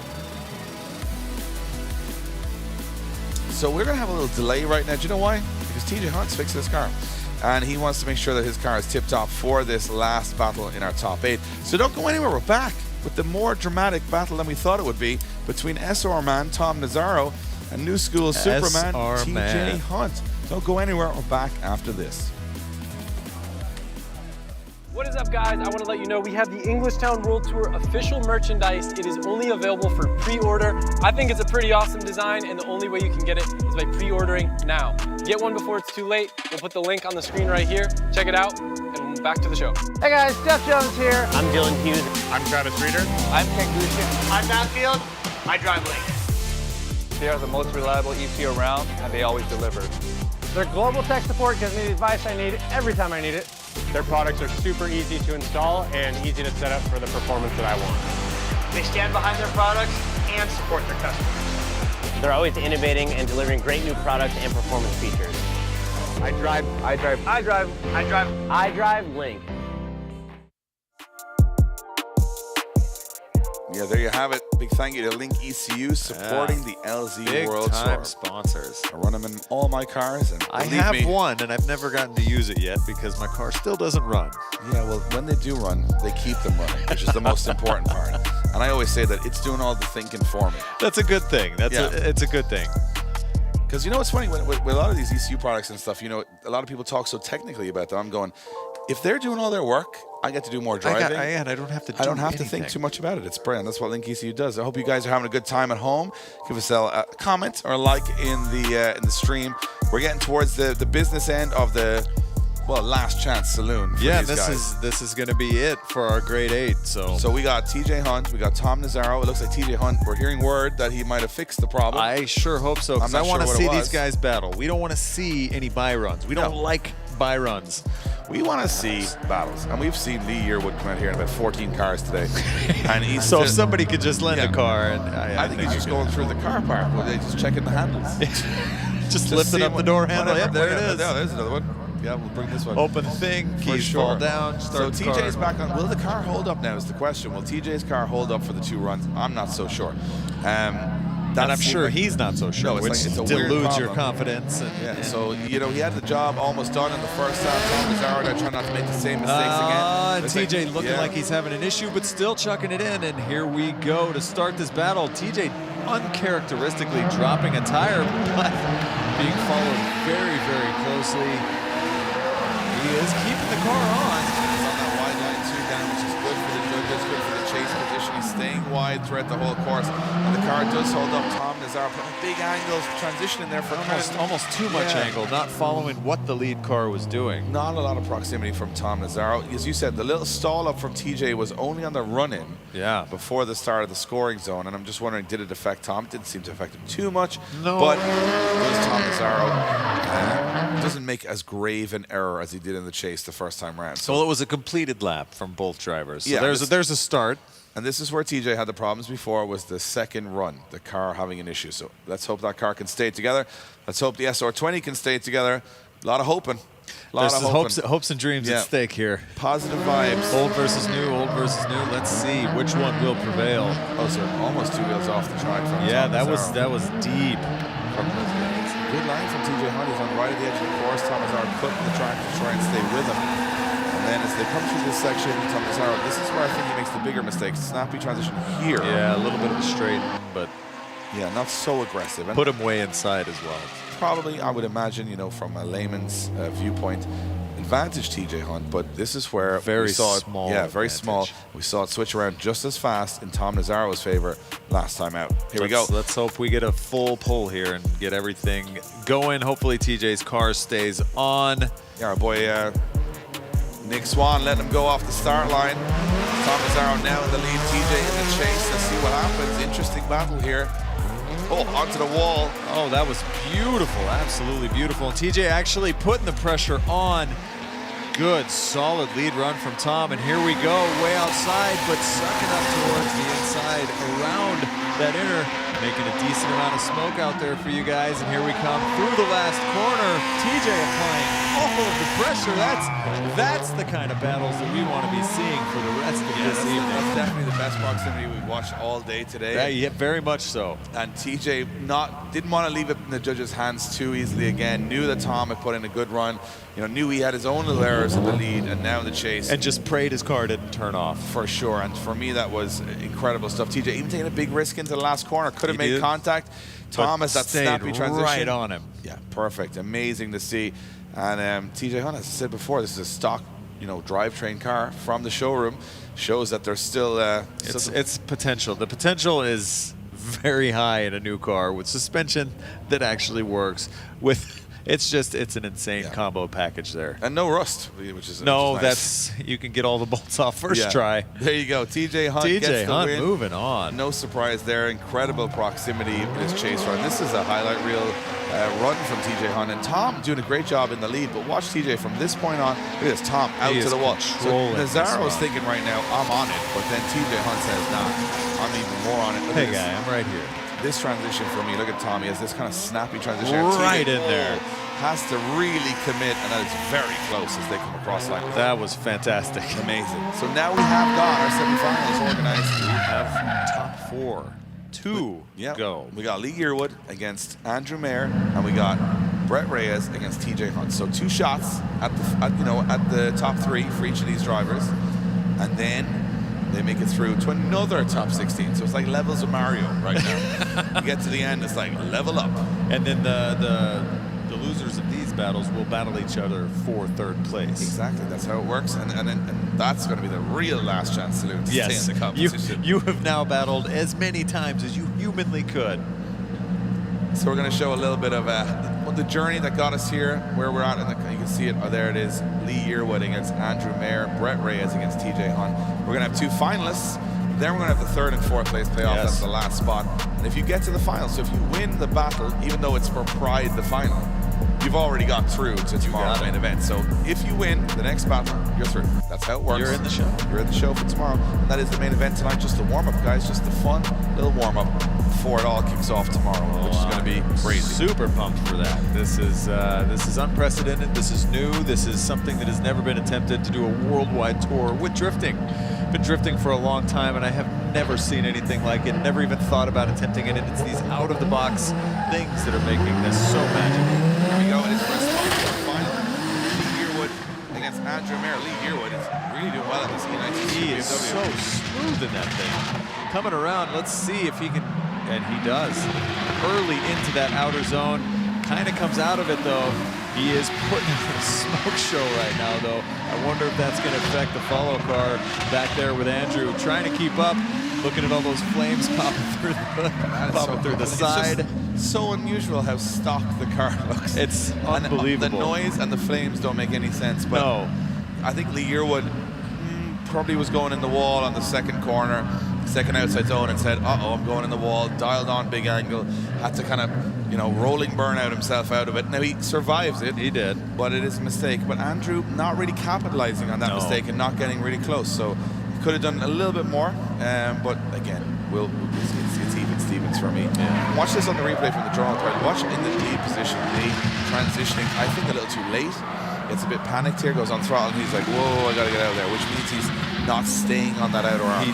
He dug in and gripped himself out of it, but the transition could have been really exciting. I think you're right. I think he just scared himself out of it. But then look at this again, the lead run not getting to the outer zone. So as much as you're thinking, oh, Andrew Mayer is not really, taking advantage, he's not really, the fastest way around the track. And he may have done the right thing by giving him just a little bit of berth to do his thing.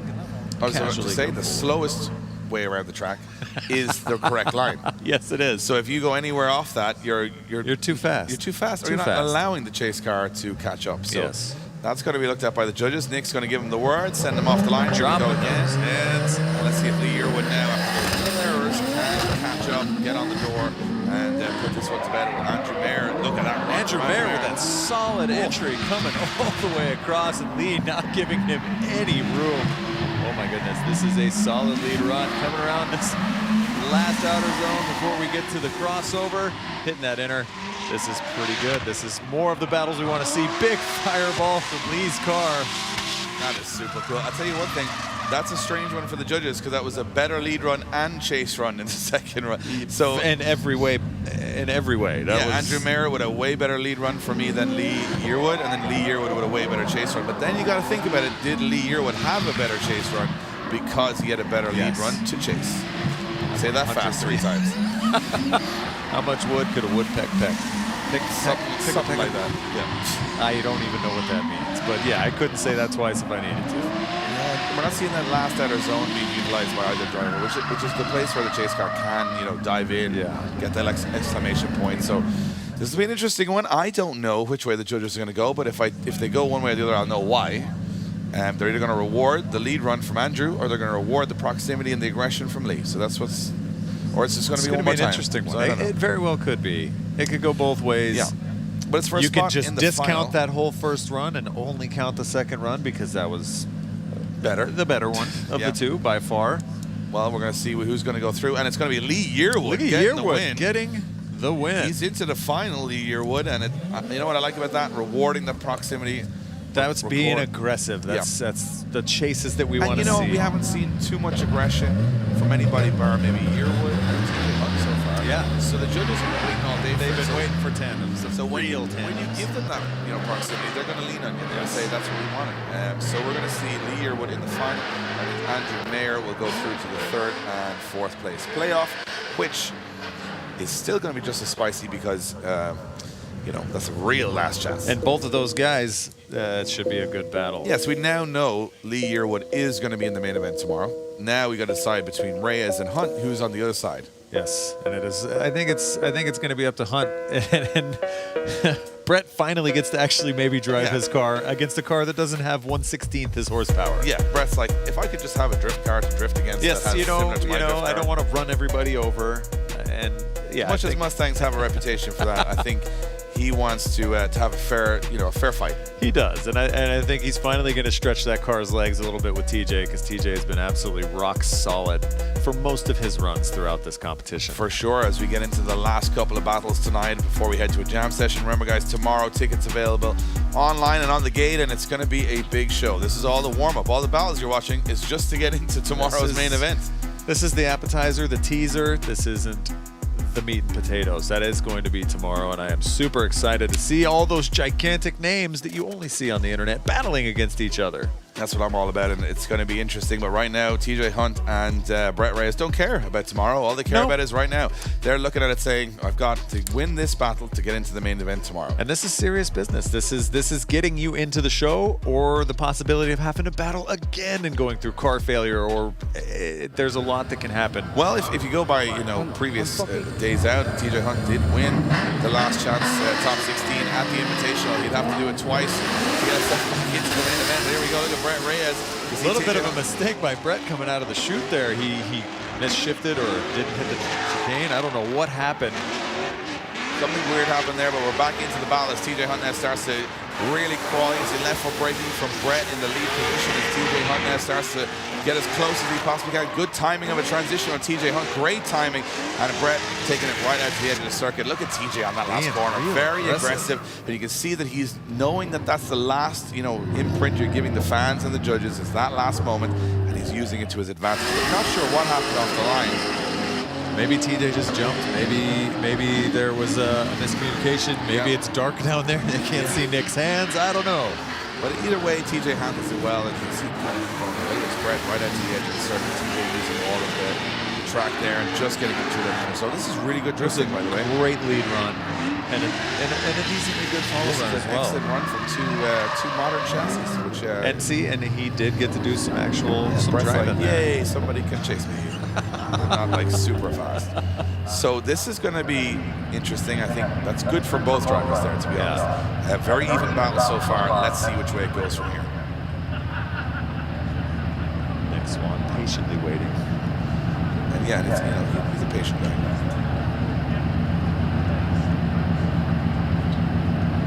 So Nick is waiting for the word from the marshals. We got a little movement on the track, a little bit of cleanup, a little bit of marshals moving around, a little bit of media moving around, and we're ready to go. It's for a spot in the final spot in the final. Who's going to go up against Lee Yearwood? It's going to be Reyes. We're ready to find out as they the chicane and CJ leading them in. And here we go. TJ with that flick entry. We do like to see that. Did he maintain all of that outer zone as yet to be determined? See, he is way deep into that second outer. Right there with both of these guys. Gotta say, this is the widest line we've seen from any of them. I mean, there's nothing more you can do in the lead position. Reyes, given he had opportunities. Yeah, he had all the opportunities there in the chase position to get close, and he did. It was really good from both of these guys. Very impressed with Brett Reyes. I mean, he wouldn't be in this position, TJ Hunt, if he did that lead run in qualifying. Absolutely not. That was probably a 90-point plus run.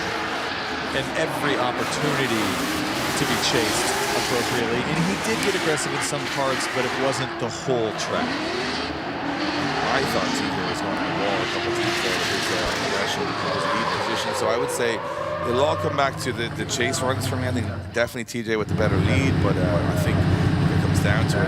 TJ had aggression in his chase run too. So he did. They're fighting hard out there for this final spot. This is it. And it is TJ Hunt getting the win. TJ Hunt gets the win and goes through to the final. Proving the super chassis is something to be reckoned with. Straight out the box. Straight out the box. With a wide body kit and some carbon fiber. It's a very expensive box. It's a very expensive box. But nice box. You get out. It's a beautiful box. Yeah, you open it, it works. It comes with the batteries included. And it's a warranty if you put it all back to stock and bring it to the dealer. It's depreciating at a dramatic rate compared to... So we are going to go to our final, and that would put Reyes, for me, look at me doing my math here, Reyes against Mayer in our third and fourth, and that brings us with Lee Yearwood and TJ Hunt. Well, that's going to be a good one. That's going to be a great battle. New chassis. Again, old motor, newer chassis versus all new chassis. The thing for me that's really stood out here is that drifting is evolving. We're not all just seeing the same cars, the same builds, the same styles. We're getting a lot of experimentation, and because the guys who make automotive content are making their content to basically make things interesting on purpose, we're getting a lot more experimentation than we would. Pushed. Lines are being crossed that should never been crossed, like a four rotor in a Supra.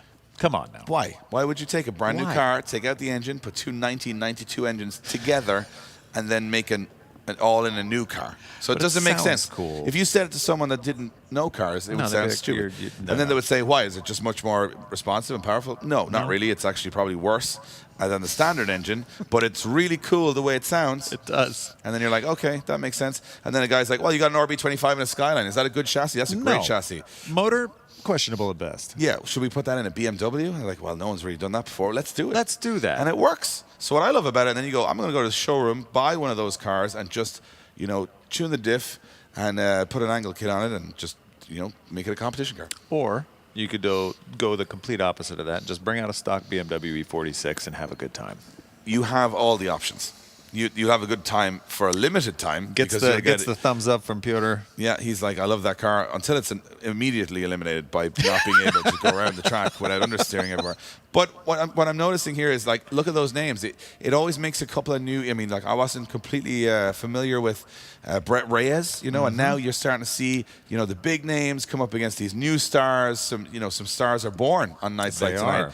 And Brett Reyes, I love that Mustang, and I think he's going to have a tough time against Andrew Mayer, who's been going well in his 350Z. So, yeah, you got an E92, a 350Z, a brand new Supra, and Mustang.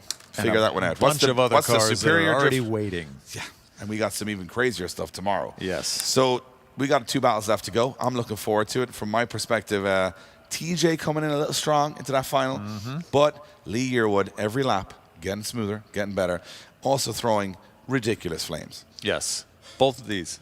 It's going to be exciting, and it probably sounds very glorious out there. Oh, for us, we're getting it muted behind the blast, and we can still hear it. Yes. But I'm really enjoying this, and of course, it is going to be Lee Yearwood and TJ Hunt, regardless of the decision in the final, automatically making it through to our, main event tomorrow.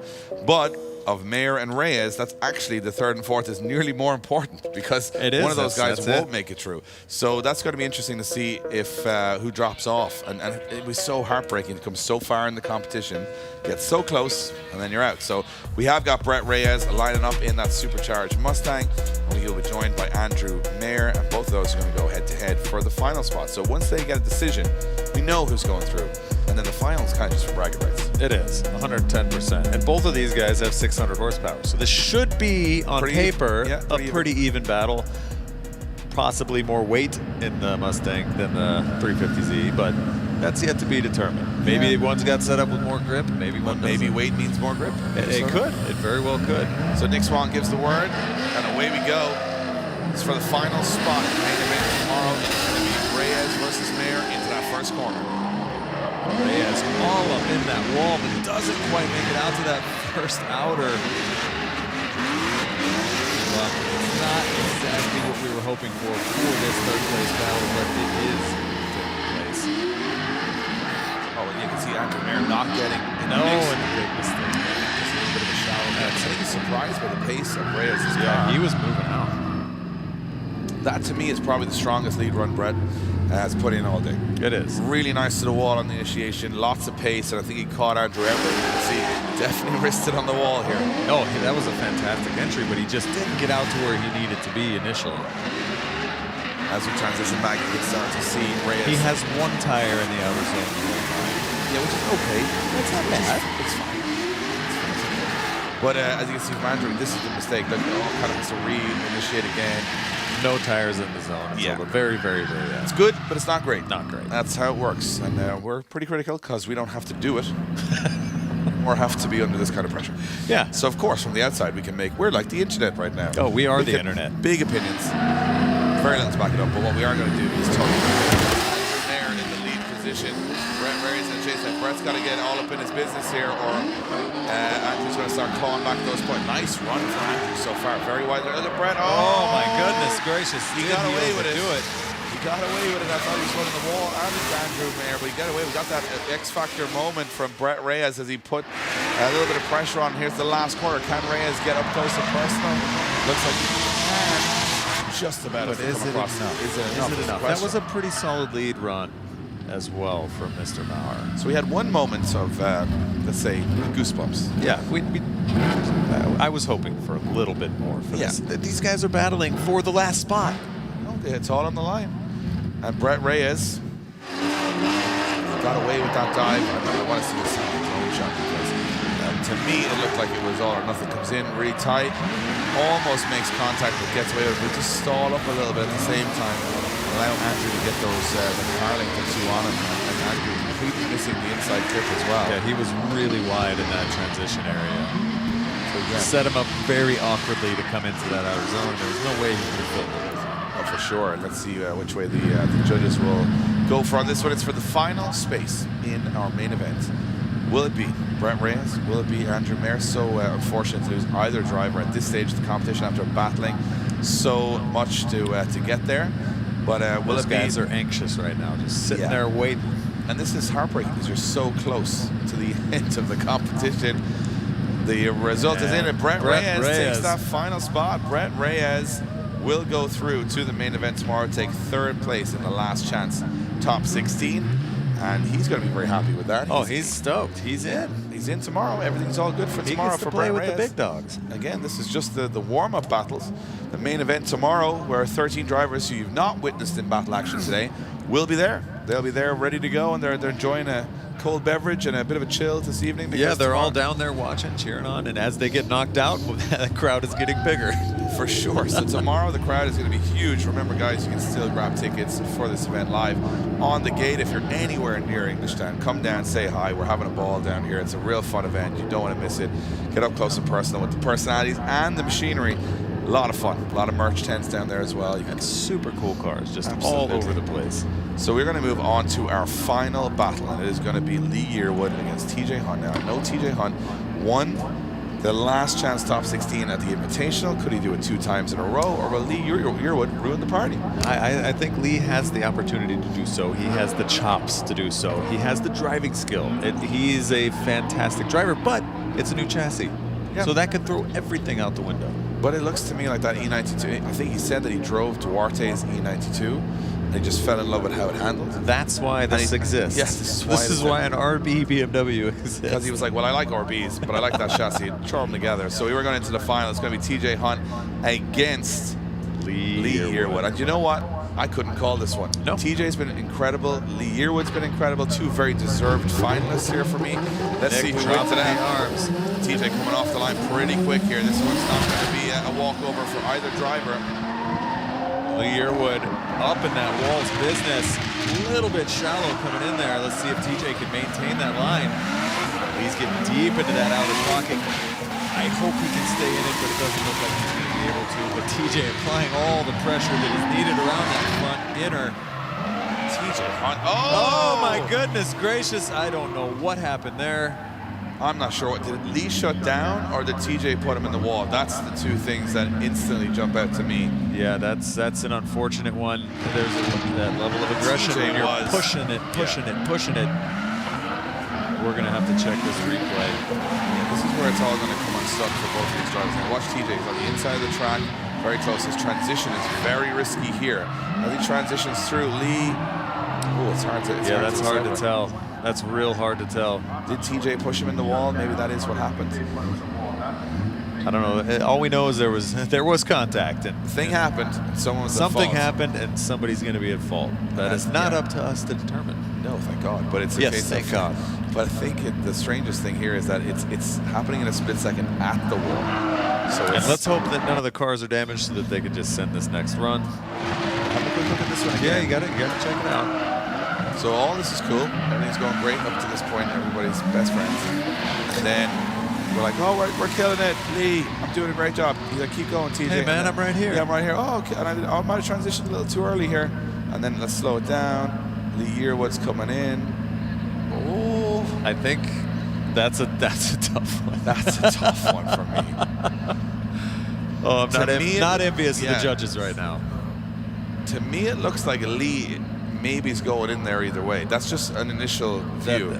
And it could be. Because TJ hits him at the wall, not before the wall. So we're going to send the next half. I mean, you know what? We couldn't finish tonight without some drama. No, there's got to be just a little bit of drama. A little soap opera goodness. You got to have a little discussion on the internet between yourselves, folks, before we get into this one. And these guys are full send, like nothing ever happened. There was no contact. We pretended there was no hunt. And Lee up in his business. And Lee's going to be either thinking, oh no! TJ spins it out. Uh-oh. So now the question comes back to it, and I can hear this. Who did what? Yeah, the glass actually shook from the level of sigh from the judges. So basically what this means is that the decision will all come back to that first one. So if TJ is proved to be at fault, Lee Yearwood will get the win. If Lee Yearwood's at fault, then TJ will be one more time, right? Because it'll be 10-0, 10-0. Yes, so it would. That's just doing the math on it. The simple, quick and dirty math. I don't know which way they'll look at that, but for me, this is so uncharacteristic for TJ. He's killing it all night, and all of a sudden, he goes to the wall. It just out. loops it for no Spins reason. around. I wonder if there's, that is an unfortunate happening. But again, no collision. So good heads up from Lee on Yeah, that. Lee knows it's coming, I think. Yes. But it's sort of strange because, you know, it never looks like TJ is struggling at that point. That either spins or it's perfect. There's no in between. So we're going to get a decision from our judges. See which way this one's going to go. So it'll either go for Lee Yearwood or it'll go one more time. They're the two decisions I think are going to come in here. Yeah, this is. And it's going to be a one more time. My goodness gracious. I'm okay with that. I want to see these guys duke it out the proper way. So Lee Yearwood deemed at fault for the wall incident, and then TJ Hunt spinning out on his own. Means it cancels itself out and we go back at it again. All he had to do was finish the run out, and he may have moved on. Easier said than done. It is, sometimes. And it's strange because he wasn't under major pressure there, TJ. No, and he wasn't super deep into the paint either. I think if he looks back at this and for whatever reason Lee Yearwood wins, he'll be furious over that. He was so close to close that one out. But then he Lee still moves on. Lee Yearwood would have been furious about going in the wall, so it doesn't really matter. Either way, furiousness everywhere. Yeah, it's just either way, it doesn't matter because they're both going into the main event tomorrow. But we want to see who wins it tonight because it's been an exception. Somebody has to win. There has to be a winner, and then a couple of losers after that, and then everybody else. Yeah. So I wonder, are we going to go straight back into this one? I mean, both these guys probably should have enough tire on the car, but they're going to have a little check and see if they do. What a night. What a night. I mean, this one's a warm-up. This is the prequel. We're just getting warmed up, folks. This isn't just. If like, you're in the theater, this is just all the trailers playing. Yeah, this is the trailers for tomorrow. Main event. We got mystery battles. We got big car debuts. Got LZ in the 4-rotor, going strong. And first time driving it again, qualifying pretty well. Yeah, like it was 7th, I think he qualified in his first ever comp in the car, so that's pretty impressive. Man, what a crazy car. What a crazy concept. I love how when that car goes anywhere at this venue, everybody stops talking. Because you can't hear. You can barely breathe when you're near that thing. Crazy. And we got some other crazy individuals ready to steal the show tomorrow. We got a packed house here. We still got some tickets available if you are in the locality. You know, make the decision. Just roll down. Have Just some hang fun. out. It's going to be a good time. Drifting is fun. We're keeping drifting fun. That's the point. We love this stuff. We live this stuff. You've got the serious drifting. You got your Formula Drifts. You got your Drift Masters. You got all these championships that are super high level. And then you got this, which is about reminding us that this silly sport started from a bunch of people just skidding around, and this is what we're bringing back. And here we are. So we're going to have a small commercial break while we wait for TJ and Lee Yearwood to come back up. We've got the final, the one more time battle of the final coming up soon. Don't go anywhere. We're back after this.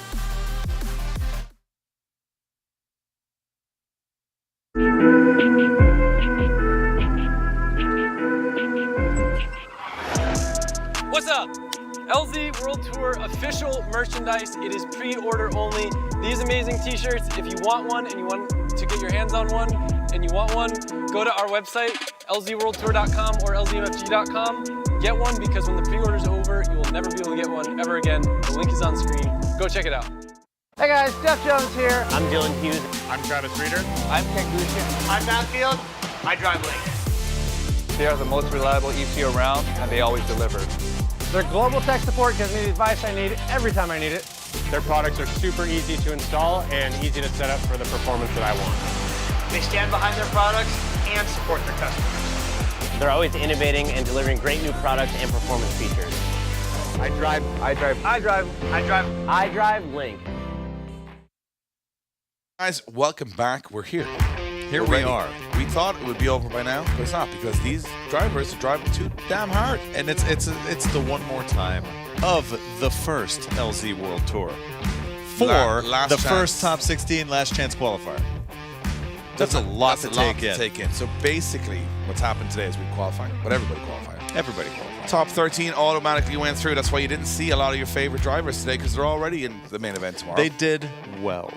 did well. Luke They Fink, get to Adam rest. Razzie, They Hart. get to have a beverage. They're hanging out down there. For sure. They're having a good time watching their buds. And now we have TJ Hunt and Lee Yearwood. And great first runs, but some mistakes. Some pretty major mistakes. Well, if you call crashing into the wall and spinning out a mistake, there was two major ones. I do call that a You would? mistake. Okay. So yeah, they were the major mistakes, and now we have to go one more time because nobody completed anything. No. So They even themselves right now, out. remember, this is just for bragging rights, ladies and gentlemen, because both of these guys are already true to the main event. This is just, you know, another battle, but again, it's like a kind of a comp within a comp. It is. Everybody wants to win. And now you have tons of tandem practice leading up to tomorrow. So you should be coming in confident. You should be coming in with a car that you now have battled all the way down through. And I think this is fantastic. Yeah, and a shout out to Brett Reyes. He's in the mix tomorrow as well in that supercharged V8 Mustang. Great day's drifting from him. We've had a lot of fun. We've had some mechanical failures. We've had some crashes. We've had some spins. We've had some broken diffs, some broken engines. Borrowed cars. Lots. Unborrowed cars, reborrowed cars, completely different cars that you started with. Luke Fink taking someone's dad's car to second place in the qualifying. These are real sentences. Real competition. Only at the LZ World Rarely Tour. at high-level competition have I seen someone take someone's dad's car. I have never seen someone take someone's dad's car. No, unless it's just, you know, around the block. Maybe you go get a thing of milk or whatever you need to do. We don't have to make sense of it. We just talk about it. You guys are going to enjoy tomorrow even more than today. We hope you've been enjoying it. Want a big thank you to Pat, to Andy, and to Peter, for our judges who have been great. Oh, they've been fantastic. Look at, they're enthusiastic about this. Look at that, raising his hand. You can't see them, and that's a good thing. Maybe a good thing. Maybe it's not a good thing. I don't know. Yeah, they'll be and phenomenal hair. Again, all three phenomenal hair. Yeah, every single one of them. It'll be a tough choice. If I was judging if I had to judge haircuts, this would be difficult. We're getting a lot of looks now. Oh, okay, judges. Now they're hamming it up. Well, I think we'll put it this way: Pat has the best beard. Okay, we'll put that out there. Yeah, Peter has the anti-beard. Yeah, Peter has the smooth look, and then in the middle, Andy, he just likes, you know, he likes salsa. I'm gonna vote for Andy. Andy gets the hair award for me. Yeah, just because it looks like it's attached to his hat. And Piotr's he's the underdog's champion. He's going for the little guy. I think I fear for the furniture in this room if we don't get this battle underway. Let's just what you don't want is an idle pair of judges here. No, you want to keep them things entertained. happen. They're like small children. If you don't entertain them for a while, things get broken. So you just have to kind of keep everybody in. Piotr starts pushing buttons. He's throwing waters. Things are getting chaotic. Oh, there we go. Look at this. This is oh, you guys got a drone out there. It's peeking in. There he is. Now you're really not going to be able to see anything. 69. Oh my goodness. Yeah. Been waiting all day for that. Pat Gooden's just figured out what text messages are. He is fascinated. So, yeah, welcome to 2004, Pat. Oh my goodness gracious. He's on the dial-up. And a backflip from the drone. Yeah, he's like, I've been doing this too easy. Oh, there he is. Look at him. Yeah. Nothing looks uncooler than a guy flying a drone. I'm going to be honest with you guys. Yeah, but he's killing it. He's tandeming better than most of these drivers. He's the only thing, say that. The drone is the only thing that hasn't crashed today. That's the truth, I'll be honest. Oh, but you can't look cool flying a drone because it just isn't possible. And we're ready to go. Look at Nick, he's doing his hand thing. And here we go, Lee Yearwood's going to be leading TJ Hunt as we are going into maybe the last battle of the evening with Lee Yearwood kicking it in. TJ Hunt's doing everything he can to keep up with big, huge fireballs. That's got to throw you off a little bit, but TJ putting on that pressure. This is excellent for both drivers. And Lee on the outside of the course, you can see TJ now getting into the pocket on the inside. Nice control from both drivers. This is where it went wrong for Lee the last time, but he does a great job. And that is a beautiful final. What a finish. We've seen some excellent driving from both of these guys, but the more we see them, the better it gets. Which again is going to be an advantage coming into tomorrow. They have more tandem battles under their belts than literally anybody here. So you know what? You're right. This is great practice because both of these guys are going to start tomorrow with all of this experience, where everyone else has been chilling over there going, these guys are getting pretty good. I'm a little bit worried. Yeah, TJ does a great job here. Because watch, he actually gets choked up, but he stalls a little bit, then he shoots forward. That's really clever driving. Right in there. Very, I was going to say very experienced Heads up driving. You know, because TJ's done quite a few comps now. There they are. There's all them boys. Yeah, there are. Look at them. Just look at them. Look at them. Would you just look at it? Oh, they're having a great time. Heading to the crowd. There's Nick Swan again, looking glorious. Yeah, Nick Swan is like, let's send them down. What a one last time. This is the last run of the night, I would imagine. Let's see what happens. One can hope. Let's see what happens. TJ on the transfer there. Lee manages to do it, and he's going to to try and jump across this. It's Gotta nice. put the pressure on. This is where it is going to count. Will he be able to maintain the same proximity that TJ Hunt did? I don't know. This now he has to got to dive on this last corner. Can he get the job done? Lead. Oh, this is an excellent drifting from both of these guys. This is going to be a tough one again. Great lead, great chase. Everybody having a good time on track. Hopefully the crowd's into it. We got giant lights in our eyes so we can't see out there, but I hope the crowd was into it. What's a little different about this is we're going to bring all 3 cars down in front of the audience, and we're going to announce third, second, and first. Love it. So if they have a decision, we got it one more time before this, so we couldn't give you a decision, but we are going to say that we're sending that to the crowd. Judges nitpicking these runs because it was a fantastic lead and chase. Great driving. This is going to be one of very, very minute, small mistakes. I feel they did well for the drone firing black spikes at them all the way through. That's what it does. Yeah. It's another little avenue we have. Beep, beep, beep, beep. There he is again. So let's see if we have. It looks so cool. That Supra. It does. It's very moody with the smoke and the headlights. Yeah, Lee just disappeared. He's just gone. He's like, come on, I got the RB in there. You don't think I can get headlights working? He pulled that initial D move where you just turn your lights off, get behind him, and you never know you're there. And then all of a sudden he's in front. Yeah, and Lee's some great driving. So we have a decision. We're going to send these boys up. Lord have mercy. We have a decision. We're going to send the boys up to in front of the crowd to get that decision. And so we need the third place out there, Mr. Brett. Yeah, so we got Brett Reyes in third place, and we're going to bring him out in front of the crowd, and we're going to have a little Mustang, bit of fun. a BMW, and a Supra. They are the superior 3 chassis today. Notice one thing here, and it's unfortunate. There were no SR20s in the top 3. No, and I mean we can only hope. And they definitely won't be there tomorrow. If anybody wants to swap one in real quick to one of these guys, maybe. Well, Adam LZ probably would. Yeah. Get me a Supra. Get me a Supra. I need to put an SR in. Yeah, we'll put an SR in a Supra, and you got my attention. Because I'm not sure that's a good idea at all. I don't know. He's got a rotary in his Supra. He does. So he started at the bottom of the like a great idea. SR20 maybe a step. He might be going. Oh, I had a rotary. I think I'll go up a little bit more reliable. I'll get an SR20. So they're going to line them up in front of the grandstand. They're going to get out and congratulate each other. That was a great finale to the first day of the LZ World Tour here in Englishtown. We're going to announce third, second, and first when these guys get out of the car. And these guys are all in the main event tomorrow. It's fantastic. Guys, give them a round of applause if you're in attendance. To Brett Reyes, to TJ Hunt, to Lee Yearwood. Excellent driving towards the end of the day. Everybody having a blast out there. And we're going to just announce who's coming third, who's coming second, and who's coming first. 2 red cars and a black car. Big ovation to Brett Reyes taking third step. Place. Brett Reyes taking third step today. He's into the main event tomorrow. And I'm not sure if the boys down there can hear me, but we're going to announce he's getting a skateboard deck. Look at that. That's probably one of maybe 6. Nice going from Brett Reyes. Looking good. Car still in one piece and ready for the main event tomorrow. And that leaves us with our final decision. Oof. I'm excited for this one. I'm a little nervous. I don't even know the decision. I'm going to try and get one of the None of us know the decision. The judges alone know the decision. Yeah, keep your eye on the screens. Let's see who's going to get the win tonight. We're finding out with you guys. So is it going to be Lee Yearwood? Is it going to be TJ Hunt? Who's it going to be? TJ's looking casual. Everyone's looking casual. It's going to be TJ Hunt gets the win. TJ Hunt gets the win and gets the win. Look at those skateboards. Please do a kickflip. Somebody do a kickflip. So for 2 events in a row, TJ Hunt gets the win in the last chance top 16. Shout out to Lee Yearwood. Great performance from him. And we're going to see him tomorrow. We're going to see the main event tomorrow. So this is just a warm-up. This is like a rehearsal for what's happening. I'm so excited for this. And then give him skateboards. No wheels. No wheels, no motors this time. Just skateboards and bragging rights. Well, no wheels on the skateboards either, so I'm not sure what you do with them. Put them on your wall in celebration. All the way around. There you go. There you go. It's pretty cool. So what we got here is 3 boys heading through to our main event tomorrow, and that main event is kicking off with some crazy battles. You guys will see it all on social media as it unfolds. We thank you guys for joining the social media. Oh, for sure. And thank you guys for joining us today. We've had a blast. We're going to be back tomorrow talking you through all the action from myself, Dave, and then Dan here.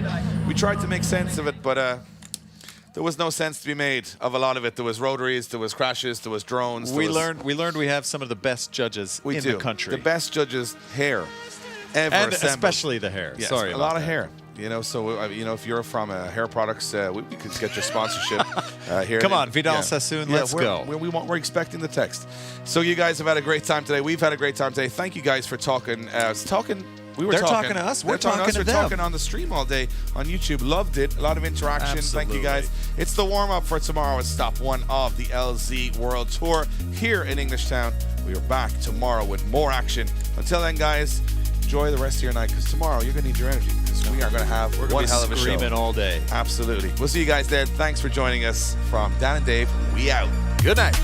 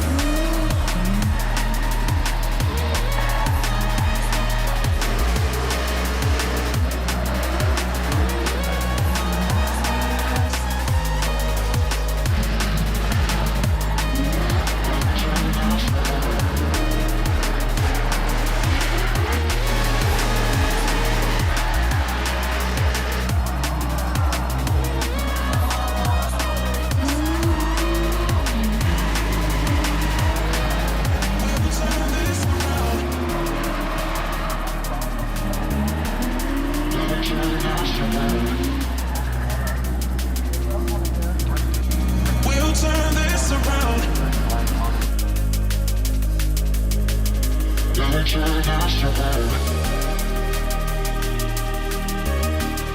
We'll turn this around.